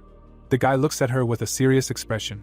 The man is standing behind the podium in front of the presentation. It is said that Professor Chen will speak next. He states that his report is about the practical application of mana to create new generation weapons. Han stands next to the protagonist and tells him that Karina has been looking at them for some time, asking if they have met somewhere. Sho looks forward silently. The blonde drinks wine and casts her gaze at them. The protagonist drinks the drink and tells his partner that he just imagined it, and even if she really was looking at them, it is part of the bodyguard's duties. Han notes that his intuition is failing him and he will try to become better so that his younger sister does not have to blush because of him. The guy asks again in surprise about his sister. Han happily introduces the girl, stating that he thought that Sho had already been told, because he is the older brother of the hunter Aoki. Excited Sho realizes that they really are similar in some way. He tells him that he did not know that she had a brother. Against the background of the symposium sign, it is said that she does not like to be frank. While asking to look after her, the other replies that they cannot live without each other. Surprised, Han asks again. The guy stands next to him and clarifies what is wrong with the symbiosis. He replies that it seems he himself did not understand something and in any case trusts him. Sho asks in surprise in what sense trust. He sees 2 children holding each other's hands. The protagonist tries to understand what they are doing here, and in such costumes. In the picture, a girl with a bob is looking at a boy. Shocked, Sho realizes that they are twins. He remembers the old man's cry that it is necessary to look for the twins. Purple energy emanates from them. Sho realizes that no one is paying attention to them, despite the armor. The protagonist runs away from Han, who shouts his name. Karina silently watches what is happening. Chen and Boris watch with dissatisfied faces. The protagonist runs out of the door. He sees the twins leaving. In the picture, a door that slams shut. Sho runs forward. He abruptly opens the door. The protagonist sees a large staircase in front of him, realizing that they disappeared in the blink of an eye. He looks away and hears that he has a face as if he was just fooled. Karina stands near the door with a smirk. She holds her finger to her face and says that he ran out of the room as if he sensed a monster, so she followed him, asking if there was anything interesting here. Sho puts his hands in his pockets and leaves, claiming that there is nothing and that he just imagined it. There have been too many problems lately that require attention. The guy turns around with displeasure when he hears that the girl offers her to deal with the problems. Karina smirks and says that she didn't just come to protect the old man. Against the background of the exit sign, a question sounds that he was chasing suspicious people and they disappeared. He says that yes, he will deal with them himself and there is nothing to worry about. The surprised girl denies it, saying that she is also here for a similar purpose, because the dangerous organization that the secret services were monitoring has ended, asking if he has heard anything about Aziz. Sho calmly asks that this is the leader of Mutlak. Against the background of fighters that bomb soldiers, it is said that this is true, a man who became a king overnight, subjugating the country with the help of an awakened ability. In the picture, an ominous monster with a big mouth, the main character thinks that this is a hunter who received the nickname Necromancer War Eater because of his ability. It allows him to control the dead, so that his personal army grows after battles. But there were people who were attracted by such power, and the organization Mutlak appeared. In the frame, fighters in dark cloaks.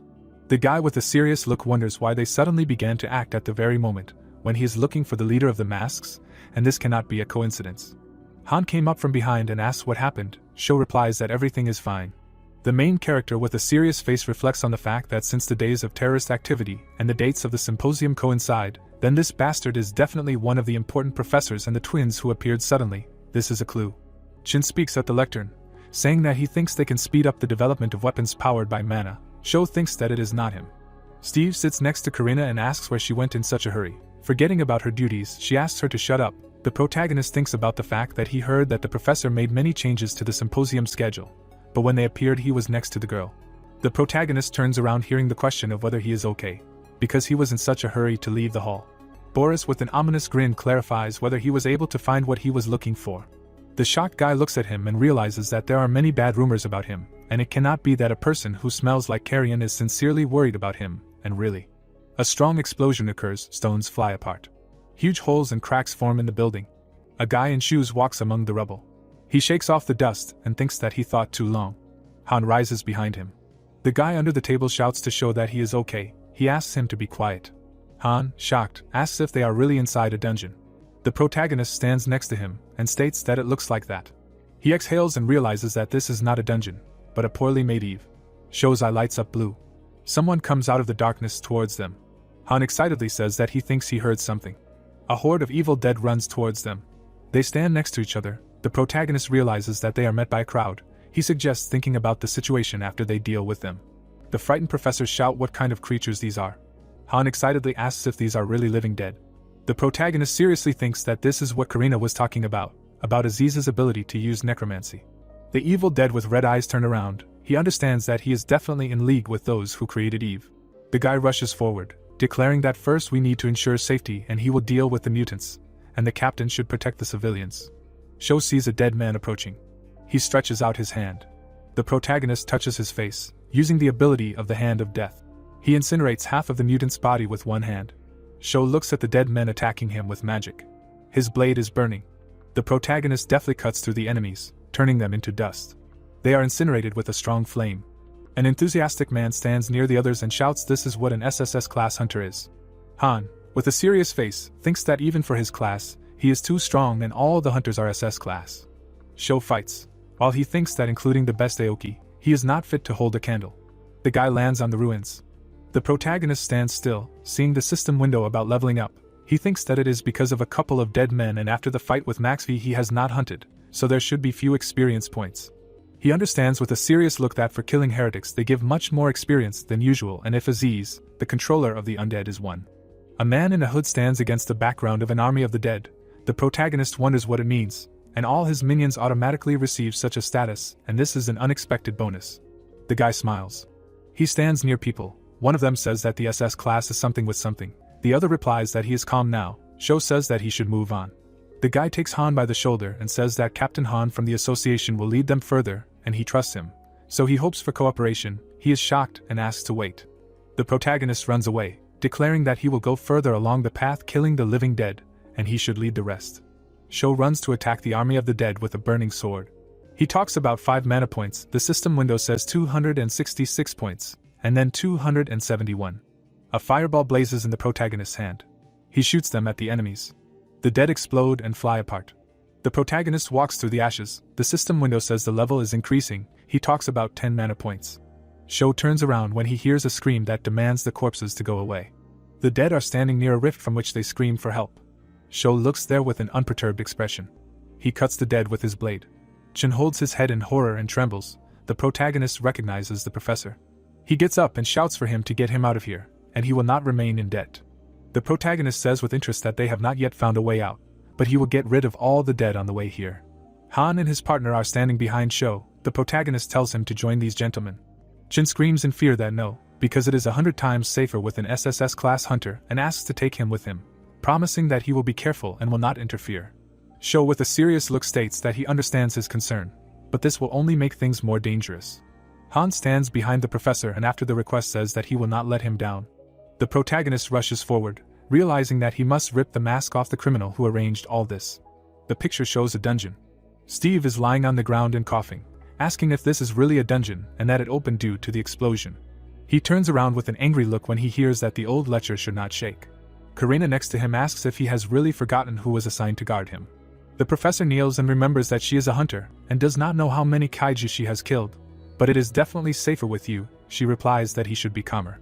The old man takes the stone, saying that the dungeon is very different from the others. Karina stands behind him and says that he noticed it, and that it is not bad. He shouts that she seems to have forgotten who she was assigned to guard. He holds a strange stone, stating that one look at the stone is enough, because it is some kind of hologram created artificially, clarifying whether she sees how her fingers pass through it. The girl takes her braid and says that no matter what kind of untalented idiot created it, it is still Eve and there is nothing surprising. Steve asks again in surprise where they are. The girl replies that she knows and very well, and by the way, in his place she would have moved away a little. Steve screams in horror that they are coming. The dead run to attack. Blue particles form on the girl's body. She asks if this is really an appetizer before the main course. Karina in a black and green suit appears before the enemy. In a blue mask, she wishes herself a bon appetit. A hooded dead man jumps on her. A huge hole appears in him. The girl shoots at the dead men with 2 pistols with a smile. They fall to the ground. Smoke comes out of the barrel of the gun. Karina sighs. She presses the gun to her face with a smile, and says that it's a thrill. Steve looks out from around the corner, and says that it's not for nothing that she is called a badass, and why she only uses firearms. Because now there are so many different weapons that work on mana. The army of the dead runs to attack. The professor says that because of this, a whole crowd has gathered. The girl is burning with blue energy. She stares in front of herself. Karina breaks away. The girl sees a monster flying at her in front of her. She cuts it. There is a flash of fire. The dead are incinerated. The girl with a gun in her hands runs forward and declares that she is already going to the dead. She skillfully shoots from 2 pistols straight into the heads of mutants. She sees an advancing army in front of her, and wonders what they decided to crush her with numbers. She throws the pistols on the ground. Karina holds a rifle in her hands with a smirk. The huntress furiously shoots at the approaching enemies. In front of her is now a mountain of burnt corpses. She exhales with a smile and asks if this is really all. A huge blue monster appears in front of her. He growls furiously. She says with a smirk that this is something new. She puts the rifle on the ground. The girl opens the revolver cylinder. Karina stands in front of him and wonders if there are really no bullets, and she forgot to load it. She searches in her pockets while the giant rushes to attack.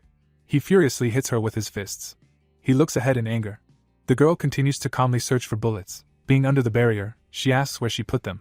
Steve looks at this and declares that these are powerful attacks and impenetrable defense in one bottle, and it is not for nothing that they call it a walking artillery battery. The monster punches in rage. She looks at the cartridges with a smile and shouts found. Karina loads the drum with cartridges. She furiously shoots at the mutant, shouting that it is her turn to attack. The bullet quickly flies towards the target. A powerful explosion occurs. Opposite her is a headless giant. She declares that it is still more pleasant to kill healthy ones. She turns around and declares that it is not the time to rejoice and tells the coward to let go of Grandpa, because he is no use. The sinister villain in the hood holds Steve and declares that it is her own fault that she got carried away and left him unattended, and if she does not want him to die, she needs to slowly lower the weapon. Suddenly, a bullet flies into his forehead. Karina blows smoke out of the barrel and says that there are idiots ready to go to the tank with a gun, specifying that since he went for his ease, he suddenly became stronger. Steve holds his throat and screams what she is doing. Because she could have hit him, she replies that it is better for him to say thank you for saving him. The heroine gets up on the dead scoundrel and suggests taking a better look at him, because it is clear from the tattoo that he is a member of Mutlak and there are even more of them under his clothes. Steve examines him and hears that they wanted to eliminate all the scientists of the symposium. He says that when he saw the living dead, he immediately thought that it could be them, but now there is definitely no doubt.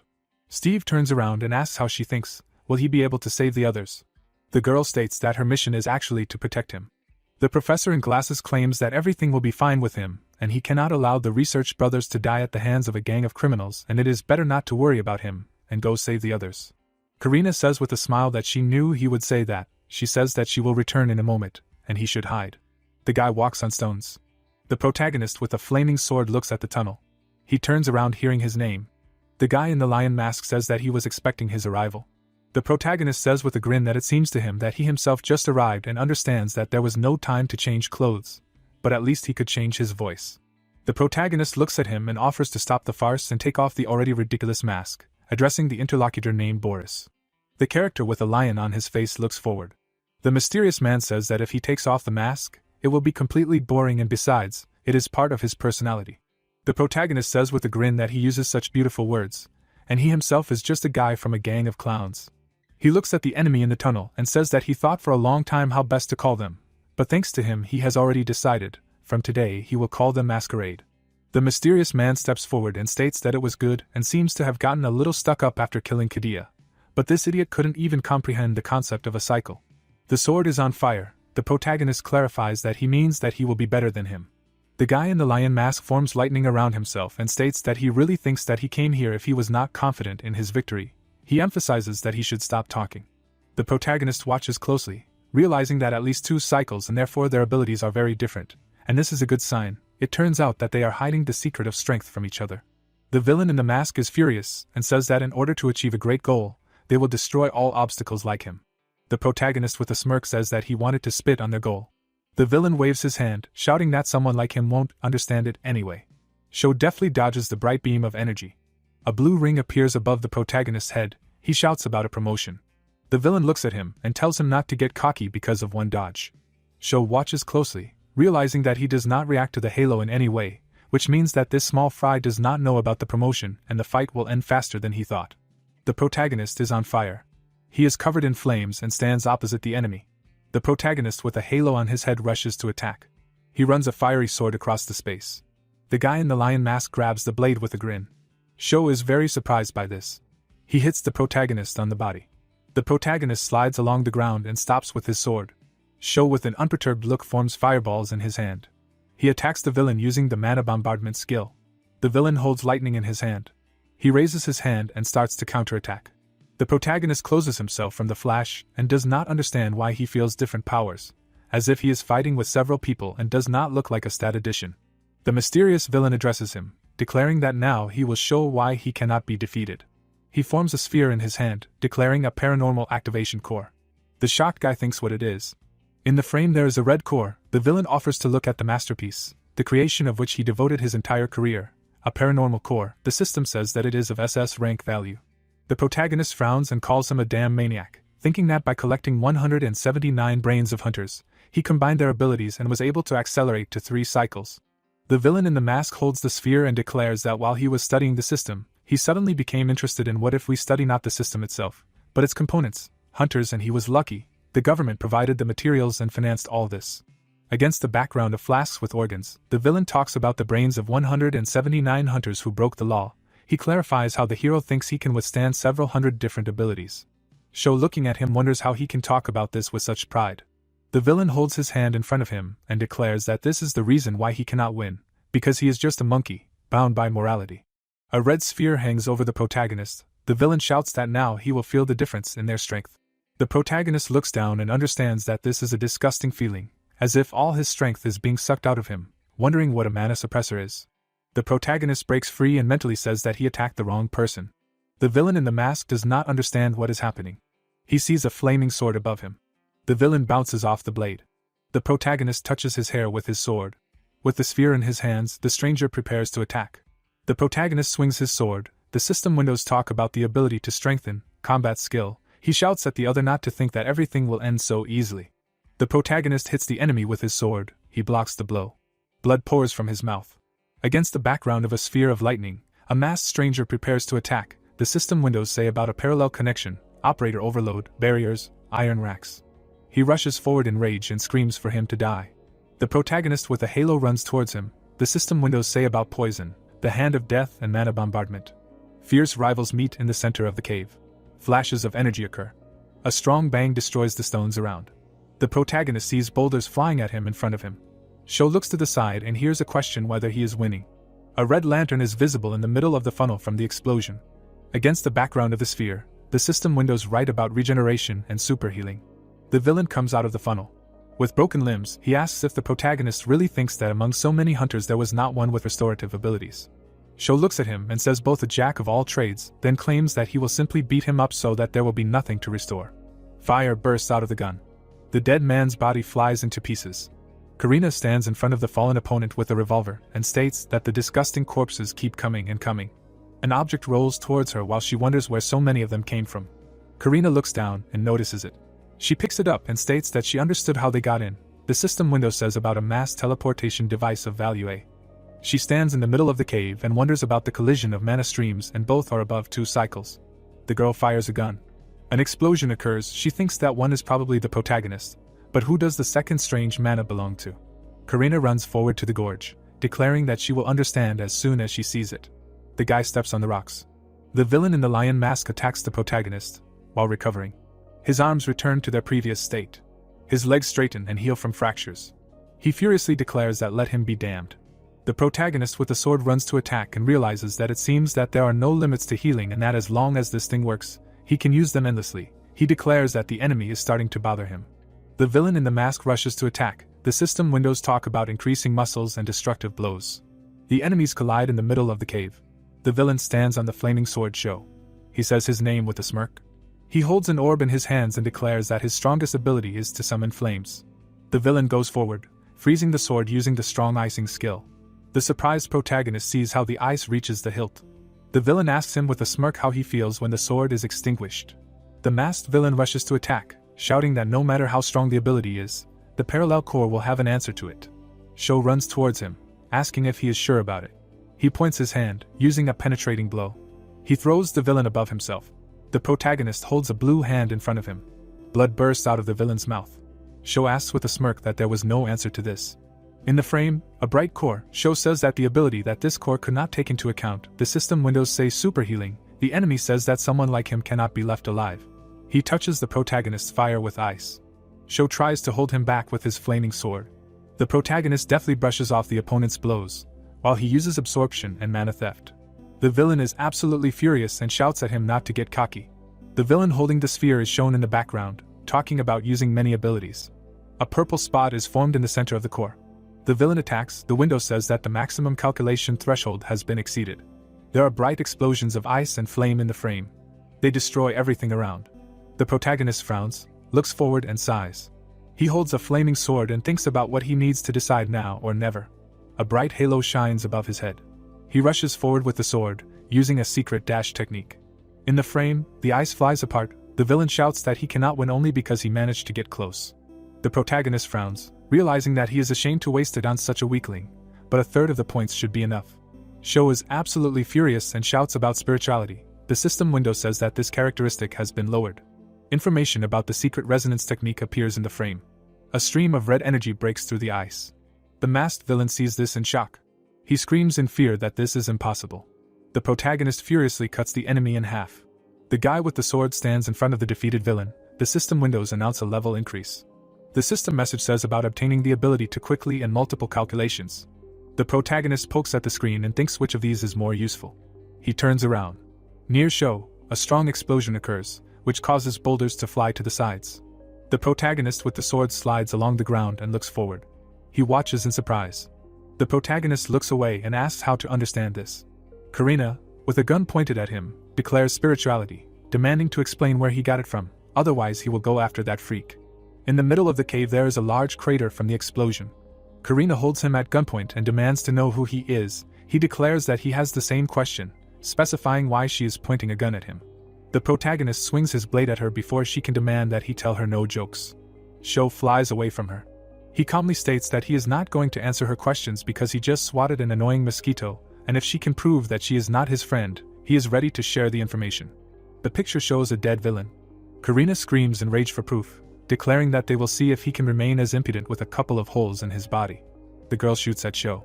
The protagonist deftly bounces off the flying bullets. A strong explosion occurs. The protagonist flies towards her with a sword. He strikes the barrier hard. He is surprised to see this. Karina is standing under a blue shield. She suddenly starts shooting at him. He blocks everything with his sword. He understands that such firepower and protection is capable of absorbing his attack, so this is the power of an SS rank. The protagonist waves his blade. He sees a flash in front of him. Karina shoots at him, declaring that he should accept this. Sho looks in shock in front of him. The girl with a gun stands in front of a strong explosion. She holds her head and looking at the collapse says oh shit, she still didn't know who he was. The flaming blade flies to the side. The girl activates her barrier. With a rifle in her hands, she asks what else he can continue. An explosion occurs that throws stones. She, with a weapon in her hands, realizes that he has disappeared and most likely used the sword as bait. Sho, furious, flies into an attack with a halo over his head. Karina screams in shock that things are bad. The girl flies through the cave. The protagonist lands next to her. She clenches her teeth and looks at him. Karina asks furiously what he is thinking, because not only did he call the guild reboot, but he also uses the promotion. The protagonist with a serious face realizes that she is familiar not only with the word reboot, but also with the promotion that the masquerade member did not know about, and it turns out that she is not with them. She replies that she lures people associated with the world like him. The girl calmly states that it is one thing when mosquitoes and midges get caught in the web, but here there are also hornets, very dangerous living in any climate. In the frame, this is an insect. The girl looks at the enemy and says that one hunter who came from their world has already been killed, and if he is not careful, he asks about Kishida. She is surprised and asks how he knows. The protagonist, looking at her, claims that it means that it was not for nothing that he hid his racial, passing it off as a simple ability. The heroine's weapon glows blue. Sho stands in front of her and states that apparently they are not enemies and first they need to take the scientists and get out of the dungeon. She replies that he should not think that defeating the boss will now make him safe. Karina, with a weapon in her hands, claims that she created this Eve. The amazed guy realizes that she knows and, moreover, she made it. The girl screams in rage, demanding to know how he can use the enhancement. Karina is surprised to hear the name Kushu. Her weapon trembles. She asks who he is and where he is from. The guy smiles and states that those who created the enhancement fought using spirituality, asking if she knows who they are. Karina, in a rage, holds him at gunpoint and screams at him not to talk nonsense, specifying that he is one of the 8 heroes. She advises him not to deceive her. The guy sees a weapon in front of him. She is shocked, trying to understand if he is really one of them. The protagonist looks forward. The girl thinks that he is definitely not Tehran or anyone else, but his character is definitely not similar to Red Anvil or Kruger, so he can't be them. The girl says the name Arden in amazement. The protagonist stands in front of his past version, stating that they haven't seen his sister Kushu for a long time. The girl lowers her weapon and asks if he is the guy who couldn't fall asleep without her lullaby. The protagonist smiles and says that she sang it only once when he was very little, asking if she remembers the words about not jumping above his head. The rifle falls to the ground. Karina throws herself into the protagonist's arms. Sho looks at her with a smile and realizes that he thought that he had lost everything, his homeland and friends, and in that dying world he had nothing left that was worth protecting. Arden stands in the middle of the burning forests. He realizes that he is glad that he was wrong. Sho hugs Karina and understands that here one of the people dear to him has returned to him again. The picture shows dead warriors, over which crows fly. The fighter is kneeling next to them. Someone grabs the character by the face and shouts Arden. The blonde looks at him and tells him to be strong. The guy with long hair is trying to say something. He is kneeling in front of her and pronouncing the name Elena. She, with a bloody face, says that she is sorry, but she prays that at least he will survive. She smiles and puts out her hand with a magic sign and shouts that she will cope with the monsters. The guy touches his fingers, shouting Elena. There are vortices of blue energy around him, he calls her. He sinks down to the bottom, thinking about how disgusting it is and why only he survived. Bubbles burst out of his mouth. He realizes that everything he once tried to protect eventually disappeared into oblivion. He sinks further with his eyes closed. He reaches out his hand, seeing the tentacles, and wonders if this is the end and if he should just accept it. Arden reaches the bottom. Next to him is a pillar of energy. He looks to the side and realizes that this is the once missing killer of the queen. A blue sword is stuck into the stones. Arden thinks why he is here, at the very bottom of the abyss. In the picture, Elena happily puts out her hand. He thinks about survival. Arden holds the blue sword and walks among the corpses, wondering what the point of him living in a world if there is no one left who he cherishes. He grabs the hilt of the blade, thinking about death. He holds the energy sword and realizes that it will be his salvation. A huge fish with fangs is approaching the hero. The fighter holds onto the stones with his fingers. He stands with a sword in front of fierce demons. Arden with a determined look calls to attack him. Ominous predators growl seeing him. He inflicts a series of crushing blows with the blade, realizing that he was driven by only one desire. The hero furiously cuts through every mutant around him. He walks through the ravine to the dark entity in the sky, realizing that he had to destroy the head of the overlord invading group, the queen. The black and purple villain grins at him. He instantly breaks away. The hero swings his sword, realizing that she was as strong as she was arrogant, and he fought her with all his might. Arden forms a beam of energy on the tip of the blade. The hero releases a beam in her direction. The queen receives severe damage. She hovers in the air, light filling her body. Arden calmly watches what is happening. The guy holds his hand and explains that these are memories from his past life. He looks ahead and wonders if they believe him now. The blonde looks at him with tears in her eyes. She hugs him and says that he had to go through something so terrible. She enthusiastically says that he still returned. He looks at her with a serious look. She strokes the guy, who declares that he has returned. Against the background of the room, the question arises how long she will stroke his head. She answers that does not he know that at such moments it is better to just keep quiet. The old man in glasses coughs. Steve stands behind them and says that he does not want to ruin the moment. The blonde asks why in that case he is peeping. The professor in the robe stands behind and says that he came only because the protagonist invited him. Karina clarifies why Sho called him. Steve with a serious look hears that he brought something that might interest him. Sho holds the object and declares that this is a paranormal core, and it was created in cooperation between Professor Boris and the government. He asks in shock that he wants to give it away. The protagonist grins standing next to the amazed scientist, and says that it is not for nothing. He clarifies what he wants. The guy looks at him and declares that nothing more than that, and he will keep this entire conversation and subsequent actions a secret and share with him the technology and profit obtained with its help. Steve gets it in his hands and says that he agrees, specifying how he earned his trust, because he can pass on all the knowledge he has gained to the government. The protagonist stands next to the girl and says that he trusts not him, but Karina. She claims that he heard him and let him just try to throw something away and he will pay for it. Steve runs away shouting that he understood you and will immediately begin the study. Karina calls him an old man. She looks at the protagonist with a smile and says that of course it is a pity to say goodbye, but other things await her. He replies that there is no problem and they can meet later. Karina winks, holds a smartphone and says that she will give him her number and they will be in touch. The protagonist looks at the phone screen, hearing the cry of an old man standing. On the screen, there are calls to various people. Sho looks down with a smile and thinks that in the end everything is not so bad. The protagonist turns around and realizes that he did not lose everyone and somehow miraculously met them again, and this time he will definitely protect them. The ship is sailing on the water. The action takes place on the Coast Guard line. There are guns on board. They say there is an emergency. All crew members must go into a state of high alert.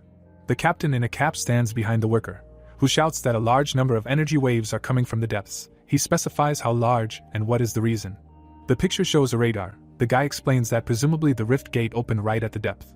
They are sailing opposite a tornado. The captain declares that this cannot be. The boss stands in the middle of his charges and orders to raise the alarm along the entire coastline and call the hunters. The sailor realizes with a smile that a rift has suddenly appeared in the middle of the ocean. The picture shows a terrifying octopus, which raises the question of what awaits them. The protagonist sits face to face with Aoki. He sits excitedly with his eyes closed and is silent. Sho sees a girl in a chair and asks what happened. Turning away, she tells Sho that after the terrorist attack at the symposium, he probably feels a little out of place. She emphasizes that she was just worried and it felt like he was sitting and not breathing at all. The protagonist seriously states that he appreciates her concern. Aoki stands with his back to him and clarifies that it is true that he is dating Karina, one of the hunters. He asks again. The picture shows news about this. She shyly shows her phone and says that she came across an article and decided to ask. He replies that this is ordinary gossip. Someone runs to them, while she says that maybe he is right. A girl bursts into the room and shouts Sho. They look at her and the protagonist tells Ogawa that he asked him not to come here. She is delighted, holding a blue orb in her hands and declares that she has awakened. A question about 5 appears against the background of buildings. The amazed heroes look at the system window and Sho says that 5 abilities may appear upon awakening. Ogawa says that she has already applied for the exam to join the hunters, clarifying whether she can then join the guild. She excitedly hears that this is excluded. She asks with a smile why. Because she has awakened and she even has 5 abilities. Sho, crossing his arms, looks at her and says that even with the presence of new powers, this is no joke. He says that awakening so many abilities is impressive, but less than a year has passed since she recovered from her illness. A girl with black and blue hair stands nearby. She looks at the screen in surprise and turns to Sho. The screen says that a rift has opened in Osaka and you need to answer the call. The protagonist leaves, saying that they need to move on and warns Aoki that they will continue after the mission. Ogawa says in a quiet voice if only. She says to the protagonist's back that if his brother had not died and awakened his powers, he would have gone to fight Sho. In the picture, a frowning girl, the protagonist thinks that this look is as unwavering as Ren's. The protagonist grabs his head and says that if she passes the exam better than everyone else, then he will think about it. She enthusiastically asks if he promises. Aoki smiles and hears Sho warn that there will be no help from him. Ogawa objects that she did not expect it, and will pass on her own. He replies that in that case he will go. The girl smiles and wishes Sho good luck. Workers in bulletproof vests and batons stand near the sea in the port. Ships sail on the water. The captain stands near the heroes hearing that the Overlord Guild has arrived. The sailor states that the hunters including the Bane Guild have been fighting for about 6 hours. He points to a tornado in the middle of the sea and exclaims that the tornado is like an elevator that moves monsters from the bottom. With mutants swimming in the background, he states that fighters and warships cannot get close to it, and time goes by and there are more and more of them, and there are also many enemies in the water itself. The protagonist looks away and thinks. He turns to the sailor, asking if he can take them to the ship where the other guild is. The sailor asks about the tornado. The protagonist looks at the guys and orders Kishida, Finn, to join Bane and help them repel the monsters from attacking the ships, and he will deal with the tornado. He points his finger at Aoki and says that she will help him. The captain looks at Sho with concern and states that even underwater bombs and torpedoes could not destroy the tornado. He replies that there is a more devastating weapon capable of stopping it. Aoki is amazed to hear about lightning, which is very effective against water creatures. The warriors fight monsters on the Bane Guild ship. The hero with the rifle shouts that there is no end to these creatures. The other asks if they sent reinforcements. The baton spins in the air. Kishida skillfully defeats the monsters and says that he has come to their aid. The guy with the rifle shouts from behind. A bunch of water monsters are flying at him. The hero activates the protection on his body. He holds back the onslaught of enemies. He presses his lips. The guy throws all the monsters away in rage. They fall near him. The fighter turns and tells Finn that this is the result of hard training. He advises him not to relax. The hero holds the weapon and closes his eyes, using mass healing. Yellow energy forms around him. The amazed fighters look at each other and say that there are no more wounds. One of them realizes that he was able to heal them all at once. He looks at the monsters and thinks that most of the fish that climbed onto the ship have also been eliminated, although the new guild is small, but their power. He realizes with a tired look that Aoki was right. Finn is standing next to Kishida. He realizes that every member of their guild is just a monster. The guy with the stick tells the other that apparently they shocked everyone. The other replies that the fight is not over yet, and they need to be more serious. The monsters crawl towards them. The fighter says that they are very stubborn. He generates protection on his hands and declares that this fight will not last long, because his brother is about to enter the game. The protagonist holds the girl on his shoulders. Aoki looks at him and asks if she is too heavy. He says that it is not really. The guy jumps on the monsters, carrying Aoki on himself. The surprised captain exclaims that he jumps from monster to the tornado. They rush forward. Sho thinks that she needs to remember what she learned and everything should go perfectly. Aoki resolutely looks forward.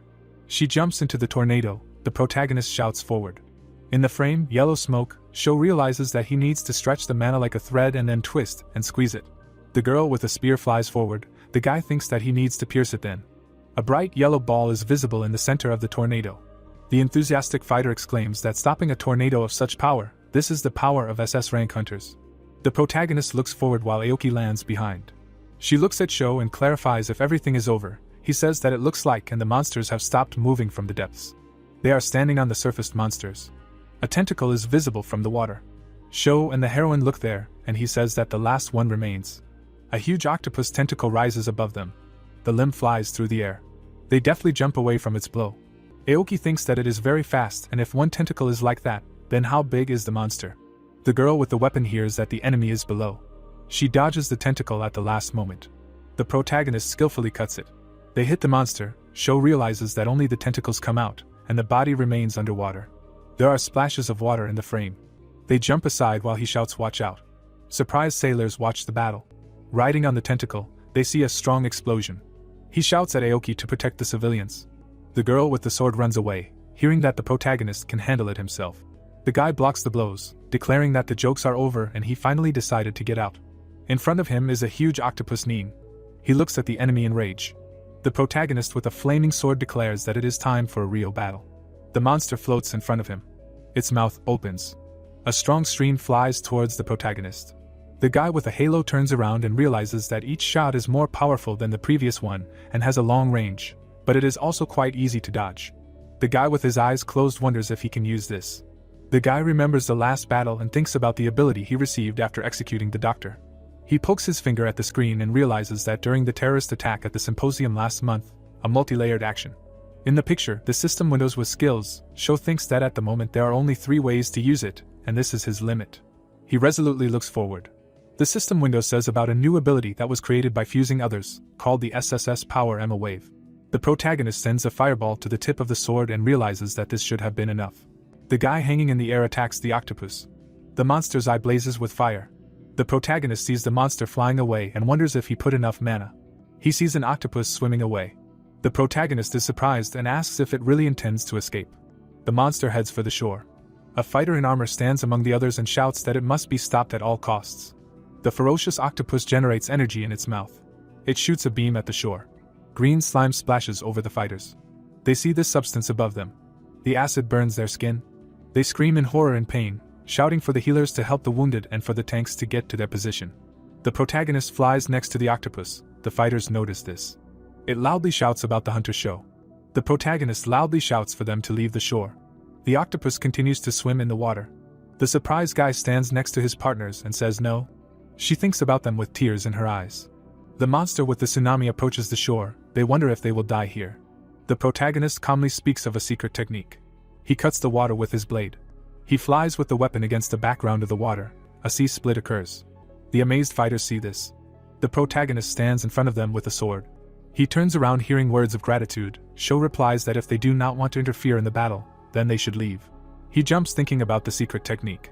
The hero with a sword in his hands goes to the octopus. He flies to its tentacles with the one-step technique. Sho delivers dozens of quick blows with his sword.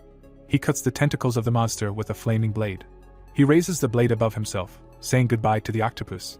The guy deftly cuts it into pieces and lands.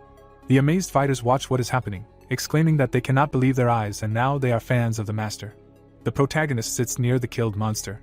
He sighs. Aoki and the others run to him and ask how he feels. The guy with the sword touches his fingers. Aoki looks at his hand worriedly and asks if he is injured. He replies that it is too close. The girl jumps back and apologizes to him. Finn takes Sho by the arm and asks permission to examine him. He replies that it is an ordinary scratch. In the frame, the protagonist punches the octopus's head, while realizing that when using a completely new ability, he lost his vigilance. He caught his arm with a tentacle. The protagonist gets up and hears from Finn that he will help him in any case. The healer puts his palms to his hand. The audience asks to comment on the situation and say a few words about what happened. The assistant tells Sho that today is possible without an interview, because he is tired. The protagonist looks at his phone with a smile and says that he agrees, because Igawa has an exam to pass and he wants to support her. The fighters in boots walk forward. He raises his eyes questioningly. The policeman introduces himself with a smile as the major of the Hunter Control Unit, and invites Sho to come with them. Aoki stands next to the protagonist, and says that Shu has just defeated a monster, and are they sure they want to escort him to the agency, and on what grounds? He replies that it seems she does not understand the situation she is in. Uno says with a smile that he reminds that the agency is a government agency, and for disobedience he will face consequences, as will the Bane Guild. Aoki says that he dares to put such foul pressure on them, saying well. The protagonist takes her by the shoulder. She exclaims Shu. He replies that in any case this cannot be avoided, and in his unit he just happens to have an acquaintance. A fist bangs on the table. The character shouts that despite the fact that he dealt with the monsters and closed the rift, he was still brought. The major of the unit holds his head and states that this is most likely the work of the commander. Shu looks at her and asks about the commander. She denies and states that the chief took responsibility for the terrorist attack at the symposium and resigned, but she thinks that was unnecessary. Reporters are filming the military man. Uno hears with a serious face that he was talking about something else, and that he has been training their department for a long time, and because of his position he can do whatever he wants with the hunters, and apparently decided to take a swing at him. Sho says with a smile that he is blackmailing him and Aoki from the guild, clarifying that since she is a small guild in itself, it will not cost him anything to cover them up. The frame shows the building. Uno stands next to the girl and tells the major that he is disappointed, because she turned on the recorder in the interrogation room to talk to the detainee earlier, and she is conducting further interrogation. In the frame, the heroine is reflected from the gold leaf. Uno looks at Sho and asks about Igawa, saying that she is pretty and really underage living with him under the same roof. He realizes that he is going to be accused of this. He replies that he is not doing anything illegal towards her. He asks with a grin how he can confirm his words. The protagonist realizes that he does not have time for childish games. He says that he wants to talk to their direct superior. The worker says with a smile that the commander is busy now, and he has a lot of things to do both in his personal and social life. The protagonist gets up from his chair. The interlocutor asks what he allows himself. He replies that if his boss is not there then there is no point in staying. Uno is furiously demanding to sit down, and if he resists then he will only worsen his situation. The protagonist goes up the steps. The workers are shocked to see him. The worker is furious and asks what he is doing. The protagonist stands in front of them and says that he was told that the boss is not there, clarifying who he is. The protagonist reaches out and tells the amazed officer that his badge appears to be on fire. He furiously screams that he at least knows who he is, calling him a brat. The protagonist grabs him by the throat. He punches him in the face. He furiously screams to stop right now. The protagonist silently looks away. He turns around and throws the enemy aside. The officer shows his ID and states that he is the head of the National Security Department, and asks him to stop. The protagonist looks at him and asks if the government is involved in this prank. He replies that it is not and that he personally came to resolve the situation. He sees the officer flying into the wall and hears that none of them need problems, and the protagonist sees no point in continuing the situation further. He replies that he wants to forget everything that happened in exchange. The officer, with a serious look, hears about carte blanche for all his actions. He excitedly says that SSS-ranked hunters are still not gods and giving them freedom would violate the statutes of their constitution. The other replies that they themselves understand little.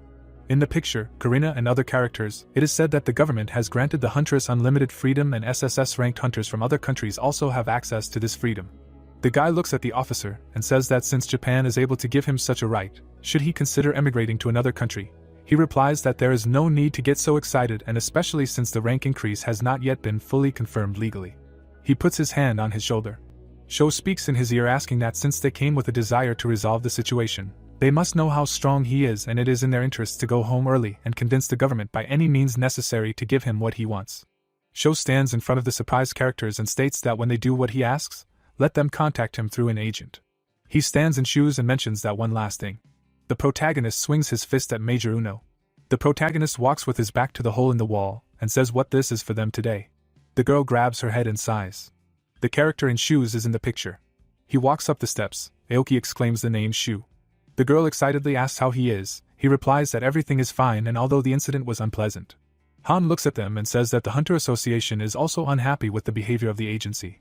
Clarifying how they dared to treat the first SSS rank hunter, he thanks for the support.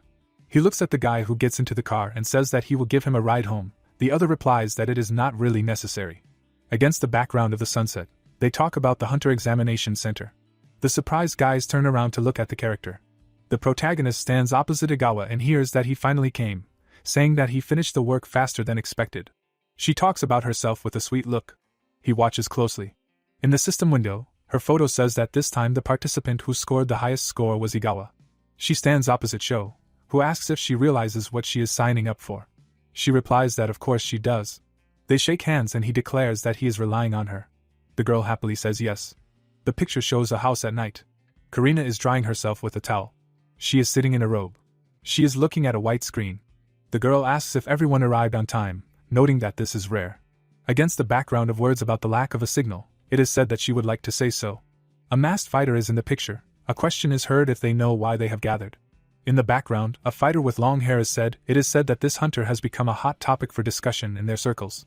In the frame, a curvy heroine is shown. It is explained that it looks like he will soon become one of them. The hero looks forward and asks what he thinks about this. The picture shows the heroes. It is asked if they know why they have gathered. Karina says with interest that the hunter has become a hot topic for discussion in their circles and he will become one of them. She sits in a chair and clarifies why they have all become quiet. Kuramoto says that he doesn't consider him one of them, and he watched the video of his fight, and he wasn't impressed. Ivanovich crosses his arms and says that he wouldn't call him one of them so quickly. Norman touches his mustache and says that the royal family is also watching his progress. Bekji looks ahead silently. Karina holds a drink and realizes that even though he is a rising star, they don't care at all and all they do is belittle him. She sits in front of the TV and asks if they think he is worthy of SSS rank, then maybe they want to see him in person and she can arrange it. Karina smiles thinking that she was the one who suggested it. The girl smiles and says that everyone agrees and then it's decided, and she doubts that they can even stand next to someone like him. In the frame, a white building in the middle of the mountains. Igawa stands in front of Shu and Finn and declares that from this day on she will be part of their guild, and she is glad to meet him. The guy smiles and replies that his name is Finn. The guy raises his hand and says that his name is Kishu. The white-haired guy sadly says that they are the same age and she is Shu's half-sister. If she continues to act like this, she may regret it. The fighter waves his hand and says that he didn't mean anything like that, and somehow didn't even think about the consequences. Igawa asks where the protagonist is. Finn says that he went away on business, and said that he would take out the trash. The fighter stands in front of the defeated opponents. Jia looks at the protagonist and says that after receiving permissiveness, he got too carried away and a few days ago single-handedly destroyed a financial company. He replies that he intended to do this from the very beginning and without permissiveness. He points his finger forward and asks what he is against, that he gets rid of garbage. The long-haired man screams in shock. Do they at least know who is protecting him? The protagonist sees his blow and says that he is curious. His fingers reach forward. The protagonist deftly dodges. The guy jumps back, realizing that this skill increases magical power, because he is small fry. The enemy smirks and asks if he will really fight him, because he will just run away. Shu grabs him by the head while he screams that he is using a skill. The protagonist slams him into the ground. He screams and insults him. He punches him. The beaten guy screams wait, asking what he thinks he can get away with and does he at least know who is protecting him. Shu kicks him and says that he always says that someone is protecting him, and he should already say who he is. The guy gets a strong blow to the shoulder. He opens his mouth questioningly. The protagonist looks down and asks that he is not allowed to reveal his name, and the masquerade gang also had an influence in China. The guy says no with tears, while he explains that the human trafficking organization has come to an end. Blood flies across the frame. The system windows announce a level up. The protagonist touches his face while the window announces the Punisher skill. He looks out the window. He sees a screen with a magic devourer, not expecting to get it.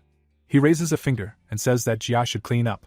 Shou remembers the fight and thinks that despite the rough movements, the guy with a serious face thinks that it was definitely a skill to increase magic power, and whether the masquerade could be related to this. Against the background of the room, he wonders what they should do. The masked character sits at the table and says that after the butterfly, he dealt with the lion, specifying that in such a short time they lost two. The masked character asks what is it, and is afraid of what will happen next. The guy in the bird mask calls her an impudent girl. The mysterious character sits opposite them and demands that they stop, saying that strife between each other is definitely not needed. The guy with a white face says that two twins will take the places. He spreads his hands and says that he thinks they are worthy, because the places are vacant. The masked guy asks that even if they have new members, what should they do with Shu, because he is abnormal and dangerous. Against the background of crystals, it is said that they are not his equal. The mysterious character sits opposite, and says that it is better to lie low for a while. The character with the beak stands up and asks why he just left. The other one talks to the hawk asking why he doesn't take care of their newcomers. He turns to the other one and hears that education is his profile. He looks at him and says that they need to be raised to be worthy people who can take the place of the lion and the butterfly, but he has things to do. The character in heels comes out of the portal. She adjusts her mask. Against the background of the interior, she says that they are a hassle. Warren touches her hair and says that she warned them to leave the research, but no, the lion died because of them. She looks at the ringing phone and asks what else. The picture shows information that there is no signal. She says that everyone's vital signs have disappeared. Warren, sitting on the bed, says that they are useless and she covered for them because they consistently supplied her with good test subjects. And now what? Where can she find more suppliers? She holds the smartphone and realizes that the last message was about infiltration and they dealt with the enemy, and most likely these are people of SS or higher rank. She looks away and thinks that in Japan there is a rank higher than SS. Only one person comes to mind. The girl looks at the doors and says come in. They open. The girl with her arms crossed says that he looks good and for a man who has lost a couple of limbs, specifying what he needs. Director Dallin One stands in front of her guiltily. She asks about Dad. One replies that he sent people to investigate, and nothing except household utensils were found in Boris's house. Against the background of the explosion, he states that he also asked to investigate the illegal lab and he is sure that the hunter Karina was involved in the explosion incident. The man is surprised to see how she calls him Dad. Warren states that he is useless, specifying that he can even be removed from the position of director. In the picture of a man, it is said that way and now he will not receive new experimental subjects, and perhaps he should become one of them. The girl looks at her father, and states that she made his company the top one in China and therefore it is in his best interest not to ruin her mood. She sits on the bed and wonders why she is surrounded by idiots. He apologizes. One looks to the side and asks if there is a shoe hunter in the photo. She replies that this person is creating unnecessary problems for them. He clenches his teeth and states that he personally saw what he is capable of and that it is better not to cross a person who is about to be awarded the SSS rank. She asks again. The worried father hears that he naively believes that his opinion means anything. She seriously says that if he values his life and his current position, he needs to do as he is told, and not irritate him unnecessarily. She holds her head and states that her head hurts from the sight of him. She thinks with a displeased face that he is useless. She thinks, realizing that most likely they took the paranormal core that the lion created, but they still do not realize its importance. She looks down with displeasure. The girl sees the photo and thinks that he will be awarded the SSS rank. She holds the photo of Shu and realizes that she will kill him before that happens. The plane flies in the sky. Igawa asks the fighter why he is sitting behind Shu. He says that it is not him who decides. He gets up and with a smile asks what the protagonist is doing. He replies that he is watching an interview. In the cave, the blonde is standing among the microphones. Bruce hears the question of what it is like to be the strongest hunter in the world. He replies that he does not consider himself as such, and he is sure that very soon there will be someone who will take his place. The guy looks at the gadget. Hearing that being an SSS ranked hunter he is modest, he replies that perhaps among the hunters there is someone who has surpassed him, but one should not underestimate even hunters with an E rank. The protagonist thinks about Bruce. He sees the blonde's face and realizes that he has gone the same way. The guy looks away and realizes that he would like to meet him and discuss this moment. The guy looks at Finn. He sees him and realizes that he looks worse than usual, and maybe he should have left him in the guild. The guy with his eyes closed congratulates Egawa on joining the guild. He thanks him in return. He pulls the envelope to the protagonist, and says that he is right, and he came to give him an invitation from Karina. The guy opens the envelope.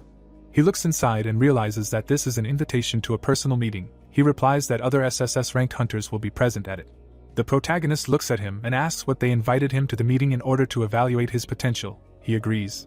Han, against the background of the characters, says that the other rankers do not seem particularly happy, and that is why Karina wants to introduce him personally. He thinks thoughtfully about her character. He stands against the background of beaten opponents, and understands that she wants him to demonstrate his strength to them. The guy on the plane looks at him and asks what city they will go to. He replies that it is Las Vegas. Egawa and him shout enthusiastically. He says that they are not going to have fun. They look at the main character and ask if they will take him with them. He answers that the whole guild is invited and only if they promise not to make noise. He looks at the happy guys and thinks that he would regret it. Finn sits in a chair, lost in thought. The protagonist looks at him and asks what's wrong with him. He replies that everything is fine. Shu watches him. Against the background of the villains, Finn puts on his hood. The protagonist thinks that he once shared that he left his previous guild, and it seems uncomfortable for him to return there. The protagonist, crossing his arms, tells him that if he does not want to, he can go back to Japan.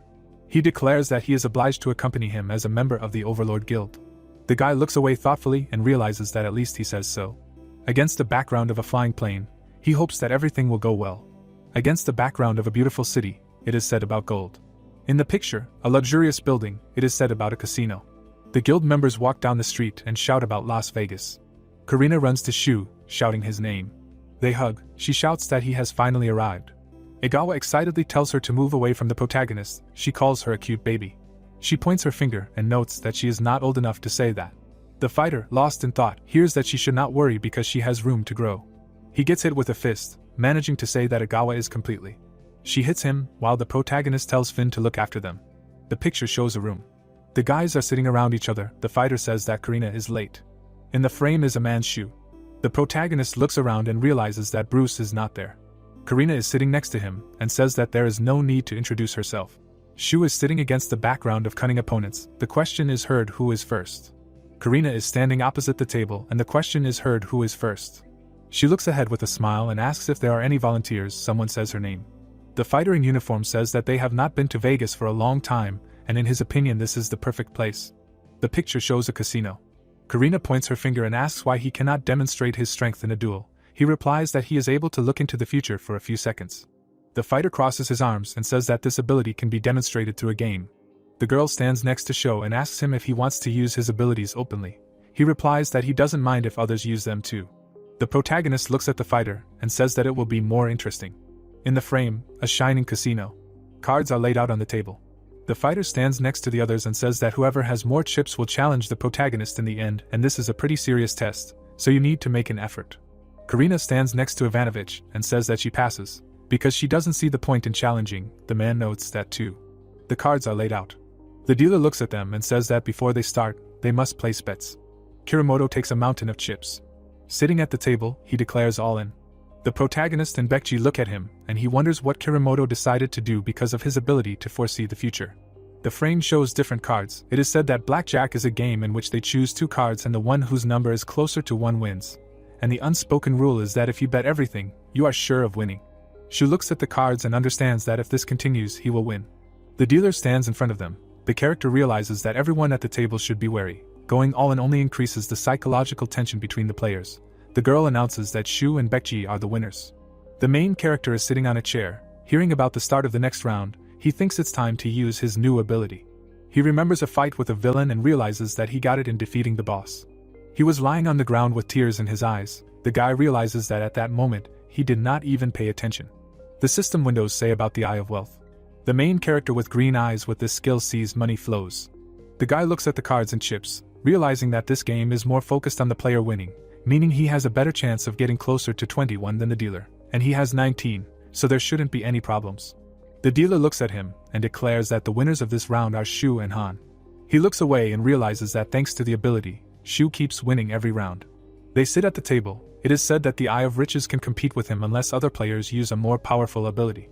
Kiramoto with the card says that it is not nice for a ranker to cheat like this. The man with the mustache smirks. Norman with the card laughs and says that he sees right through him. He folds the cards and says that he passes this round. Baekji with his eyes closed says the same. The guy looks away and realizes that they are not even trying to win. Kiramoto looks at him and asks what he would cheat, and it's surprising because he thought that his intelligence could be compared to a monkey. He squeezes the chip out of rage and breaks it. Karina sits next to Ivanovich and laughs, shouting not to hit so hard. The protagonist looks away and thinks. He sees his window and thinks what he can use to win. Shu looks and thinks about multiple analysis. The picture lists the skills. He understands that he will take 3 abilities. In the frame is the skill of Midas Touch. He realizes that he will create the third. The protagonist's cards are glowing green. He looks down. The cards contain an ace and a king. He thinks that he needs to act. Against the background of the chips, it says that Shu is the winner. Against the background of the other chips, the same thing is said. The protagonist sits at the table with a grin. They announce that he has become the winner again. He sees the other participants. The guy thinks that he has had blackjack 5 times in a row. Karina is delighted and asks if Kiramoto's luck has run out. He shouts that the audience is supposed to be silent. With the cards in the background, he thinks that his streak of luck will end here. And this time he has a 20 in his hand. The fighter in uniform moves the chips and says all in, realizing that he has won. The protagonist holds the cards with a grin and declares blackjack. He looks at him with a smile and says that victory is his. Shu holds a chip. Kiramoto wonders that he has been hiding his true abilities from the beginning. They sit at the table. He realizes that in any case, even with his vision of the future, he could not defeat him. The protagonist gets up from the table and asks that since he won, he can choose who he will fight. Shu calmly declares that he chooses them all. The 4 participants react with displeasure to this. Karina grabs her head and says that he is simply incomparable. Norman wonders what this all means. She breaks away from the place under the question did not hear themselves. Karina announces to people that tomorrow there will be a battle that they cannot miss. She puts her hand in front of the heroes and shouts about 4 world rankers of SSS rank against the promising hunter Shu. The protagonist sees her on the stage. She shouts that there are no objections. The battle will take place exactly at midnight. The buildings glow near the water. The events take place at 10:38. People are standing in the hall. Egawa runs to the protagonist and exclaims his name. He turns around and hears whether he has to fight with several, because this is too much. He tells her with a smile that there is no need to worry and he can handle it. She says with tears in her eyes that if the fight goes too far then his life will be threatened, then it is better to surrender. The guy strokes her head and promises. The girl quietly declares that they always behave so sensibly. Aoki in a dress addresses Shu. The guy stands in front of her and says that he didn't know she would come. She replies that she just arrived. She is surprised to hear that this dress suits her. Karina hugs Shu while she asks if it is true. She with a bottle says that it was said very well. Asking if he saw their faces, he replies that in his opinion she has enough alcohol. Aoki looks at her and asks the main character who this girl is. She does the same. Karina drinks from the bottle while Sho says that it is Aoki from the Bane Guild, and there is the hunter Karina who ranks 2nd in the world ranking of rankers. Aoki looks at her and says that she simply had no idea that 2nd place could behave so cheekily. She looks at her interlocutor and understands her. Karina with a smile says that she is straightforward and a girl respects such things and only such a girl can flirt with Shu. Aoki goes to her, saying that to her misfortune. Karina says with a smile that the protagonist is hers and she will not give him up. She asks what she is even talking about. Karina leaves and shouts that the party is in full swing. Finn whispers to the leader if he can talk to him. They are standing on the balcony. The protagonist with a glass asks if he wants to discuss his past with him. Finn looks down and says that this is a boring story and before he met him, he worked in the American Guild of the Gilded Nobility. The frame shows forest warriors. It is said that on that ill-fated day there was an important mission and he was part of the offensive group. He looked at the wounded man and remembers that the problems began when his magical core was unstable and at a crucial moment, when the lives of the squad members were at stake. The fighters fight, someone calls the healer and asks him to do something. Finn stands in the hospital opposite the doctors, remembering that the mission was a failure, and he made a detailed report, and the hospital refused to admit that what happened was due to core instability. He looked at him in fear. It is explained that he was at odds with the hunter who died. Against the background of an enraged warrior, he remembers that he was the son of the guild leader. Finn stands surrounded by stares. It is said that everyone in the guild began to suspect that he did it intentionally. They talk against the background of cunning people. The guy says that members of his old guild are also present at this party. The protagonist, with a glass in his hands, asks what he himself thinks. Finn loudly declares that he did not deprive anyone of death. The surprised guy hears the question of what he thinks of their guild, and whether he likes it. Against the background of a fountain, he explains that he really likes them. Baekji is sitting with a friend. They say that they have a rowdy brother and a tomboyish younger sister, but it doesn't make it any worse. Surprised, Finn hears that it's nice. The protagonist stands next to him and says that he wants him to know that he believes him. The guy turns to Sho. He looks at him with a sad face. The guy looks at the leaving leader and thanks him. The guy looks forward. He casts his gaze to the side. Seeing a person, he says that he didn't know that rankers have a hobby of eavesdropping. He looks at the girl and says that this is bad form. Baekji looks at him with a serious face. She tells the leader that she came to warn him, because he needs to lose this fight, otherwise his life will be in danger. He wonders what she is threatening him with. The girl explains to him that he can think whatever he wants. The protagonist watches silently. He sees a surprised girl and realizes that judging by her look, he should not be afraid of her, but of someone else. He drinks from a glass, realizing that he needs to find out. He looks at her and says butterfly. She asks again in surprise. He realizes that she is not a member of the masquerade. The guy stands opposite and says Waylon. She asks with displeasure what this strange set of words is and whether he is checking her. He realizes that he hit the bull's eye. The protagonist standing opposite Baekji says that he has met many people and knows when they want to harm him. There is no thirst for murder in her eyes. But she still came and warned. She is shocked to hear the argument that she is also being threatened or manipulated. She looks down and says that while she is tied up she cannot say anything. The protagonist thinks in surprise about what she said, wondering what is going on among the rankers. The guy hits the table. The girl screams how to understand this, and is Finn here, and is he also a member of the Overlord Guild? She slams the table in rage and screams that this fool is walking free, considering himself innocent, and that he took her younger brother away from her. The surprised interlocutor hears that today he will answer for everything he has done. He excitedly explains that Finn serves Sho, and if he stands up for him, they will not be able to do anything. He clenches his fist in rage and says that there will be a fight at midnight tonight, and he will not have time to worry. She angrily asks if it is clear to him that they will do everything she says. Kiramoto goes forward. The protagonist lies on a pillow and looks at the ceiling. He gets out of bed and realizes that the first opponent has arrived. Sho leaves the house and sees the fighter, who asks if he is already awake. Kiramoto in the hallway says that he will be the first opponent. He has 2 balls in his hands. The guy looks at him and realizes that they are iron balls. The opponent throws them and expresses the hope that he will not die in his sleep. The guy sees them bouncing off the floor. The protagonist starts moving. He sees projectiles in front of him. He dodges, realizing that they are jumping, and didn't he launch too? Kiramoto stands opposite him and notes that he is dodging well. They break free and fly towards the protagonist. The guy sighs as they move. He deftly grabs them. The protagonist holds them with a grin and asks what is all he can do, calling it a pathetic sight. The opponent sighs. He releases many of the same balls. The protagonist is very surprised by the technique. The balls quickly jump around the room. Kiramoto does not understand what is happening. Sho deftly dodges. The opponent realizes that he is not standing, but moving and has inhuman speed. The fighter looks at him and thinks that in this case he will use the vision of the future to predict his movements.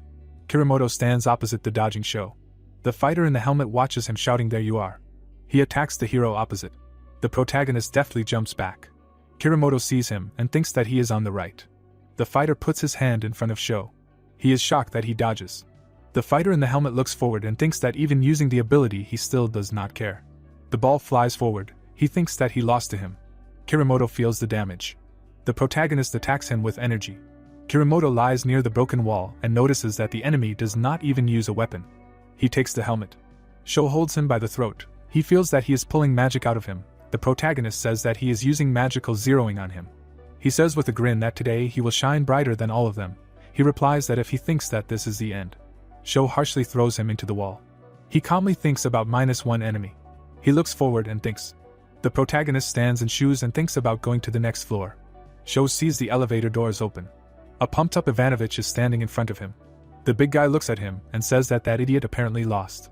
He hangs over the hero while the latter is thinking that he is a big guy over 5 meters tall, and how he grew so much because of his ability. The latter notes that his sword was apparently broken. Ivanovich with a serious face hears that Sho did not even take him with him. He replies that this will be his fatal mistake. He raises a huge fist over the main character's head. Sho deftly jumps to the side. The main character looks to the side. He kicks Ivanovich in the face. He hits the wall. Sho says that the enemy has strength, but not intelligence. The big guy raises his fist and says that he will still dance. The main character sees a huge fist in front of him. Sho is standing in front of the attacking enemy. He looks at him and realizes that he is going to attack, and despite his size, he is quite agile. Sho skillfully jumps back from the blow. He counterattacks and punches him in the stomach. Ivanovich screams loudly in pain. He frantically declares that Sho will not be able to defeat him in hand-to-hand combat. He rushes into the attack, growling loudly. The protagonist deftly blocks the blows. The big guy hits the guy and cannot believe what is happening, because he reflects absolutely all of his blows and this cannot be. The picture shows a room inside. There are footprints on the ground.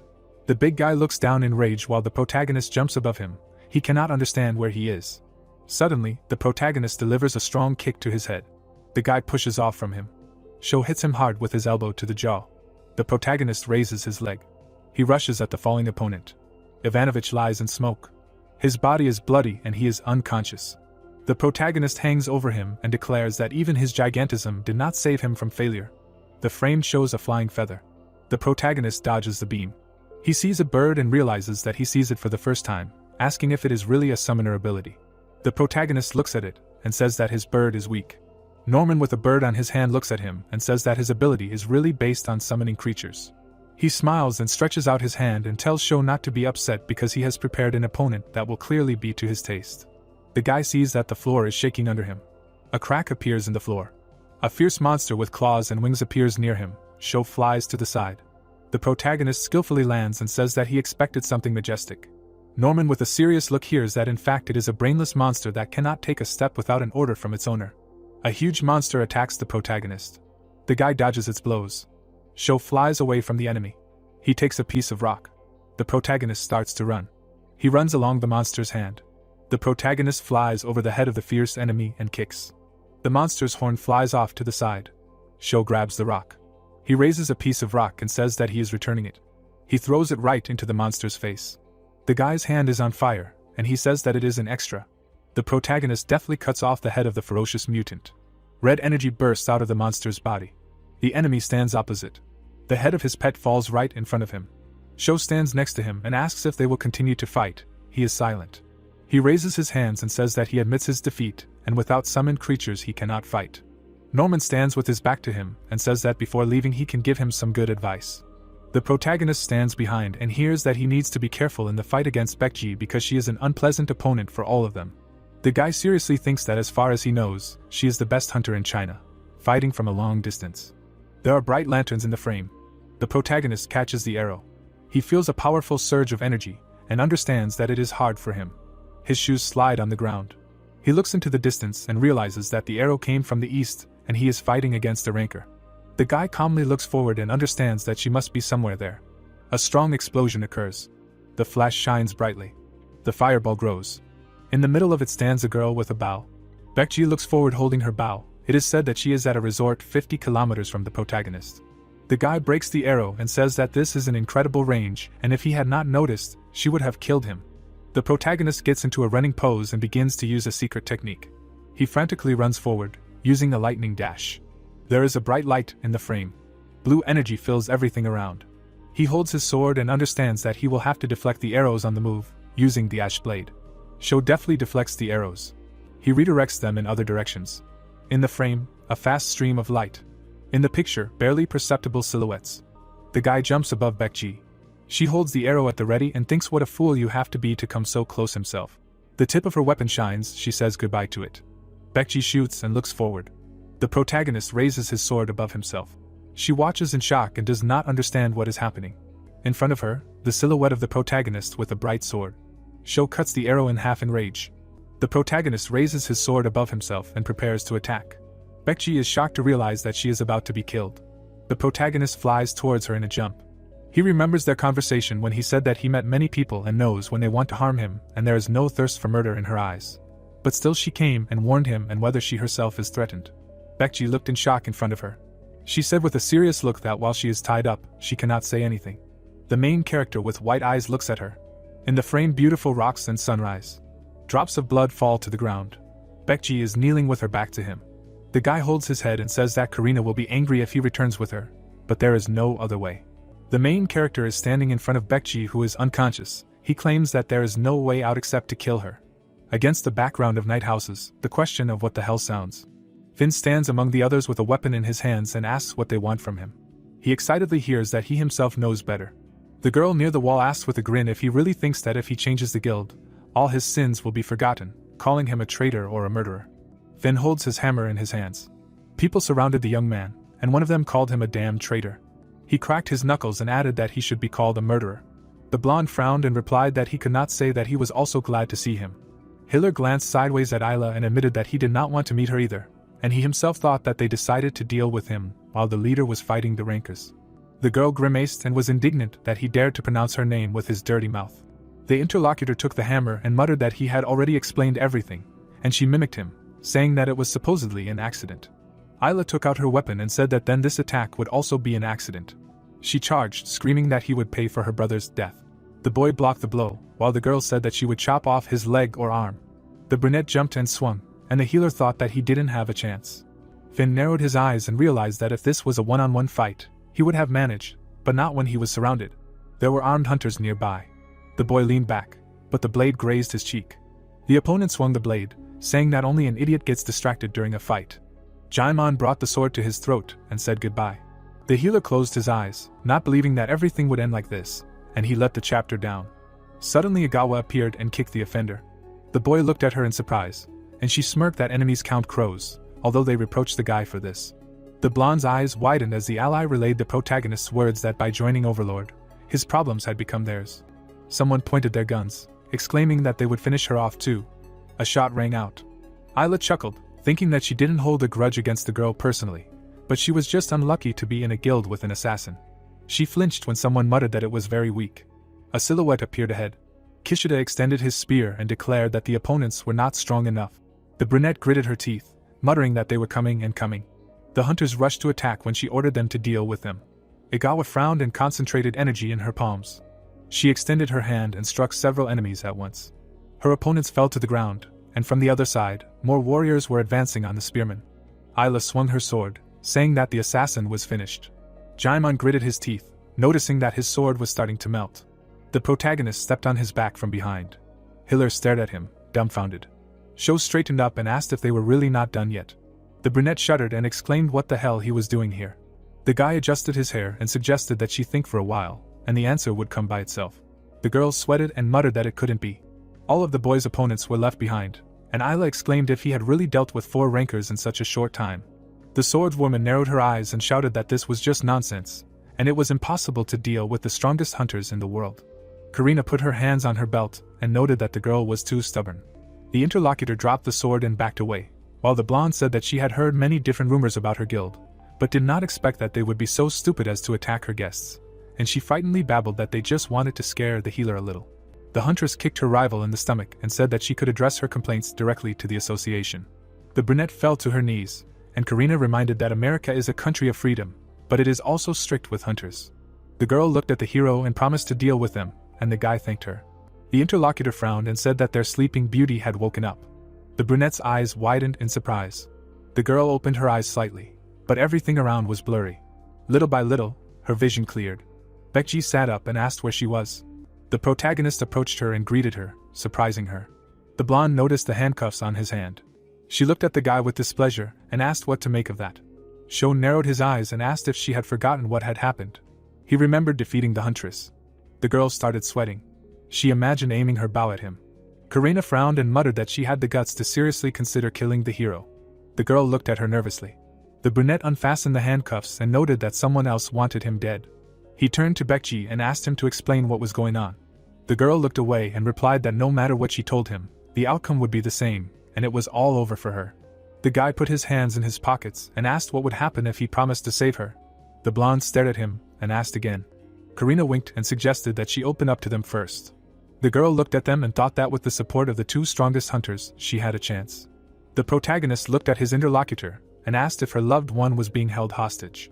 Baekji turned pale and lowered her head. She began to sweat when the hunter asked who it was. The girl clutched the blanket and paused. The blonde shrank and said that it all started 10 years ago, the year she awakened. Then her body was engulfed in purple energy. Baekji remembered crying behind the glass and said that even her new powers did not bring her happiness, and she had not yet received the SSS rank. In the ward, there was a guy connected to a machine, and the girl said that her brother was lying in a hospital bed, fighting for his life. The girl knelt down, having been covering huge medical bills thanks to her job as a hunter, until one woman bought out the entire hospital by taking her brother hostage. Warren looked down at her, and the blonde admitted that she was just a pawn in her hands while her brother was there. Karina frowned and asked if it wasn't the most powerful company in China, but it was run by one, and the woman explained that he was also just a front. The girl crossed her arms and muttered that it was interesting, and the protagonist thought that now it was no wonder why he didn't feel any charisma from the man at the symposium. Karina gestured with her hand and suggested that the blonde contact the country's authorities as an SSS-ranked hunter. Baekji raised her eyebrows and exclaimed that she tried, but they benefited from doing business with Dalong, and they didn't lift a finger to help. The girl leaned forward and added that the government was already desperately looking for ways to control the hunters, and her brother would be in danger anyway. She introduced Warren and said that she was such a powerful and influential person that even the name SSS rank was scary to go against her. The protagonist and his friend exchanged glances. The guy looked at the archer and said that he would help get her brother out. The girl lowered her head when he clarified that she herself did not like being under the thumb of that woman, and the interlocutor muttered that the main problem in all this was the condition of her brother, who was unable to last even 10 minutes outside the sterile room. The brunette touched his chin and admitted that there was a way. The huntress looked down in surprise. The hero held out a pill in his palm that could dull the symptoms of any disease for 24 hours, and he had 30 of them in total, so they would have enough time. The girl turned to him and asked why he was doing all this, but the hunter only asked afterward to tell him everything she knew. Shou looked at his friend and asked if he had been officially declared a ranker yet, and she replied that some time was needed. The blonde frowned and asked if he was planning on flying to China, to which the hero noted that it was better to sort this situation out as soon as possible. She chuckled and muttered that she didn't expect anything else from him. The girl stood up and announced that she would lend them her favorite plane. China, in the sky over Guangzhou. The pilot exchanged glances with Karina and reported that they had arrived, and the boss asked them to circle around for now. The blonde turned around and exclaimed that she didn't expect them to jump on the plane right away, but the young man was no slouch, and he replied that he wouldn't have done it without thinking about his actions in advance. Baekji frowned and thought that this was too presumptuous, and then asked what to do now without permission to land. The doors opened. The protagonist grabbed his partners and said that they would just jump off. He immediately jumped out of the helicopter without waiting for consent. A tall building was visible ahead. An explosion was heard next to it. The three landed on the ground, and the brunette said that speed was the most important factor in rescuing hostages, so let Baekji lead them now. The girl looked at him and nodded. The hunters rushed forward, and the protagonist said that first they needed to get her brother out, and only then deal with Warren. Clouds floated over the hospital. The companions approached the man in the suit, and he recognized the archer. The man looked at her and asked why she was without Mrs. Warren today, and the interlocutor lied that she had a busy schedule. The protagonist jerked when the guard asked who was next to her. Shou suddenly punched the man in the face. Karina shot the monitor, and the blonde asked what they were doing. The girl turned around and reminded that speed was important, so there was no time to chat. The corridor was empty. A young man was lying in bed, and the huntress called him. Chunma sat up and asked what she was doing here, but she immediately asked to take a pill, and would tell him everything later. The hunters ran along the road. The protagonist looked at Baekji, who was carrying her brother, and asked her to head to the helicopter, and they would handle the rest themselves. Shou frowned and said that their priority at the moment was to move the hostage to a safe place, and no matter how powerful Warren was, she would hardly be able to do anything against two rankers. They ran faster, and the girl agreed. Suddenly, a group of people appeared in front of them, shouting that the offenders needed to be caught. The protagonist pushed off the ground. He swung and quickly scattered the opponents. The brunette continued to punch them. Then he turned to the blonde. Karina pointed her finger and hurried her. The interlocutor pushed off and quickly said goodbye. The partners looked ahead, wondering where the villainess's office was, and the guy assumed that it was somewhere on the upper floors. The girl took out a gun and aimed it at the ceiling. A powerful shot made a hole from above. The guy deftly landed on the stones. They stopped in front of a red gate, and the hero noted that he looked pretentious, and this immediately spoke of what kind of owner it was. They approached, and Shou suggested that they hurry. Documents were lying under their feet. The hunter crossed his arms and assumed that the enemy had managed to escape, but the companion noted that it was better not to rush to conclusions. She approached the portal and informed them that there was a rift crack. They looked ahead and the hero realized that it was the Eve Gate, and the interlocutor remembered that Boris had used the same thing during the symposium, so it was no surprise that one's daughter could use it. The blonde smirked and apologized for the intrusion. The shards flew around. The hunters walked through the portal and looked around. They turned to the side and the girl admired it, noticing that there was so much here, like a real national defense base. In front of them was a fortress with cannons, and the companions wondered how much money had been poured into it. The weapons glittered in the sun. A tower loomed ahead. Warren, wearing a mask, crossed her legs and welcomed them into her domain. Karina leaned over and asked what kind of strange mask it was, joking that the enemy was so scared to see them that she decided to hide. The woman twisted the phone and guessed that Baekji had confessed everything, and there was no point in expecting much from her. She leaned on her hand and added that they would have to be very stupid to come in here alone. Warren spread her arms and declared that they were just bugs on her territory. The protagonist and his partner exchanged glances and noted that they had not fought shoulder to shoulder for a long time, and the interlocutor added that she missed it. The woman chuckled and said that this was too self-confident. A portal glowed behind the hunters. The enemy raised her fan and said that they would get out of here. Cannons opened under her feet, and she added that it was not a fact that they would be alive. Karina frowned and exclaimed that it was a military railgun. The partners jumped in different directions, dodging the attack. An explosion was heard behind them. The blonde narrowed her eyes and thought that this was a model that was discontinued during development by the US military, so where did she get it from? The technology was covered with cloth, and the girl realized that what was important was that this was her chance to destroy the enemies hiding on the American side. A drone appeared next to her. It was glowing, preparing to attack. The hunters frowned and dodged, asking how much money was spent on these dangerous toys. The guy stepped on a stone, which fell under his foot. An explosion was heard behind him.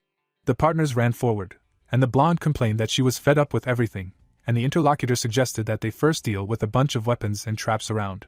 The blade of his sword flared. The guy narrowed his eyes and swung the blade. Several drones immediately exploded. The enemy opened her fan and noted that it was very rude to break other people's toys. She smirked and added that she still had enough. New cannons appeared in front of the partners. The blonde took aim and noted that she had opened up. Warren flicked her fan. A barrier appeared in front of her, repelling the attack, and she asked if that was all a world-class ranker could do. Karina raised her eyebrows and muttered that the woman was annoying her. The brunette chuckled and noted that it would be impolite not to respond in kind. A missile launcher appeared between them, the heavenly demon bow, and the villainess commanded to attack.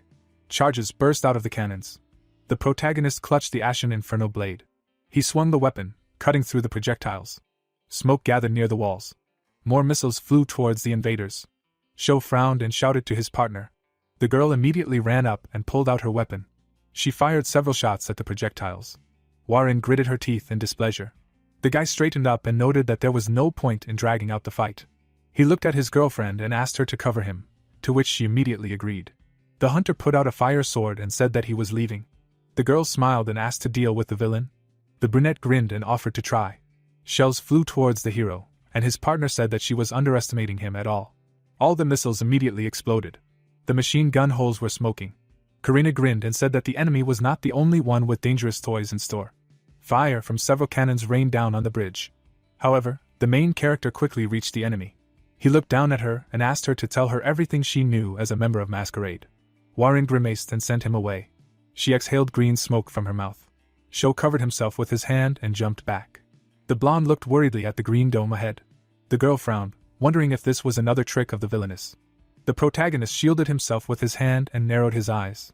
He frowned and wondered if he had been teleported, but he hadn't felt himself leave the Eve Gate, so it could be an illusion. The girl opened her mouth and called him by his former name. The guy looked down in surprise. His eyes widened. Elena looked at him and asked why he suddenly jumped up out of the blue. Sho looked at the girl in confusion. The blonde smiled and said that she was glad to see Aiden. She looked at him in surprise when the guy said that she knew nothing. The brunette sharply kicked her. The girl's eyes widened. Elena began to cry, asking why the hunter was doing this. The protagonist frowned and muttered that Warren did not know when to give up. His eyes narrowed, and he said that she would regret using her image. The interlocutor turned pale when the brunette grabbed her. The hero froze when his partner asked if the guy was there. Karina passed through the portal and asked what this place was. The blonde reached out to her, calling for help. Elena grimaced and exclaimed that someone took control of Aiden. The huntress' eyes widened as she recognized her friend. Instead of helping, she shot the girl. Warren grabbed her shoulder, not understanding why her illusion hadn't worked. The brunette gritted her teeth, thinking that people should see people dear to their hearts, but it hadn't worked on any of them. The protagonist approached, gathering mana in his hand, and declared that it was over this time. The companion raised an eyebrow and asked if he was just going to kill her, and the guy replied that she wouldn't tell them anything anyway. Warren flinched when Karina promised to get everything out of her, and the brunette then agreed to calm the enemy down. The woman widened her eyes and shouted for him to take his hands away. She closed her eyes, demanding that he not touch her. After a while, Warren sat with an empty look. The protagonist glanced sideways at his partner and asked if she could talk in such a state, and the blonde replied that she could answer 3 questions. Sho sat down and asked what the goal of the masquerade was. The brunette lowered her head.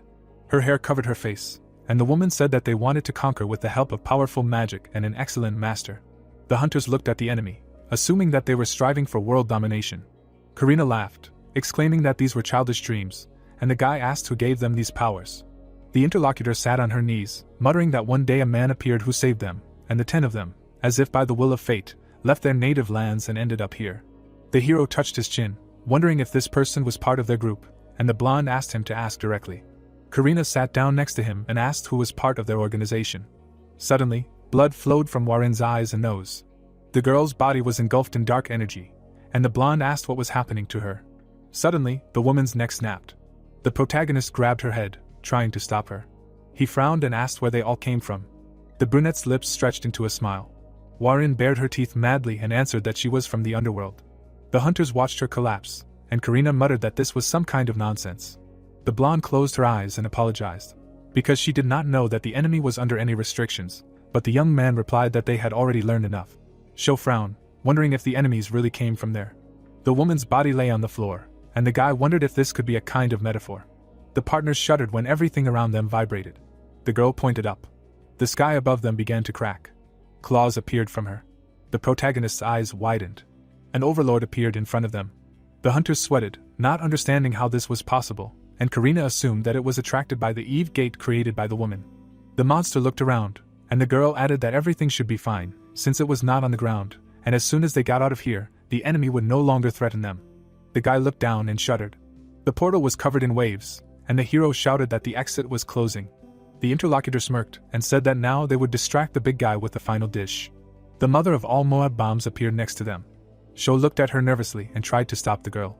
However, the discharge had already been released. The blonde rushed forward and hurried her partner. The monster turned to the flash. A powerful explosion was heard. The hunters managed to pass through the portal.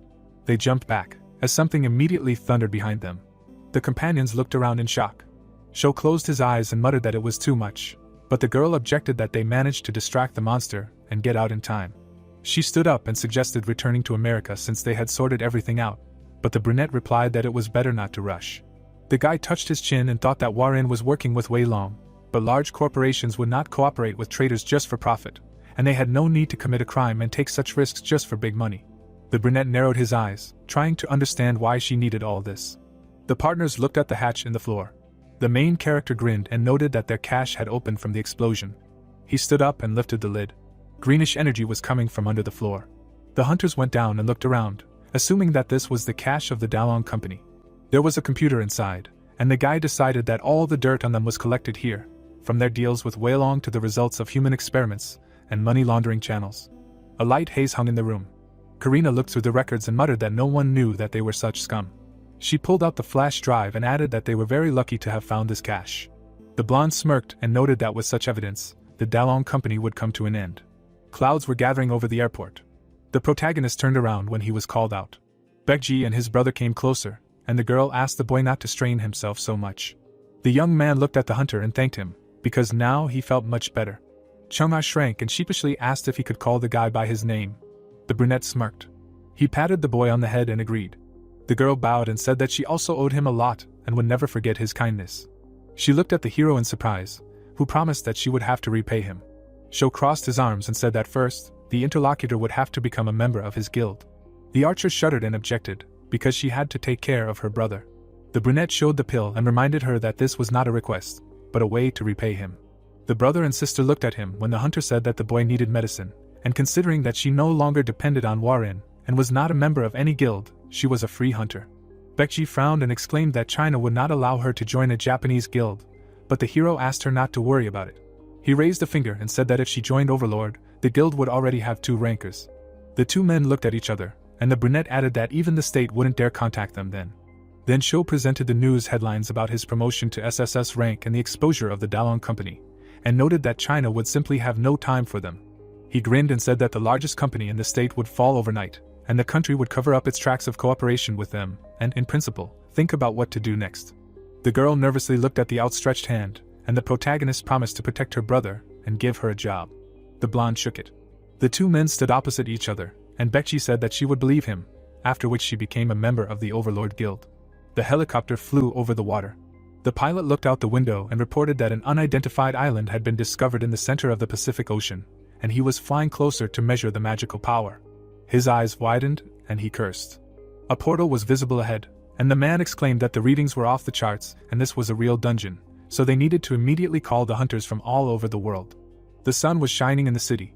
The protagonist was having a training fight with his charges. He smirked and told the spearman to make sure that his blows did not interfere with his teammates. Then he turned to Igawa and advised not to rush into trouble, but to work together with everyone. Bekji was standing nearby when everyone sat down on the ground, and the brunette announced a break. Suddenly, Han ran up to him and called out to him. Sho turned to him and asked how he could help, and the interlocutor said that the hunters had received an emergency call because an unknown dungeon had been discovered on an island in the Pacific Ocean. The air swayed the grass, and the hero noted that this was a great opportunity for the new guild members to show off their strength. Han made a gesture with his hand and explained that because hunters from all over the world were invited to the cleanup, only 2 guilds would be participating in the operation, and there would be a meeting of the guild leaders to make the final decision, which the guy decided it was worth attending. The brunette turned to Bekji and called her. The blonde came closer and first addressed him by name, then corrected herself to the leader. The guy raised an eyebrow and allowed her to call him whatever she wanted.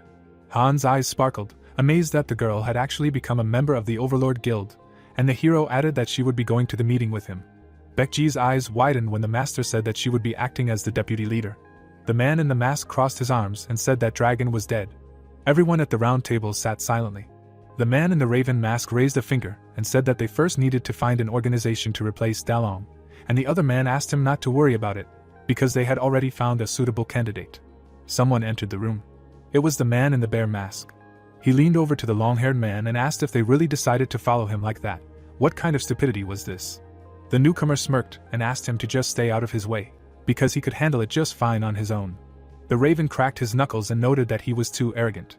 The other man turned to him and said that he was not a loser, who had achieved everything by chance. The man jumped up and swung his arm, cursing. The man in the center crossed his arms and demanded that they stop, releasing energy. The other members covered themselves with their hands from the gust of wind. The long-haired man stopped their fists and asked them to calm down, because now they did not need conflicts within the organization. Both rivals exchanged dissatisfied glances, gritting their teeth. They obediently parted, and the bear said that later everyone would see his abilities for themselves. The leader raised his hands and suggested moving on to the topic of today's meeting. The men sat down at the table, and he reminded them that the lion, the butterfly, and even the dragon had left them. He folded his fingers and declared that from now on no one would act alone, because now their goal was to deal with Sho once and for all.